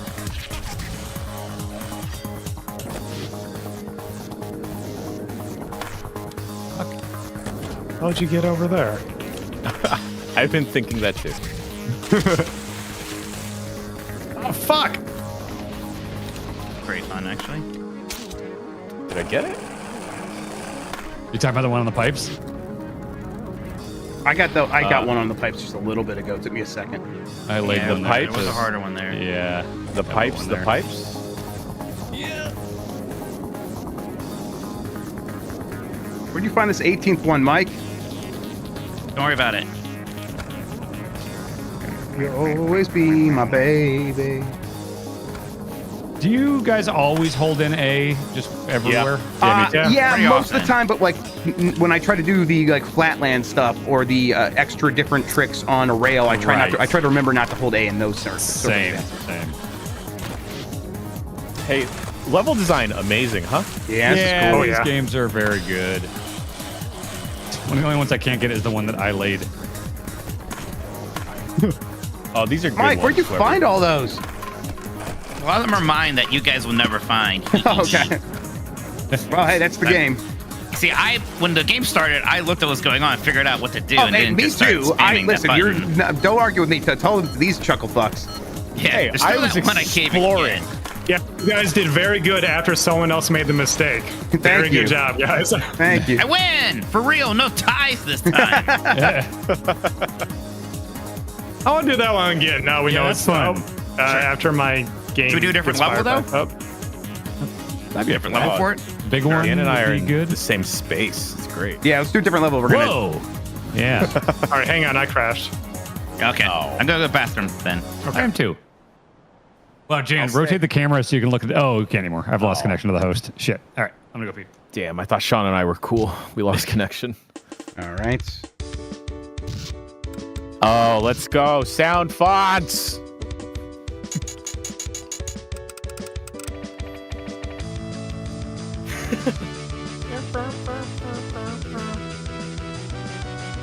Thank you, chat.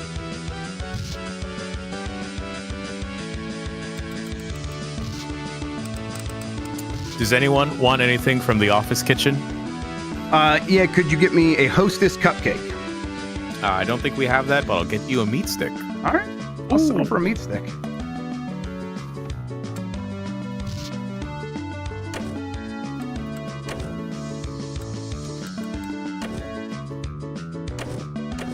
Do we need a new room?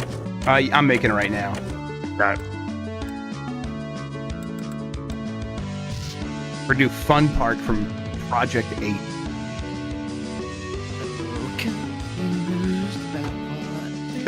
There are Tony Hawk games I have not played. Project 8 is one of them.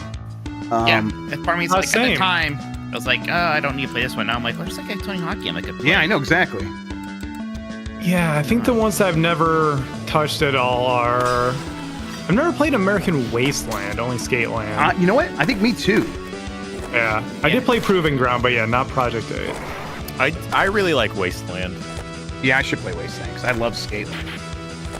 Well, if we do Rethawed, yes, we'll do that. Yeah, totally.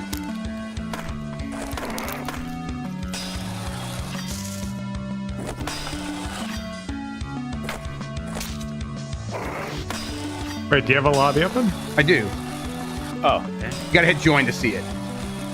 I did. I need to like refresh. There we go. Giant Bomb fans? No, nope. Just Giant Bomb. Just Giant There it Bomb. is. Shout out to our fans, though. Yeah, shouts out to everyone that came to the impromptu meetup. I'm glad that was last that. time. It was very cute. Thanks to everyone showed up. Some people just local to the Bay. Some people were in town for GDC. What is this level? Fun Park from Tony Hawk's Project 8. Oh, that's cool. Yeah. Oh, really, Mike? You like it? Yeah. Weird. I was like, yeah, do you not? Then I realized, right, because Yeah. Hey, Jeff, did you see the Thug Pro exclusive level on the level list? No. Oh, you should do that one. Okay, we'll end on that one. Okay, we'll end on that one. All right, cool. Oh. Yeah, don't say what it is. I wish they would put the Disney's Extreme Skate Adventure levels in here. Yeah, that would be cool. Wouldn't be that hard, I imagine. Oh, we tag? What are we doing? Oh, you guys We're want to on the tag? same team. That seems wrong. Yeah, hang on. What are we trying to do? Hang on, I'll see. Is tag? You mean slap? I don't see tag. Oh, What do you mean graffiti? Slap. I don't know. King of the Hill. Okay. Mike, you said tag. Is that a mode that you were asking for? What are you talking? King of the Hill is You, tag. Mike. None of us know what anyone's talking about. Yes, No, I never said anything. Oh, okay. I thought you were asking for tags, so you weren't asking for anything, and I was just making that up in my head. Okay. No Yeah, I don't problem. recall I'm fine ever with doing that. that. Oh, I see the crown. No, you don't, Dan. You see jack shit. Fuck you. Shit. Oh, there's teams? Oh. There it's shouldn't be Mitch teams. against Yeah, everyone. it's me versus everybody. Well, that's pretty fun. Uh-huh. Oh, wait. Are multiple games happening right now? Is Capture the Yeah. Flag and King of the Hill What happening? have you done? No, I think What? you just made a setting. Okay, hang on. Yeah. Some switch must have accidentally got flipped. Yep, there we go. That was so romantic. Mike There and we I go. were like grinding together for a little bit. Whoa! Just like the high school prom. Dang. That's a good grind, Dan. Thank you. Now now King of the Hill's happening for reals. What game is this from again? Project 8. This is 8. Oh, Eight. I never. Yeah, okay. no one did. It's not bad. I did. I said no. Which one was the one with the weird camera? Is that Proving Ground? Proving Ground. Yeah, and they Yeah, I had the don't like think I would ever analog care for stick, Proving Ground. kickflip stuff. Yeah. All right, I think the crown is up there. We gotta get it. Oh, someone got it. You mother. Hey! Thought it was the crown, but it was just a wizard Damn it. hat. I didn't even get a second. Cool. Shit. What the hell? Get Django! What? I almost had to, and then I did it. I was mad. Why do I keep falling on my grinds? Oh, come on! I'm like touching your butt. Give me the crown. Hey, what's up? Hey! We should do this in like a baby park equivalent. Oh, God. Yeah. Oh my God. Put Do I double have to push dash and a- Tony Hawk. What's up, Mike? It's like, do I have to push a button? I feel like I'm touching you so Oh, no, Dan hit the big button. grip. What? Dan hit the button. Oh. Oh. Buddy duddy. There we go. Oh, I was worried for a second. It must be tough for Mike sucks. knowing that it's very funny when he's mad. Yeah, It's not he great. doesn't love it. We had another incident with the draft last night. Oh yeah, Oh, what yeah? happened with that? I saw someone say co-op draft, and I was like, I'm not sure I want to ask. Damn it, I was just standing up here for a while. I know. I saw ya. Fuck away from me. I got it. I just gotta stop chasing. It's just another case And every where, time I decide to stop chasing, you guys coming back at me. Oh, thank you. I got that one for free somehow. I was like, on the Yeah, I ground. ran into you. Yeah. Good, I'll take it. Whoa. How did that you not go? steal it? Oh, you're going around. I'm just chasing a wizard around. That's skateboarding, baby.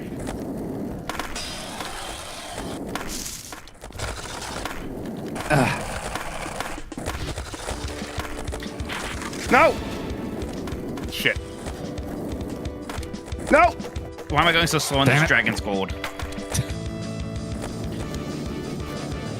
Don't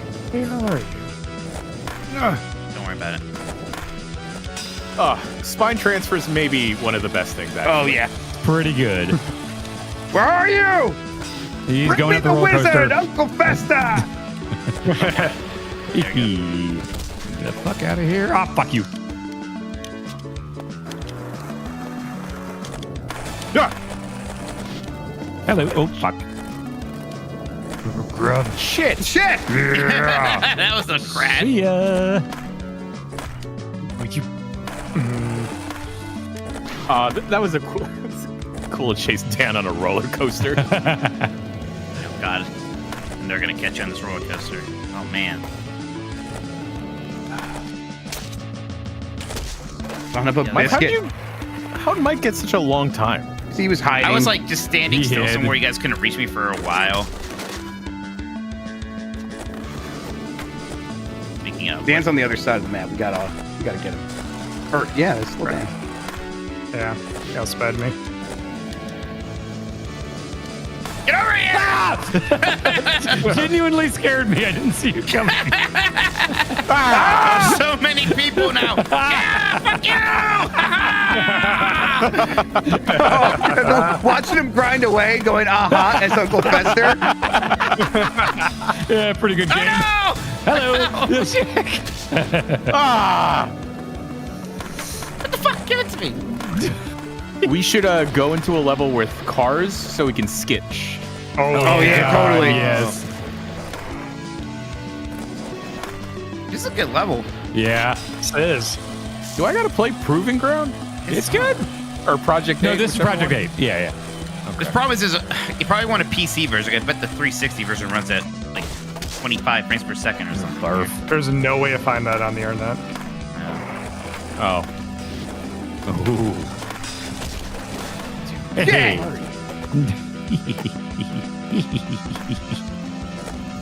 Damn it, Dan. Fuck. Getting older all the time. Getting younger in my mind. Damn it. Something with sheep.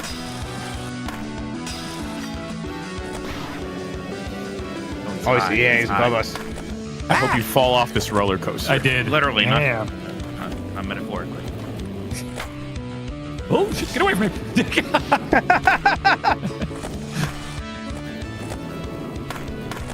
No! Uncle Fester. No!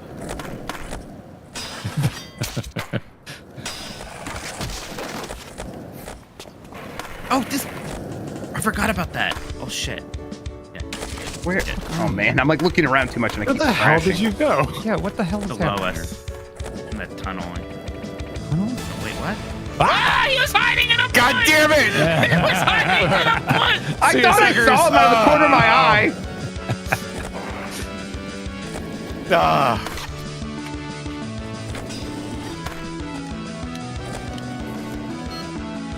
Oh, he got it! Oh no! No! Oh no! Stop him! You can't get away with it again! Oh no!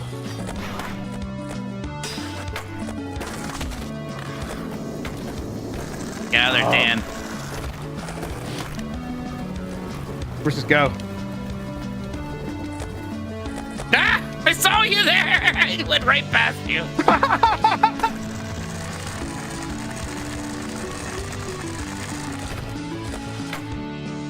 No! Where'd you go? I see him.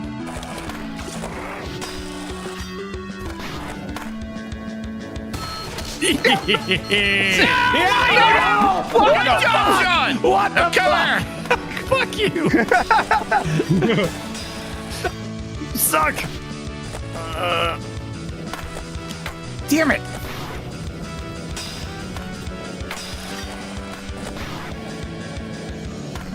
No, that's not what I wanted. Where are you? Where'd you go? Damn it!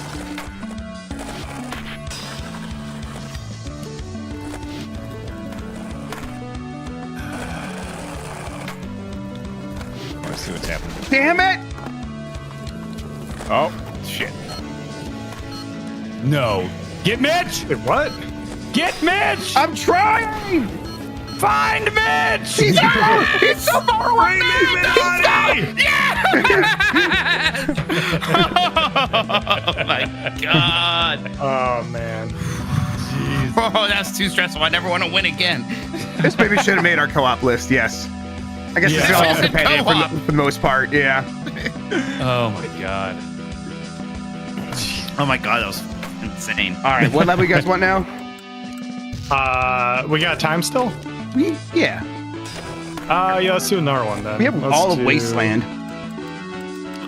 Oh yeah, okay. Jan requested a traffic level for sketching. Yeah, do the first one. I think that should have first. Oh, sweet. Okay, I've only played this in Skateland. Oh, that's so fun. Oh, yo! Yeah. I love this level. Yeah, look at this place. Oh, I had such a good line on this level on the DS. Same. Thickness takes hold. Oh man, this is awesome. All right, let's just enjoy ourselves for a second, then I'll pick a mode here in a moment. Yeah. And better than real Hollywood. Where's the Scientology building? Oh, they're all Scientology buildings.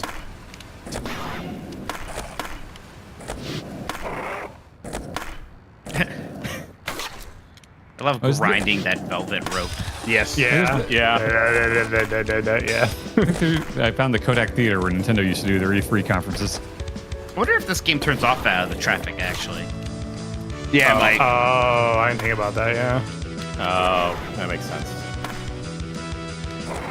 It'll still do it if you do single player free skate. Yeah. I gotta run to the bathroom. Feel free to start games without me. Oh man, there's a lot of serious radio ads. Yep. Oh yeah, that's the time. The Neversoft logo. Yeah, that eyeball. This and Spider-Man 1 and 2. Yeah. I'll play those games again. Those are fun. Those are great. The PS1 games, right? Yeah, it's a very different vibe than the movie ones. I like those a lot though, because they were based on comics. Yeah. Super fun. Yeah. It was weird because like that first Spider-Man movie game basically just played like those. Right.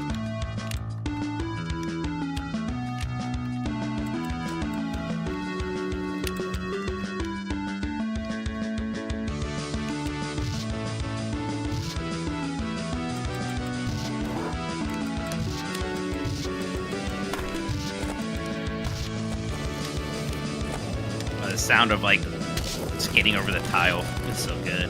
Yeah. Yeah. Slap. Get slapped. It's mural up here. Oh, that was Dan. Oh, are we slap? Okay. Yeah, we're slapping. Oh, Dan. I'm sorry, Sean. Oh, Is he going to be traveling faster than me, even though he's not playing? No, okay. Fuck!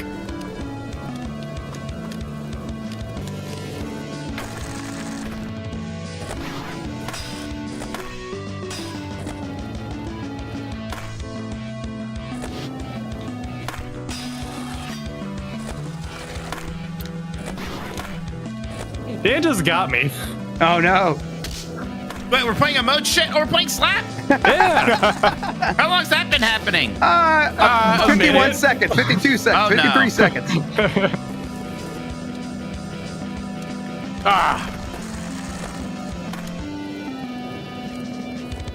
Oh, airborne face smack. Ooh, I was go too owned fast. 3D by Tolkoto. Where? Yeah.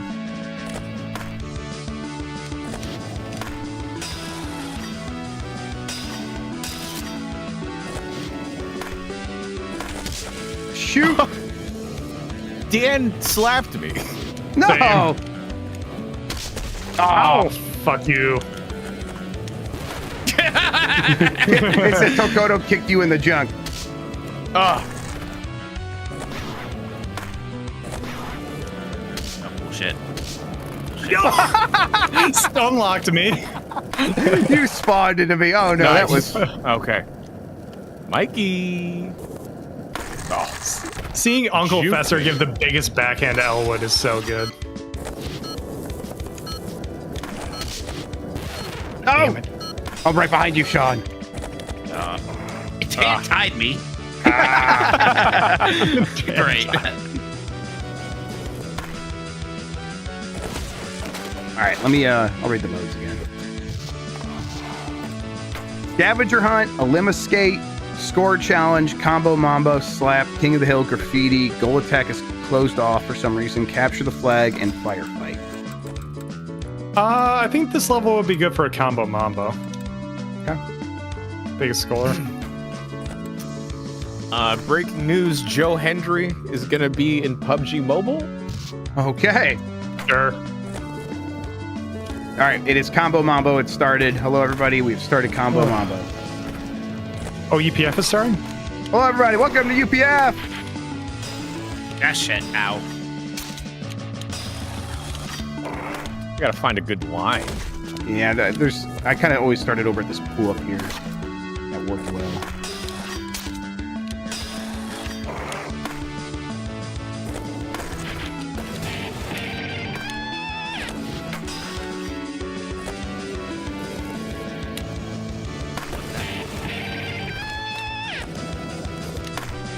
This level right here is probably why I like doing a long grind combo so much. Yeah, for sure. Yeah.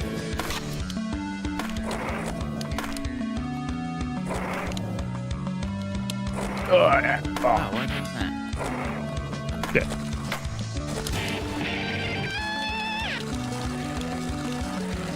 Ugh.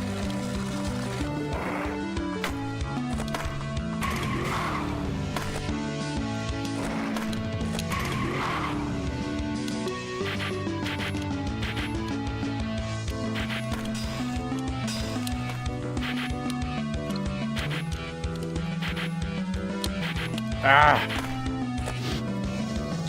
That's okay, combo. Damn it. Jesus Christ, scrub. It's all right. I was like, wait, I'm like still going. What the hell? I got really scared at the end. I kind of bailed early even.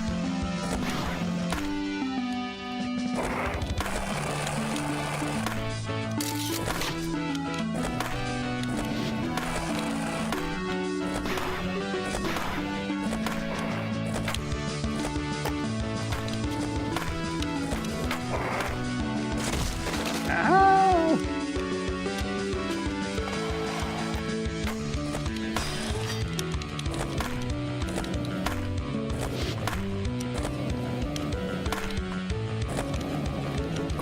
Guess think Dan's pooping. Oh, yeah. Yep.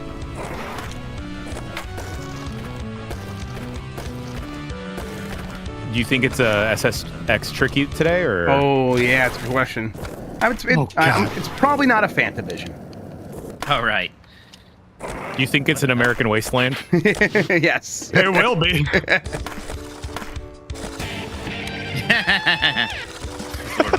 Was it in the middle of a grind that I had thought about what was said to me?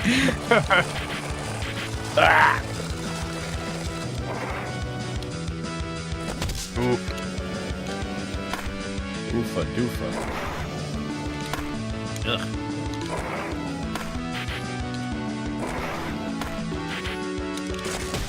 Jominy Christmas. No. No.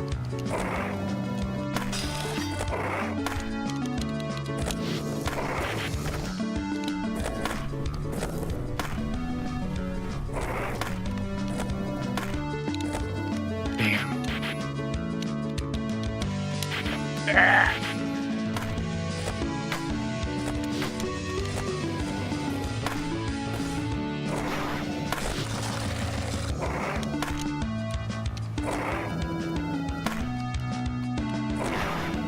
Good enough, anyways. I think Jeff might have this one. Who knows, though? Maybe. I've Possible gotten to close and bailed so hard. Yeah, same. A couple 100K once at least. Want to get over that point.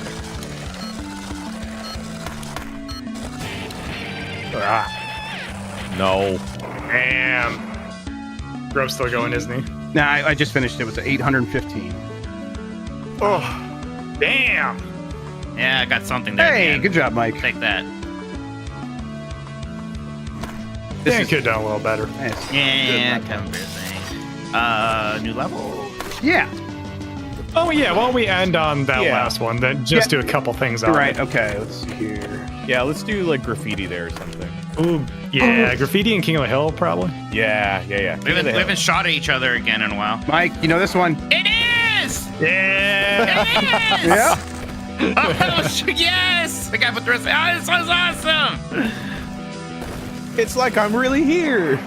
I bet this one's gonna be. Oh, this one's sick, actually. I'm in the bathroom. Is. It's a good game. It is. It's just Tony Hawk's Pro Skater 3, but with Disney stuff. Yeah. This is cool. Damn it. Oh, man. So, for people wondering, like the Disney Level Thug Pro, this is from the Tony Hawk equivalent they made of the Disney skating game, right? Yeah, so it's called Disney Extreme Skate Adventure. Toys for Bob made it for like GameCube and PS2 and Xbox. Yeah, it's the same engine and everything. It's literally just a Tony Hawk game and everything but name. Yep, it rules. You have Toy Story levels, Tarzan levels, and what's the other one? Might it's be cool you can stay on the Lion track. King, actually. This level's good. Good lines. Yeah, you can like the Hot Wheel track. It like keeps you on there, so that's really neat. Yeah.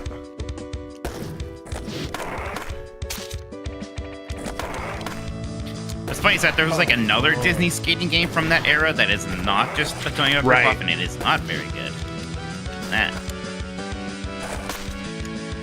Really missed the bed. There are really good lines in this shit. Yes. Yeah. There's an actual giant-sized skateboard in here too.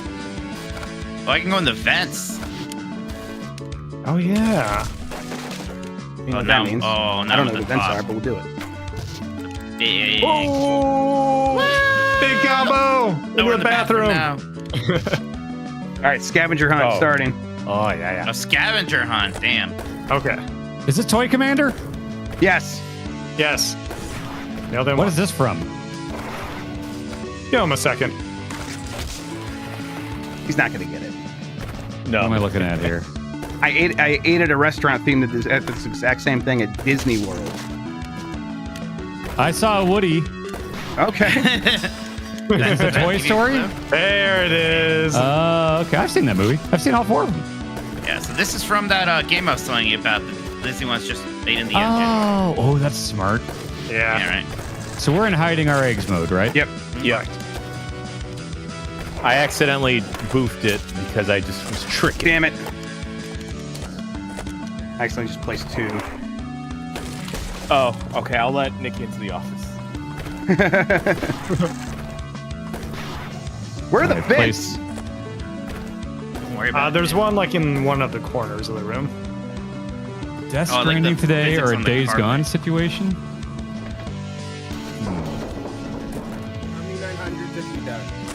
Oh, I haven't done any. Hi, Nikki. They say hi. We're bad at games.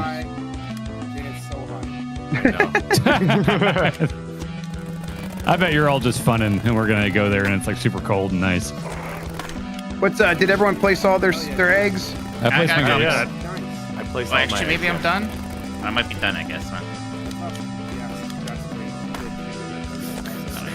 One more. We'll be good. We'll be good. Are people asking if my poop was a Death Stranding or Days Gone situation? Yeah. Yes. Oh. It's like a lethal. It was like Lethal Lava Land. Wow. Yeah. I assume Bonk's still out of town. No, she got back this morning. Okay. Yes. Well. Right. Yeah. So the poops are still from out of town Bonk time. Yeah. Yeah. Oh well, it's also weekend time now, so the poops are gonna be crazy. Yeah. Cool. What we want to hear. That's Alrighty. what we want to hear. Yeah. Well, I can't get that one.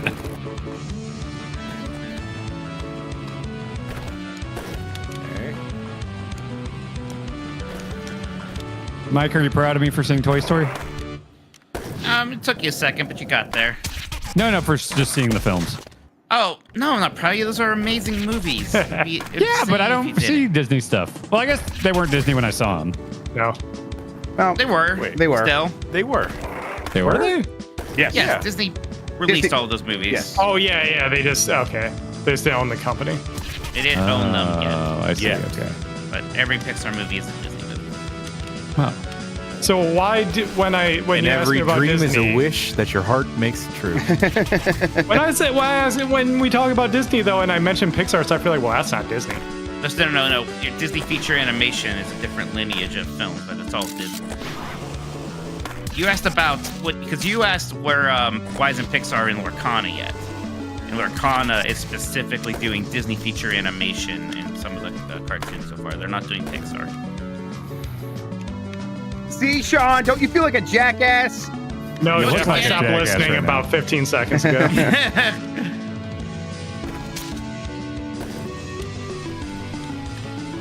This is a good level. Yeah, it's great. That's great. This is from a real game. It's from Yeah. So is that the same engine? Yes. It's just Tony Hawk's Pro Skater 3. Yeah. That's wild. Holy When did shit. that come out? You I should don't play it. remember it. 2003 or 4 or something like that. Yeah. Probably closer to like Tony Hawk's Pro Skater 4-ish time. Yeah. I'm a Superman. You are. Thank you. I see you as more of a Super Dan. Oh, that works. Wow. I got the gimmick.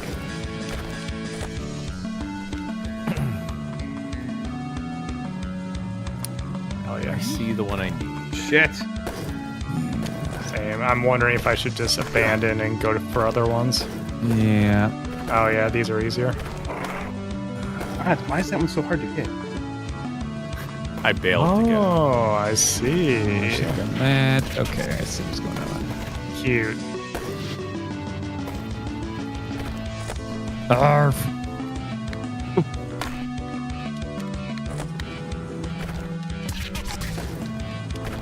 Hell yeah. Mitch, you streaming this weekend?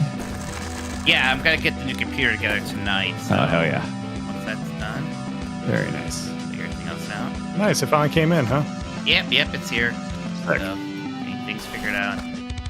Put that together tonight. Either stream late tonight or. Sweet. Do you know how to build a computer? I do. It's kind of a pain in the butt. I got it pre-built this time. Oh, Everybody nice. loves telling me how it would have been cheaper if I didn't get it pre-built. And I'm like, yes, I know. But then I Yeah. built it. Yeah, huge pain in the ass and probably break it. Oh. Yeah, I don't enjoy doing it, and I'm bad at it. So Yeah. I will never do that. Sure. Shit. Were you able to get that one, Dan? Not really, no. I'm gonna try to boneless. Yeah, that's what I'm trying to. Where'd you get up there? Ooh, I think I got the distance, but I just wasn't left or right I enough. love the Italian job. Did I place this one? I feel like I did. Now I can't there are get some it. of these. I was like, man, how'd that happen? Hey, Jan. Yes. What's happening? Chicago and Forza. Now this one doesn't look real. Nikki's throwing games at me. I see. Okay, so it's a yes. Send me those games. Thanks, bud. I'm feeling pretty good. I'm Yeah, feeling Mike, pretty you're just good. better at finding things than people. Remember we played Mario, Bowser's Furry. Bowser's Furry. In Bowser's Furry, Mike Minotti was very good at finding all the furries. And I was not. And I want to do another Bowser's Fury thing. That was very fun. Yeah. It was. All right, what should we end it with? King of the Hill. Yeah. Yeah, Andy's bedroom, King of the Hill. Okay. God, this level's good. Yeah. All right, it's gonna be a marathon. I set it to 3 minutes instead of 2 minutes. Oh, no. Oh dear. Holy shit. All right, I need the vengeance for what Mitch did last time. We'll see. Man, little person, big world. It's my favorite. Yep. Favorite It's level a good type. gimmick. Best level type. Yeah, suckers. My God, there's a whole other room over here. Shit. It's a bathroom brawl. Thank you. Oh, it's the bathroom. Thank you. Like the bathroom they had to Mario Kart, Dan. Yeah, squeaky scrubby land or whatever. Yeah, Oh, that was one of the better ones.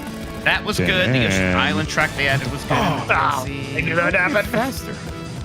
Oh, we're going in the vent. Oh, fuck. Shit. Uncle Fester came out the vents a winner. I wish if you stood on the scale, it went up. That'd be fun. Been to beefed it, Mike. Oh, fuck. Yeah.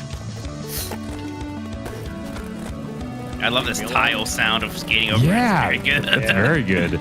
I wonder if that was from the original game. I think so. Yeah. You should just play it. I mean, it's on all those consoles from that time. Maybe I will. It's probably on your Magic PS2, It right? almost certainly is. Yeah. Oh, yeah. It's the Extreme. Yeah. God damn it. Yeah. What is it called? Disney Extreme Disney Skateboarding. Extreme. Okay, look out, because there's another Disney skating game from that console generation that's not good. Oh. Okay. Do you remember what the good one's called? Disney Extreme Skate. It's very generic. Yeah. Okay. Extreme Look Skate over Adventure, there. yeah. Okay. It's what Toys for Bob made. Oh, cool. Okay. Oh, motherfucker! I was gonna do a fun thing. Yeah, but I had to bail to get that.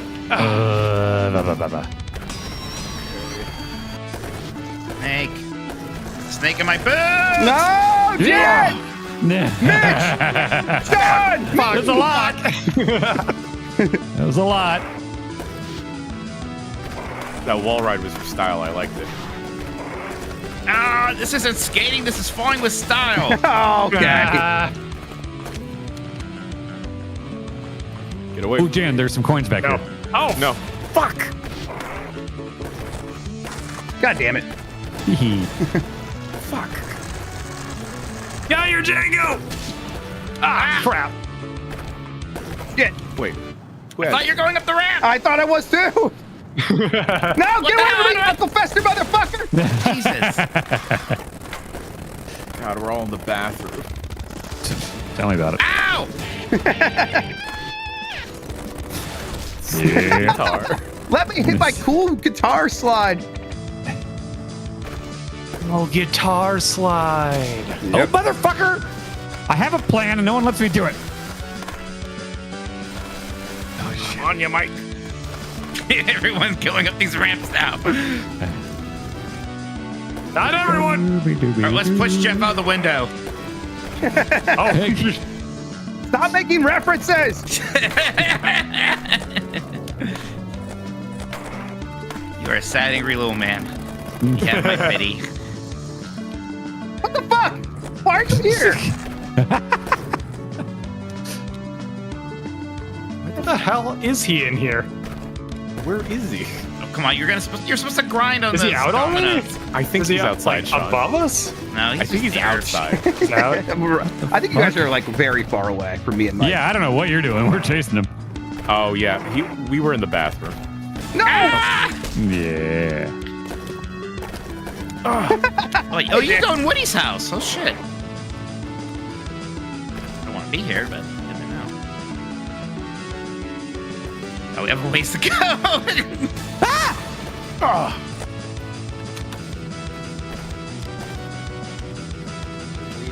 I know. You're bleeding? Yeah. For shoot? In game. Where'd you go? Blood all over my shoes. I'm right next to this wizard. Ah! Fuck.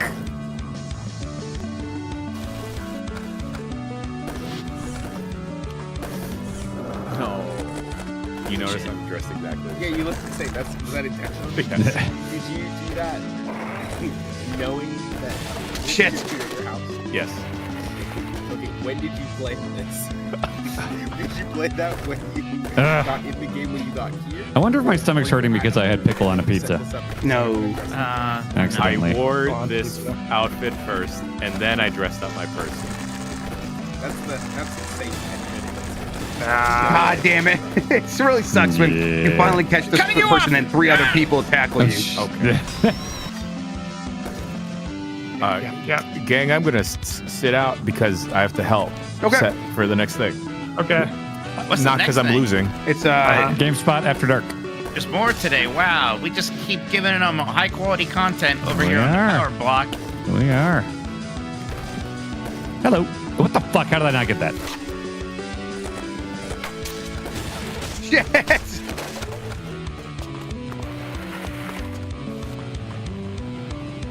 Good jam. Hey, what's up? Damn it. Oh, you. Yep. He's venting.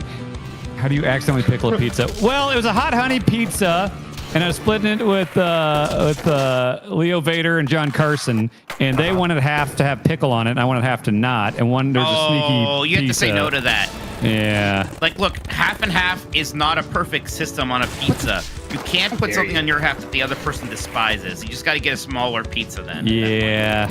We all make mistakes. It has to be like a dry ingredient. Is he still up there? Yeah. Drop down, Dan. Yeah, what the? I touched him, and I did not get anything. When y'all are done, just like keep waving at the camera. Okay. Okay. Where are you? Oh, shit. It's in the sink. Okay. I knew it too. Where'd he go? He's got it. Death from above, just like Onrush. Did Onrush come up somewhere else recently? Yes, every time I land on someone out in a video game, I just say just like Onrush. Oh, good. I remember that being fun for like an hour and a half. Yeah. Oh my god, he's on top of the TV. Jeff. Hey! Man, that was lucky. I was like, man, I got to time this just right. Oh, thank you. Oh!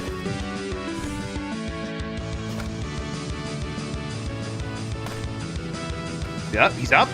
He's north. Oh, I know what to do. Loop-de-loop! Oh, never mind. Shit. Let's go in the bathroom. Ah. Damn it, I thought I would sneak past you all. This is a good level for this. Yeah, this is great.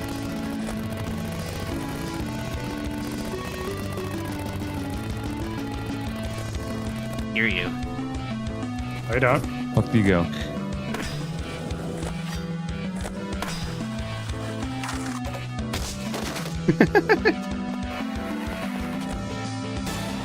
Ah!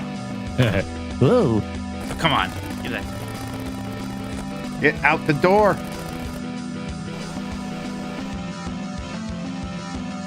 Oh, it's gonna. Ah! Yes.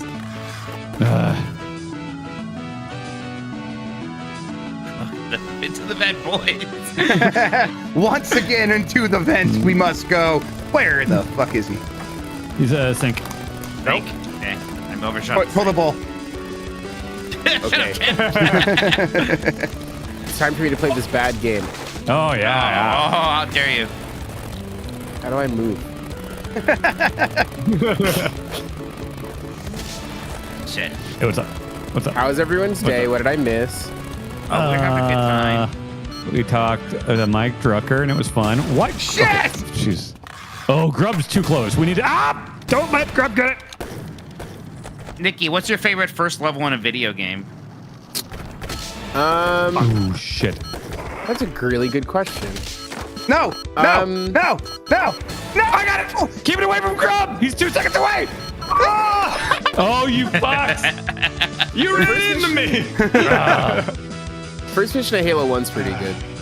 Yeah, the Pillar of Autumn? Yeah, but that was after 2000, so they forgot it exists. We talked about it! Hey! We talked about it. We're We young. Decided against it. All right, hey, Yeah, everyone just off like your you talked boards. about the tanker, right? You talked about the everyone off your tanker, right? boards. Let's get in front of this drum, I guess, or should we get in front of the toilet? Yeah, Dan talked about the tanker immediately and said it doesn't count. It was like the first thing. Yeah, I did, you yeah. guys suck. It's not a level. That's like hours of gameplay. All right, everyone up here on the drum. Yeah. Am I just dead? Oh, there I am. Like, weird. Fuck. Pathetic. How do I get up there? All right, if you hit right bumper or R1, Shit. you could get off your skateboard. I'm almost there. Don't worry about it. The All camera right. is inverted. Do it Sean, you without me. coming? Nope, game crashed. Okay, all right. Well, I think that's going to do it for Giant Bomb on the power block for this week. Nikki, Sean, Mike, Dan, Jan, Jeff, everybody, Tam and Lucy were at GDC this week. Everyone had a great week. Thank you so much for hanging out with us.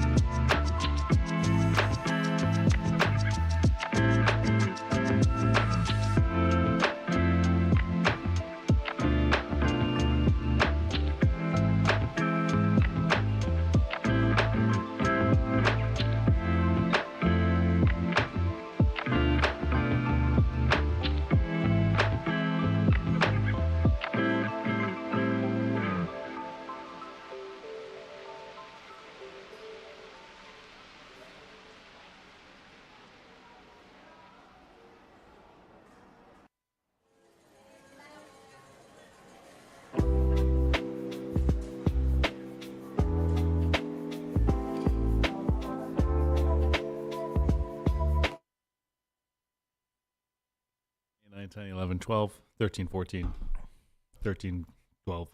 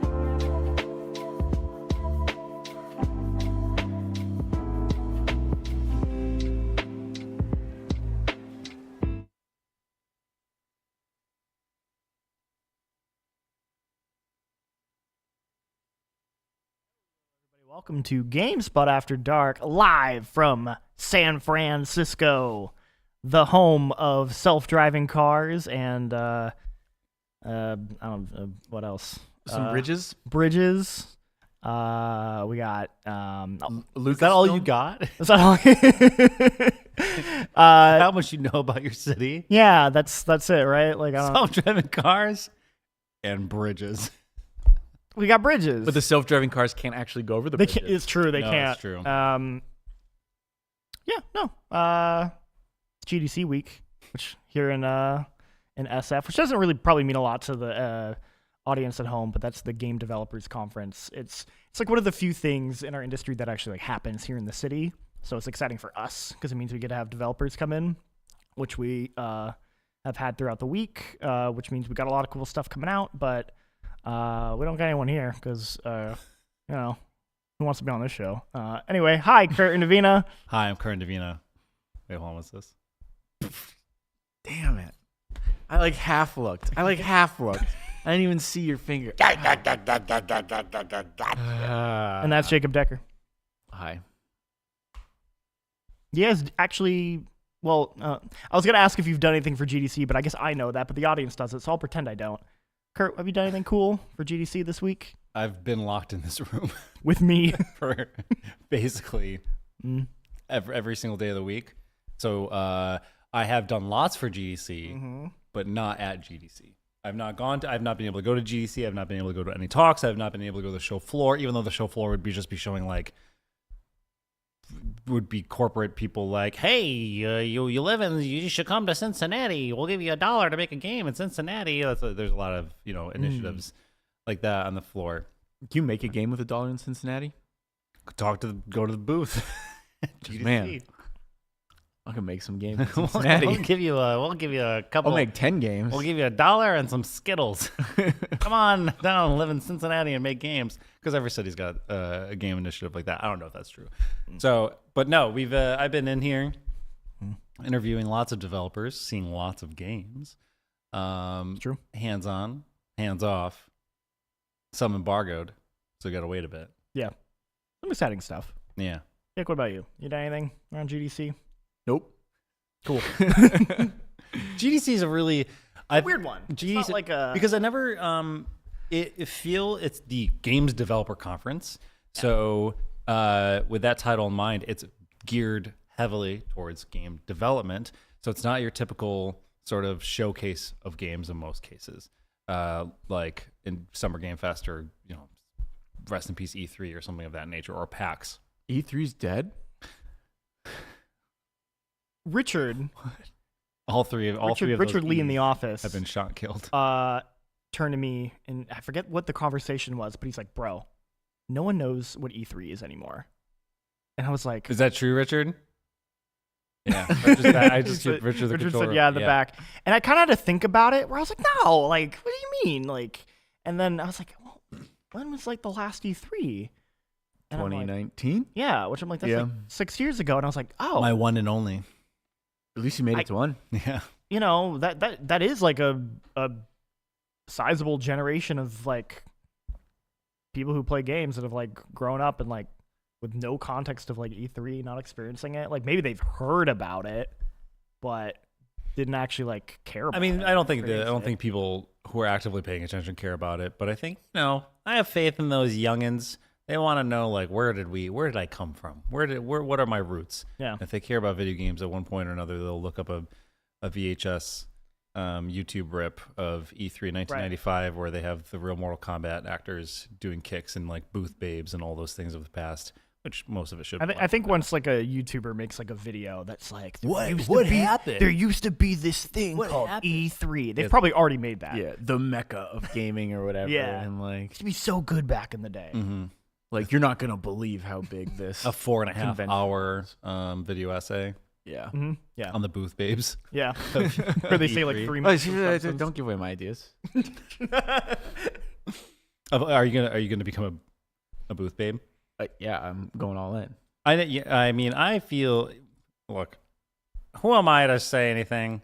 But I remember talking to a few. I remember having a conversation with people how like obviously, booth babes are weird because it's a sexualized, objective kind of look at making women flashy in what was a male-dominated audience. But having spoken to some of those and heard down the grapevine, for a lot of them, it was just a good gig. It was just a good paying gig. But this is where my whole support for, if you want to do that, you can do that. Yeah. Sort of thing. Anyways, all I'm saying is like a local, like a co-op owned booth babe industry, with proper health insurance. Brazil Game Show when I went in 2018, they were doing Japan. I'm sure Japan as well. Because even like my first E3 was 2015, and I think at that point there were like virtually no booth babes anymore. Yeah. But then I went to Brazil Game Show and I was like, all right, this industry is still alive and kicking in Brazil. I support and empower anybody who wants to be a babe of any gender. Or booth men, like the Tekken boys. Jesus Christ. Those were some the summer Game Fest. Like the best part is so at Summer Game Fest there was these 2 Tekken men who are so fucking ripped. I think we all have pictures of them, but I didn't. I was too intimidated. People believe they weren't real. Like there was somebody who was like that's a statue. Or yes. Everyone thought that is a real human breathing person with muscles. Yeah. They were that and fake looking. I saw them there, and then I saw them again that Evo. They were also there for Evo, and I was like, "Look at them!" So I'm like, I hope you're going to be at every trade show I go to now. Father and son. I just see those Tekken boys right there. So yeah. Anyways, no booth babes at GDC as far as I'm aware, because I didn't walk the show floor and I didn't see any of them, unless they're made of AI. No. This is a podcast about video games. We've been talking about it, and we've been playing some. Should we talk about the big one this week? Well, wait. What is the big one? Yeah, because there are 2 big ones. Sure. Well, one's doesn't come out till next week, but the embargo's up. The embargo's up. There's the big one, and then there's the bigger one for us, probably in terms of us 3. Us 3. Yeah, when you said the big one, only one game came to my mind. And that game is Adamfall. Why don't we talk about Adamfall first, then? Well, hold on. Why don't we? I feel like we're gonna have a lot less to say about the other game. Sure. So I would say let's talk about the other game that starts with an A. Ends. Creed, the band. Shadows of the Damned. Assassin's Creed came out. Is out, right? It's out. It's out. Yeah. It's out. Okay. Cool. You can buy it right now. You can buy it right now. Jordan Ramey reviewed it for us on GameSpot. Gave it an 8 out of 10. Dude, Jordan has played every fucking Assassin's Creed game. Actually played them. Yes. Actually finished them. Mm-hmm. And then the best part is if you watch the GameSpot show, which Jordan Ramey is on, where we talk about Jordan's review of Assassin's Creed, it's almost like every time I said you've played all of them, Jordan was like, "Why are you putting me on blast like me?" I was like, "Is it not true that you've played all the Assassin's Creed games? I don't understand. I'm not shaming you." Or was I? Anyways, continue, John. No. I was gonna say, if you want to hear Jordan's opinion, you should go watch that episode of the GameSpot show. And never watch him. Or you should go read his review. I find it okay. So I think Jordan, what I would say is I think Jordan's review is the perfect review if you're somebody who is very, I would say, similar to Jordan. Because I think there's 2 kind of camps with Assassin's Creed now. There's people who, are like, I love Assassin's Creed. I know what it is. I'm okay with what it is. And I just want, more of that. Or I want it kind of within that sphere of Assassin's Creed, right? Because it's I think it's easy to kind of dunk on Assassin's Creed, but it is popular. And it's popular for a reason. People like it. Jordan likes that kind of game. And I think if you are into that, Jordan is a good metric for is this going to scratch that itch for you, the person who likes Assassin's Creed? And I do not mean it that's not me being I'm not trying to be derogatory or anything like that. I don't know if I'm coming across that way, but no, I mean that genuinely, it makes sense. This is all to set up my perspective. Me, the person who once really liked Assassin's Creed, loved Assassin's Creed. Did you used to walk around with a hood? I did have an Assassin's Creed T-shirt at one point. But did you do the hood? And no, be I'm cool. No, I didn't do that. No, because that's not very cool. Did you you didn't jump off a building into and went to a hay bale doing Spider-Man? No, it's Blade. Yeah, Assassin's Creed. Yeah, Spider-Man. Peter Parker, who? Peter, park that ass over there. I'm gonna sass my Aunt May. creed. Yeah, fuck. Yeah. Mm. You could have been. Come on, you got a hood on right now. Yeah, throw it up. And this is like, oh, I'm an assassin. I don't know what they do. It's like, oh my god, I can't see you. You're blended into the crowd. Once again, Kurt has tricked you into doing an impression of. God damn it! Oh, fuck. Yeah. Is it Enzio? Ezio? Sure. Could you do that? Oh, I don't even. He's just like Italian assassin man. I'm not gonna do that. No, you do it. You're Italian. I've never You played, can't get in trouble. I've never played an Assassin's Creed game. What do you think the Italian assassin man sounds like? Fucking mingia, fat stuff on go, get the fuck out of my way. And then he's, just like shaking people in the streets and throwing meatballs all over the place. I think I would have liked Assassin's Creed too. If that was it. I'm fucking walking here. Is that what it's like? Yeah, you nailed That's it. when he goes to New York, 100%. Yeah. It's voiced by Sonic guy, right? It is. Yes. Yeah. It's like, gotta go fast. Yeah, Roger Craig Smith. I'm gonna assassinate you real fast. I'm coming for you, Pope. Hey, is the Pope in the one? Yes. Yeah, I would. Yeah, you fist fight the Pope in that one. Fist fight. Damn. Yeah. Should I play these games? No, because you only do it. You gotta play like 50 hours. I mean, the Pope is barely standing on 2 feet right now in real life. So if there's any time, Yeah, I mean the Pope is like in his deathbed when you show up and just start punching him. Get the fuck out of here! All right, cool. Anyway, I did at one point like Assassin's Creed And used to wear hoods. and used to wear hoods and say, "Get out of here!" I'm gonna come up behind you. You're not gonna know what the fuck hit you. But eventually, the luster wore off. I don't know. I just kind of When did it? I think 4 was the last one that I was like really Enjoyed. which was Black Flag. And then after that, they were like, "We're making 2 at once," and I was like, didn't. Unity was Unity and Rogue, and where were you the day Unity and Rogue released? I don't know. What a question. That's Richard Lee's question. Richard Lee wanted me to ask that to Jordan because I knew where I was. Where were you? I was behind the counter at a GameStop. It was the worst okay. fucking day of my life. Oh, that must have the amount of A lot of people show up with hoods and like yeah, confused grandmas being like, not even. But that's the thing. It didn't Which even one have. do I It buy? didn't even have to be confused grandma. It could just be like normal person. Be like, hey, I'm gonna pick up the new Assassin's Creed. You're like, which and one? it was like, what one? And they're like, I don't know, the one for Xbox. It's like Xbox 360 or Xbox One. Like you had like a series Right. of like like deduction you had to go through in order to do it. It was yeah, you should just like hand everyone a little piece of paper, Yeah. like a little checklist, Yeah. and they like check the But box. then there were the older folk who were buying them for their kids, and it was like that's when it got real confusing. Yeah. because there was like Xbox, They don't know and what PlayStation, they're system like, they have. Yeah, Yeah. so it was a nightmare. Imagine working at GameStop when the Xbox Series X and S came out, or the Xbox One, or like, Just working at a GameStop. yeah, probably. You want to put $5 down towards a pre-order? Oh God, I'd hate that. All right, Assassin's Creed Shadows. Anyway, keep derailing. Okay.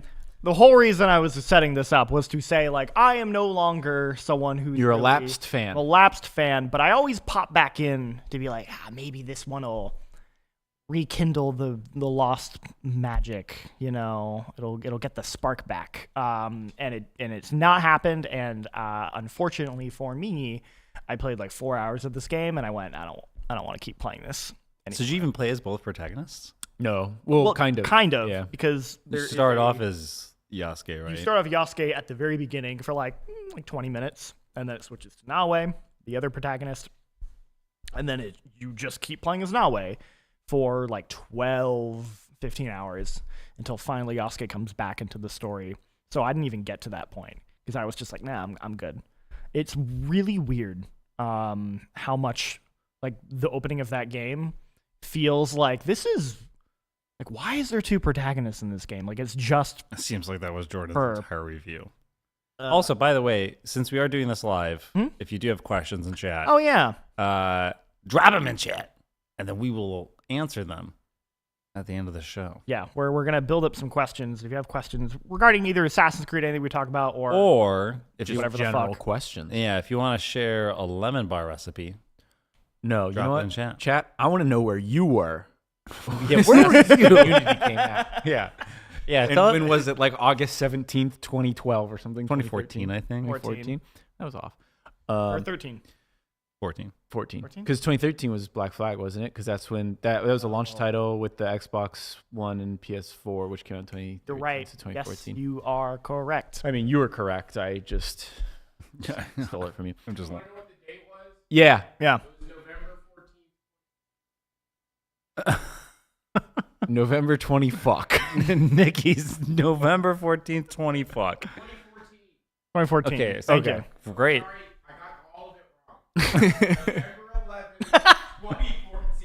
Okay, November 11th, Thank you, Nikki. 2014. Thank you, Nikki. Thank God that was.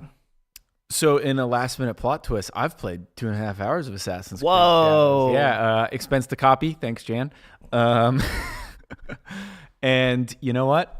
I like it. Oh, You do? No, I haven't played enough to actually give like an opinion. I was but going to one say, thing, have you even gotten past the tutorial? Well, that was my favorite thing because before I played it, you pointed out, you're like, yeah, this game has 2 tutorials for some reason. And I'm like, huh. And then you play it and it has straight up 2 tutorials, like for just the basic combat. And it's like, should I get into my theory? Yes. My Yeah, theory? because Jordan also has a conspiracy theory. Okay, I'm going to get into my conspiracy theory for this game. So, play this game. I'm going to also, sorry, I am going to straight up spoil the first, like, 2 hours. But I'm going to spoil the opening of this game. So if you care about that, skip ahead. You know, Yeah, live. You know, fuck off. Like, whatever. Exactly. It's okay. Opening of the game, you play as Naue, and her village is being attacked, and like her dad gets killed, and that is the what? Oh, sorry, did I spoil something? Yeah, I really care to know. Sorry, it's the open of the game. It's fine. And that is like the crux that like sets off this entire journey where she like seeks revenge against this like group of people that murdered her dad.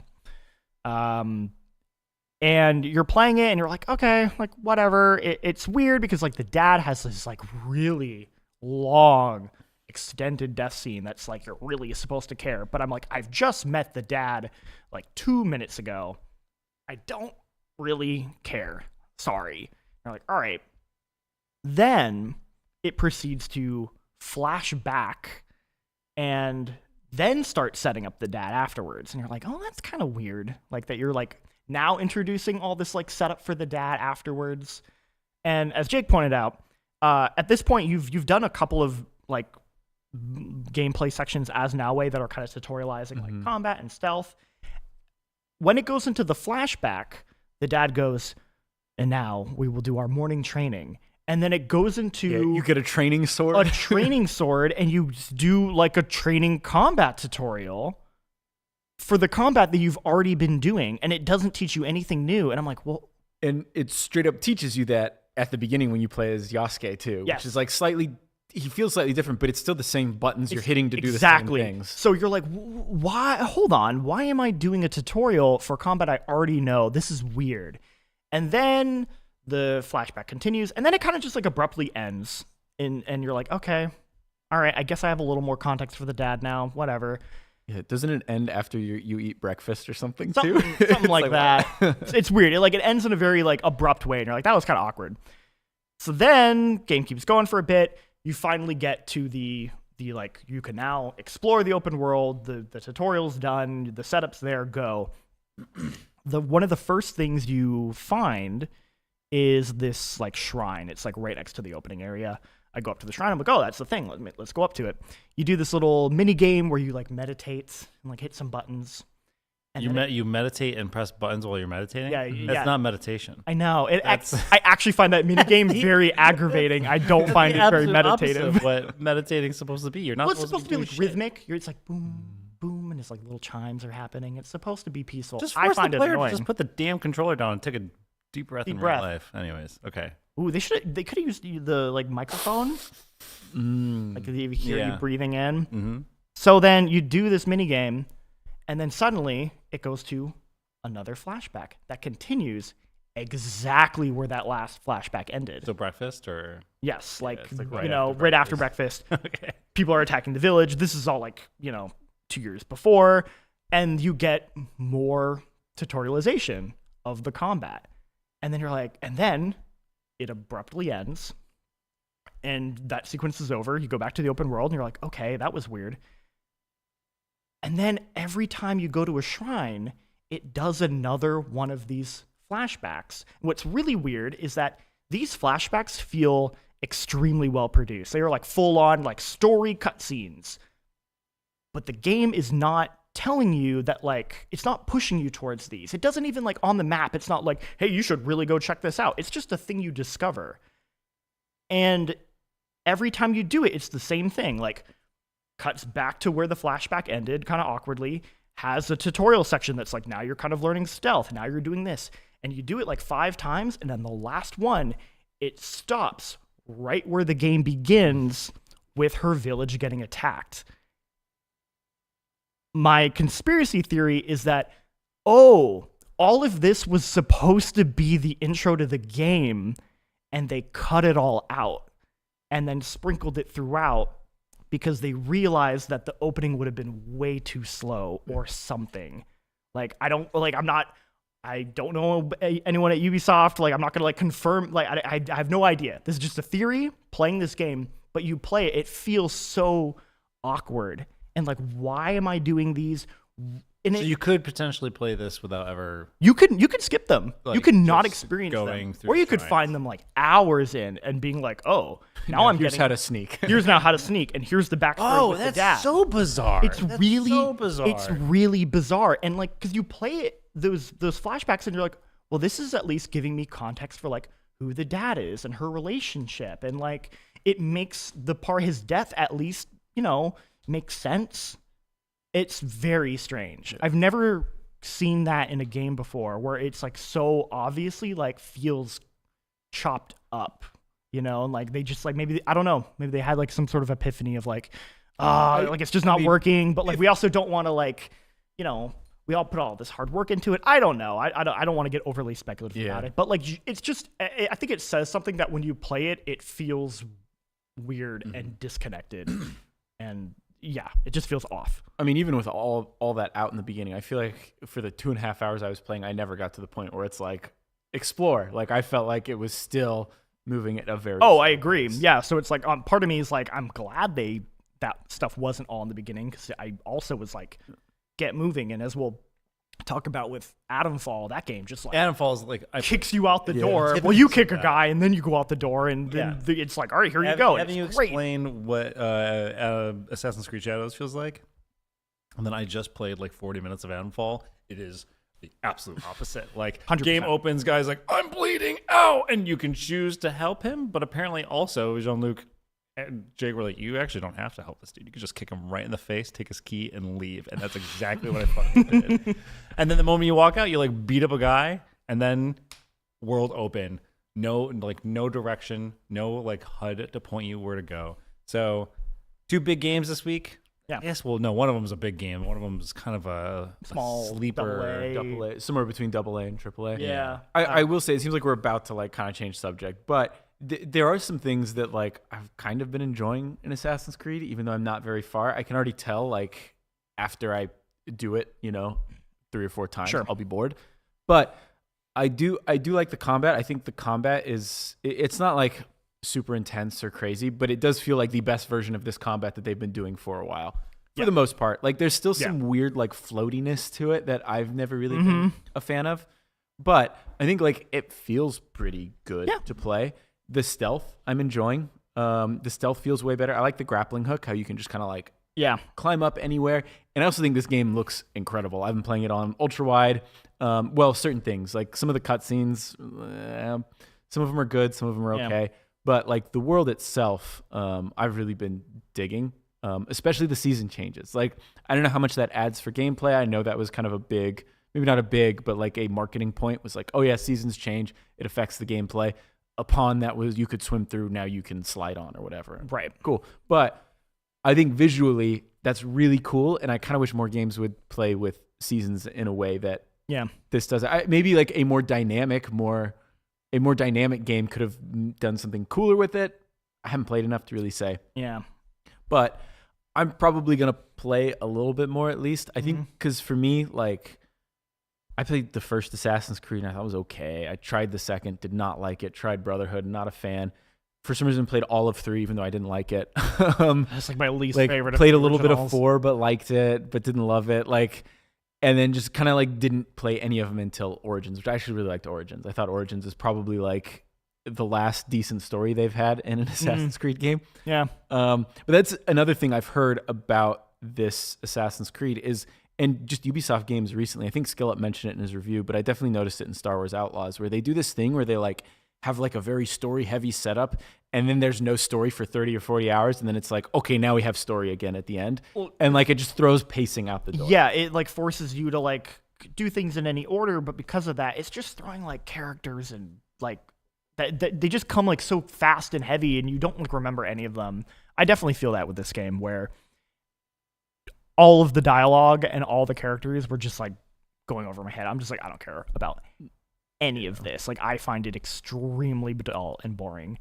I agree with you that I think the stealth is actually pretty good. It does feel like they finally have come back around to emphasizing stealth in a major way, which Assassin's Creed has not done for a while. And because to me, it's it's called Assassin's Creed. It was built with the idea of stealth. Social stealth. Seeing them kind of put an emphasis back on that is nice, but it's just not doing anything new enough for me that I found myself very. You can go prone quickly. Yeah, you can go prone. That's cool. Have the snowfall. They're oh, we should do that. No one's gone prone in forever. Where could that be? It's not like we have a franchise where a guy went prone. No. Okay. All right, anyway. All these years, and they finally were like, what if you laid down? If you laid down. Took a nap. It's fine. It's just, for me, it's just it doesn't do anything interesting for me, that I'm just I'm bored. And I don't want to keep playing it. But you know what I do want to keep playing? Atomfall, which is the new... Rebellion?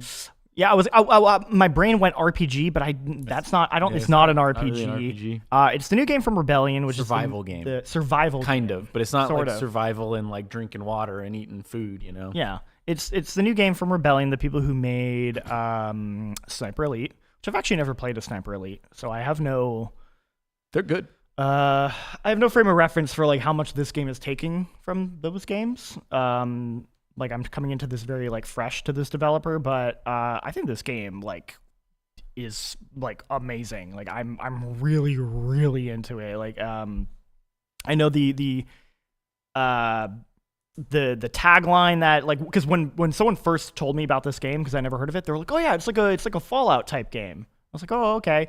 It's not like a Fallout game, which is so at all. But I don't think it's the closest comparison I would say is Stalker or Far Cry 2. It kind of has more that elements where everything is very deliberate, everything is slow paced.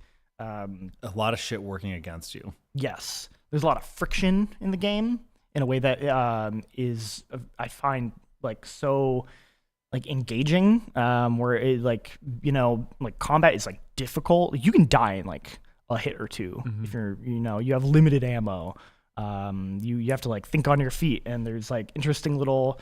I don't know, immersive. It has those immersive kind of moments that you get out of a Far Cry game or something like that. I've only played 40 minutes of it, but the one thing I do want to talk about and go back to it is I think last week or a few weeks ago I was at a bitch fest about the Fallout 3 opening and how fucking slow and nonsensical and weird that is. Son, I'm so proud of you for being a boy. I'm so proud of you for fucking. Here's your own pit boy. Here's your own pit boy, and then you deal with the bully who's shoot some cockroaches. Here's a BB gun, boy. Go shoot a can or two, and it just takes fucking. And you take a test. You take a goddamn test, and it takes an hour and a half to get through, and then you get outside, and by the time I do that, I'm I'm fucking done. I don't want to be a part of this. The intro to this game is 10 minutes, and then you are shoved into the open world, and you're go. We're not telling you shit. That's all you get. And here, that's it's not comparable to Fallout anyway, but it's funny to hear this comparison. It's be you should start up Fall and compare that to a Bethesda opening, because this game just goes. And from there, it's extremely open-ended. Yeah. You know, you have an opening area, but you can go to any of the little areas in the game like immediately. There is like it gives you like a direction to go in with the story, but like you can totally ignore it and just do something else. And like I went on a completely like tangent that I thought was just like I'm doing a side thing, and then it wrapped back around to the main story, and I realized like, oh, I think I just unlocked a path to lead to like one of the game's alternate endings. Like, and like that's awesome. Like that, like no matter what I do, it does eventually like very naturally just like loop you back in to like the main objective. That's what I was gonna say. It feels like, because like I was exploring the first area somewhat thoroughly, and I felt like I found multiple clues that like pointed me towards my objective, even if I was just off the beaten path doing something else. And I kind of like that natural sort of quest development, I guess, especially compared to something like we just said it's not like Fallout, but like the whole like just marker on the map, and it's like you go and talk to the guy, and he's like, you do this for me, and then you go do it and come back and talk to him. You know? Yeah, I mean, I guess to explain what Unfall is, because we really haven't. I mean, do you wake up amnesic? Is that the whole thing? Like, do you not know what's going on, or do you? I don't think you know what's going. You're not supposed to know what's going on. Okay. I think you just wake up and you're like, where am I? So you wake up, this guy in a hazmat suit's like, I'm bleeding now. You gotta give me a bandage. And if you're me, you help him. If you're Kurt. Well, it was great because the punching in that game, I just immediately kicked him, and his ragdoll did a 180, and then I realized when you bashed against the door and like broke his neck. And but when you punch in that game, it's just two fists on screen, just like going back and forth. It's not. There's no rhythmic sort of fighting. It's just like, and you just kick and go. You will get attacked by birds in this game too. Like You you're just like bats. punch the shit out of a murder of pros. You're punching them out of the sky. Punching them in the air. Like, It's, there's something so goofy. It just, or throw your weapon at them. Yeah, and that was the other thing. Is like once you get out into the world and it's open to you, all you get is this strange phone call from a phone booth. That's like, over in my sky, and that's it. That's all you get, and then you're out. You got to go, and more or less, you said this in your preview. That's like a detective game. Like you're more so investigating what the fuck is going on, and you actually get like leads that then take you to different areas. But like I only had a small hands-on time with it, so I was like, I'm just gonna push whatever this environment is to my limit, and I was picking up like cricket bats and like throwing them over my head at these dudes. When you stuck a knife in a guy's face, when you get guns, they're all rusty and fucked up, and as you point out, it does the Peter Jackson King Kong game thing where you have to check your ammo to know how much. Like you actually have to like hit the you load like button hold to check R how and much he'll like ammunition pull it you back. have. So you're not. There's I don't know. There's this sort of like dancy sort of thing you do where you're not just constantly reloading your gun because you're not actually seeing how much ammo you have in the first place. It's more methodical. Yeah.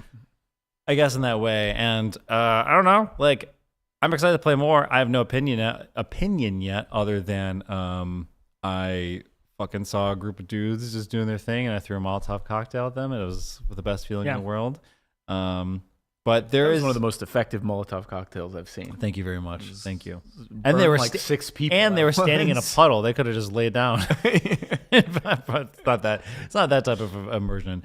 But in that brief moment, it was just like really good to play an opening of a game that at no point told me that I had to do anything. Yep. It was just like, go. You're in the world. Figure it out. Go. And I like that. And from everything I played so far, it keeps that spirit going. Like it has not at any point been like, hey, you gotta go do this. Like there's like a main objective, but like the way you get there is up to you. Another thing I really love is there's the open world areas, and each area I would say like has a very different like flavor to it, not just visually, but almost like the way enemies are populated with like allies. So like the first area feels very just like, okay, it's full of bandits. It's kind of here to give you like the basic flavor. But then you'll go to this other area and it's actually like a village. And it's like, okay, like this is like, there are no enemies here technically. It is like an open village where you can go around, you can like talk to people, you can get quests, but also you can at any point kill anyone. Like you can kill all the major quest givers. Yeah, there was a like sad super cool. old, there was a sad old man Playing his guitar. And he was like, "Well, I'll see you later." And I was like, "Can I kill this guy?" I like kicked him 10 times. Like, I don't know if I can. So then I took out a gun and shot him in the face. I was like, "Okay, I can kill him all right." Yeah. One of the major quests that I did that led to that, like, oh, I think this is an alternate path. Like, there were multiple moments during that quest where I could have like abandoned that quest or like antagonized them or just on my own decided to like, snap their neck or whatever, which is like awesome. I just love that a game lets you do that, and it's like fine, like keep going, whatever. Well, I mean, even like down to like some of the like mechanics you may not even get because like you haven't found the metal detector, which is a pretty key part of the game. You have to find a flashlight. Yeah, like you don't have a flashlight, and you found it in like 10 minutes, and it took me like an hour and a half to find a flashlight. So I was just like, you blundering through dark corridors trying to figure out where I'm going, and you just find it right away. And the flashlight works like the Doom flashlight where you can't have the gun and the flashlight out at the same time. I love it. It's it's so good. You mentioned dark areas. I will say one thing that I have not loved about this game, or found like a little bit of friction with, is in a bad way, is because the combat can be so brutal in how quickly you die. There are some areas where I just get shot out of nowhere and I had like no context for it. And like that can be like a little annoying where you're just like, okay, I didn't even feel like I was given the opportunity to see this enemy, and not in like oh, they ambushed me, just more like, is that a guy over there? And all of a sudden it's just like, and you're like, I'm dead. And like that can be a little frustrating. Especially in like, I went to this castle, and there's like an underground, cavern in there. And like that area is like so dark and you can barely see. And there were times where I'm just like, I feel like I'm just kind of stumbling around and getting killed in a way that wasn't as fun. Nothing like game breaking, but like that moment I found the game to be like a little like, it's okay. Or like, the enemies can sometimes, I don't know, be a little brain dead in a way that can be where they just like rush you, or so I wish that stuff was like a little stronger, because I think it would make the game, I don't know, like feel like, in comparison to other games that I think have done it better, like a Stalker, or like a Far Cry, like that feels like just not quite as up to snuff as those games, but it's by no means like a huge detraction. It's just like, if I had to come up with a thing that a criticism so far, it would be that. There are like, because I remember in my preview, one of the criticisms I guess I had at the time was the AI, because I could, they like, especially melee people would just charge me and I just kick, swing. But I feel like it's not, maybe it could just be in my head, or maybe now that I've played more, it's like a little different, but it doesn't feel quite as bad as it did during that preview. Because even like when I was watching you play, and you got flanked by someone. That was like, actually really I don't think surprising. that happened when I was playing it before. It could have just been the situation I was in. Nikki, are you okay? There's a hand coming from a dark void. I'm shocked. So anyway, while they're doing whatever they're doing, there was a moment when all these enemies were coming through like a small doorway, and I was like, I got these. I'm gonna just funnel these through, and then all of a sudden a dude like ran around the other side of the building. And it's like a little thing that other games have done, but still, it just was like, oh my god, Jesus. Yeah. So I feel like maybe there's like moments of it, but then also like in that same encounter, I think you saw a guy on the horizon like. Oh yeah, there's I lured a dude through a trap, which I was like, yeah. But then he just kind of was on the hill, being like, I'm gonna go this way. No, fuck you. I'm gonna go this way. Just kidding. And I was like, all right. But I will say they have the enemy AI do one thing that I think is like so simple, but like, say bloody hell. Yeah, exactly. Yeah, every video game they should all go bloody hell. When you throw a cricket bat. No, it's when they don't immediately attack you. Oh, like you'll like encounter them and they'll be like, hey, back off. And if you back off, they're like, yeah, that's right. And then they keep going.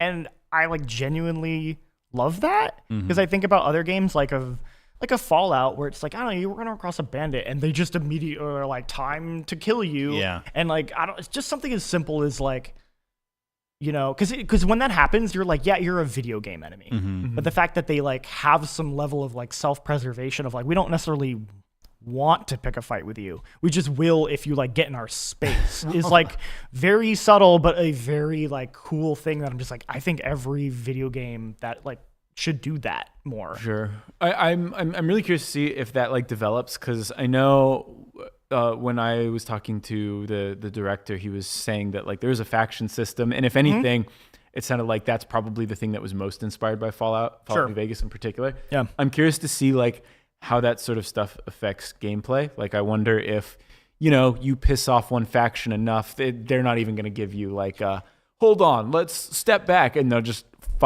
shoot on sight. Yeah. Versus like one maybe you've buddied up with, and they're like, oh hey pal, what's up? You know.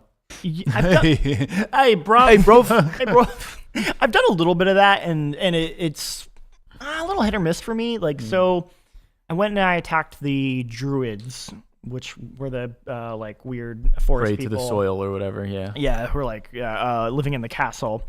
And they're like, the castle is their base, so if you're there, they're gonna kind of aggro more immediately. Like, makes sense, you know. For like an intruder attacks your home, they're gonna be more aggressive. After I did that quest, though, I did kind of keep going, and I eventually like sort of sided with their faction, and they forgave you. Well, no, that was kind of the weird part. It was like it seemed like they did, and for this specific quest, it was like, hey, like. They're cool. They're not going to attack you. And then it's like, you're with them now. And I'm like, okay, like, great. And then I'm like, I'm going to leave now. And then immediately as I left, like a bunch of them attacked me. And I was like, okay, so I thought we were cool, but then it seems like it's not, or like maybe I just wasn't clear on how that worked. But yeah, it seems like they still wanted to kill me anyway. So not sure what's up with that. The one thing I'm curious about that I noticed, I point this out, it's like people in these gangs look like Norwegian. The ones I look like these. Yeah, look like these Norwegian death metal dudes with like white face paint, black things, like black paint smeared down. They're wearing like crazy feathers. They look like birds. They look like crows. They look like they've been living in the wild, and they're acting like they're wild. But the moment I like killed them, I realized they had like really clean, dapper haircuts, like really close, like faded, dapper haircuts. And I was like, what's going on here? Like, why are these guys? Is this what they do on the weekends? It's that British politeness, you know? And then they just they're like back off, bruv. But then during the week, they're just going to their normal desk job. I don't know what's going on. So, anyways, I have nothing to add to that other than I'm curious. You know, how the hair develops. Yeah, why are they taking so much time to look fucked up? But then they spend all this time getting their hair cut and combing it properly and putting proper hair products in it, unless they're reused assets from Sniper Elite. Oh, I didn't even think of that. Damn. I will say, the game can look a little rough on the character models sometimes. Some of the faces maybe don't look as I don't know, expressive or like highly detailed as maybe you would expect in 2025. But I think the art direction more than makes up for it, especially in the environmental details. Like you can tell it's more AA, I guess, but I think it still absolutely is punching above its weight in terms of like the art direction. And also it's like, I don't know, I think I care less and less about I don't give a shit. Like the game is very sharp looking, as we were saying. Like there's just a lot of texture, a lot of grain.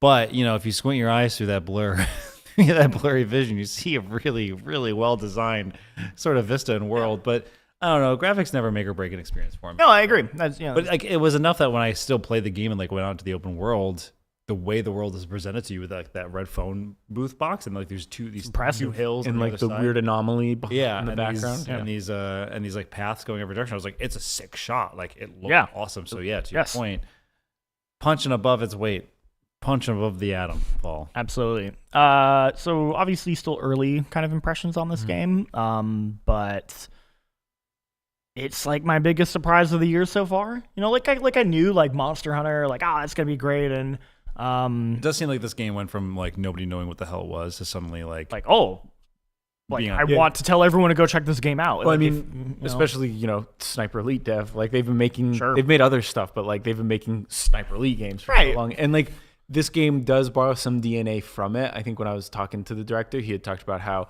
that sort of open-ended objective style they kind of tried to carry over, but the difference was that Sniper Elite, those open-ended objectives are kind of just like localized just to one map, while this they were trying to like have those objectives spread across the entire world. All right. I will say, like, I've played some Sniper Elite. I do like those games. They're kind of like Hitman-y in a way.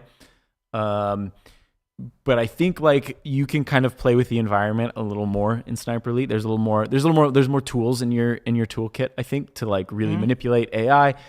And I think part of that just has to do with how that game is designed versus this one. This one feels a little more personal, up close, and because of that, I feel like your kit might be a little more limited.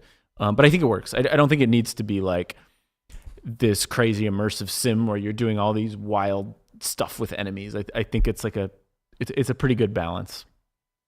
I agree. That's how we have a thing to talk about. We do have a thing to talk about. Because if you've been watching this podcast, listen to this podcast, or have been following us and hear us talking about something that we've been working on for a really long time, it's finally out. Yes. The Stalker documentary, How Stalker 2 Survived the War. Oh man, where do we even start? It's on YouTube. You can watch it. It's about 45 minutes long. It documents let's see. It documents GSC Game World, half the team that evacuated right before Russia invaded Ukraine, and sort of the ways they had to adjust and change Stalker 2 because of the conflict. God, I think I pitched it to the PR team in June of last year. Yep. We flew out in September. Mm-hmm. We shot it over the course of a week. We came back, started editing, layoffs.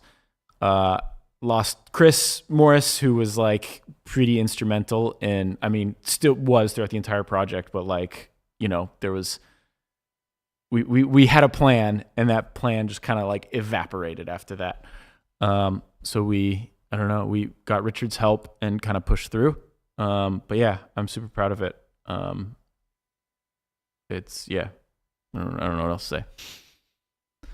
I feel like that was like a quick version of it, but yeah, I think there's just a sense of relief that like it came out, you know? Yeah. At least for me. There was a moment where I was like, is this going to happen? I don't know. Yeah. But I'm really glad we did. I don't know. It just, it feels like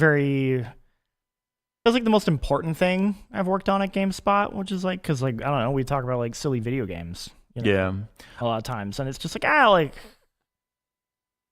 stuff that's like not frivolous, but like you're not gonna like, it's not gonna matter in like a week or two. And that's okay. There's nothing wrong with that kind of stuff. Like I like doing that, but it's like, this feels more like, I don't know. There's like, we're preserving and telling someone's story that can like live on for much longer and should be heard by people. So I'm just really like glad we were able to get it done. I just want to give a big shout out to, and Jake had already mentioned, but Richard Lee, who's in the credits for Stalker 2, is also in the back room. Richard is basically the reason why this thing like really got over the finish line. Mm-hmm. Like all three, like you two actually went there along with Chris Morris. I was just like twiddling my thumbs most of this time, but I mean, like I tried to do my best the way I can, but yeah, if it wasn't for Richard, I don't think this thing would even really exist. So, and if it did, it would have been much. You're worse. welcome. No, come on, Richard. It's more than a thank you. Like, come on. Thank you. There we go. So yeah. To your point though, Jean-Luc, it's I never describe this job as, I never say I'm a journalist, even though like a lot of people call themselves games journalists, and that's fine. And like I go into a lot of what I'm doing with like journalistic intent, you know, like the way I cover games, but I would never call myself a journalist. But I think this is one of the few projects that I've done where I was like, oh, this actually feels like I not journal. It sounds bad when it's like, this actually feels like journalism, but like you're gathering. Yeah, you're gathering information. You're putting stories together. It's like you had to interview many people, string something together. It wasn't a story that was just like given to you on a piece of paper. Yeah, you then had to do research. You then had to go and like quantify the things you were saying with educational like. Got all the stuff fact checked. No, that is the job. Like that's what you have to do to be able to make sure the story is being properly told and represented from all angles. That's being a journalist. So you did it. Yeah, I think the biggest relief was like after working on it for so long, and some of the guys at GSC Game World saw it, and they, I mean, like is a probably not what they described, because reliving those memories, I'm sure, are terrible. But like they were happy with how it turned out, and that was like it's a big relief for me, because not that I was trying to like, I don't know, I was worried something would be off or something would be wrong, you know, like yeah. You want to do it justice. Yeah. You don't want to feel like you did them a disservice in telling their story. Yeah. So anyway, give it a thumbs up. When you watch it, watch the whole thing through. Leave a comment. Let's juice that algorithm. Come on, let's get it on YouTube recommended. Leave a comment or two. Like, subscribe. No, what do you kids do these days? Share it with your mom or your guardian. See if they enjoy it or not. Nonetheless, make sure they watch it to the end. Like, share, and subscribe, and comment, and all that jazz. But all that aside, I've talked about that game endlessly, and I'll probably wean off of it. But I mean, I also just think Stalker 2 rules. So, good game. It's true. Yeah. Yeah, I was playing a lot more to capture for that thing, and I played it some when it came out, but I didn't get to like really sit down and play it, and I was playing a lot more, and I was like, damn, this game's Hey, dope. man. Hey, man. Yeah. Hey, Stalker. Cool Stalker, man. Hey guy. You a real cool. You kill Stalker, yeah, man. That's what they're always like. That's just my Stalker impression. Every time I tell that game to someone, I'm like, I have one guy that I quote basically. You're a cool Stalker guy, dude. Yeah, pissing through his pants. That's a bug I think they got rid of. Where they walk. Unfortunately, yeah. Well, I think we're gonna start winding down this podcast, but I do want to ask: Do we have any questions? Do we have any questions? It'd be real awkward if the answer is no.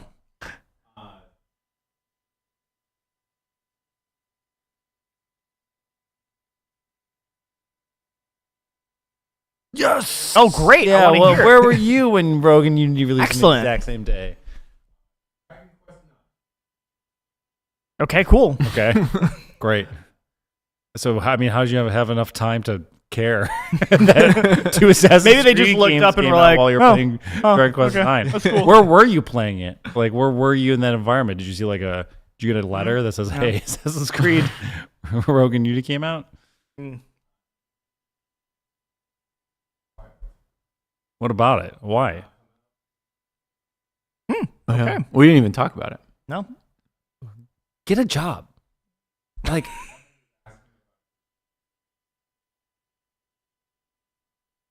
Kirkland products. Okay. They I'm more of a Kirtland guy myself. Yeah, well, I do think their toilet paper is pretty good.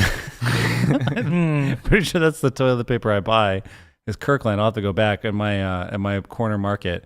That's the one I choose. And I think it gets the job done. I also have a bidet, so it has a little extra help.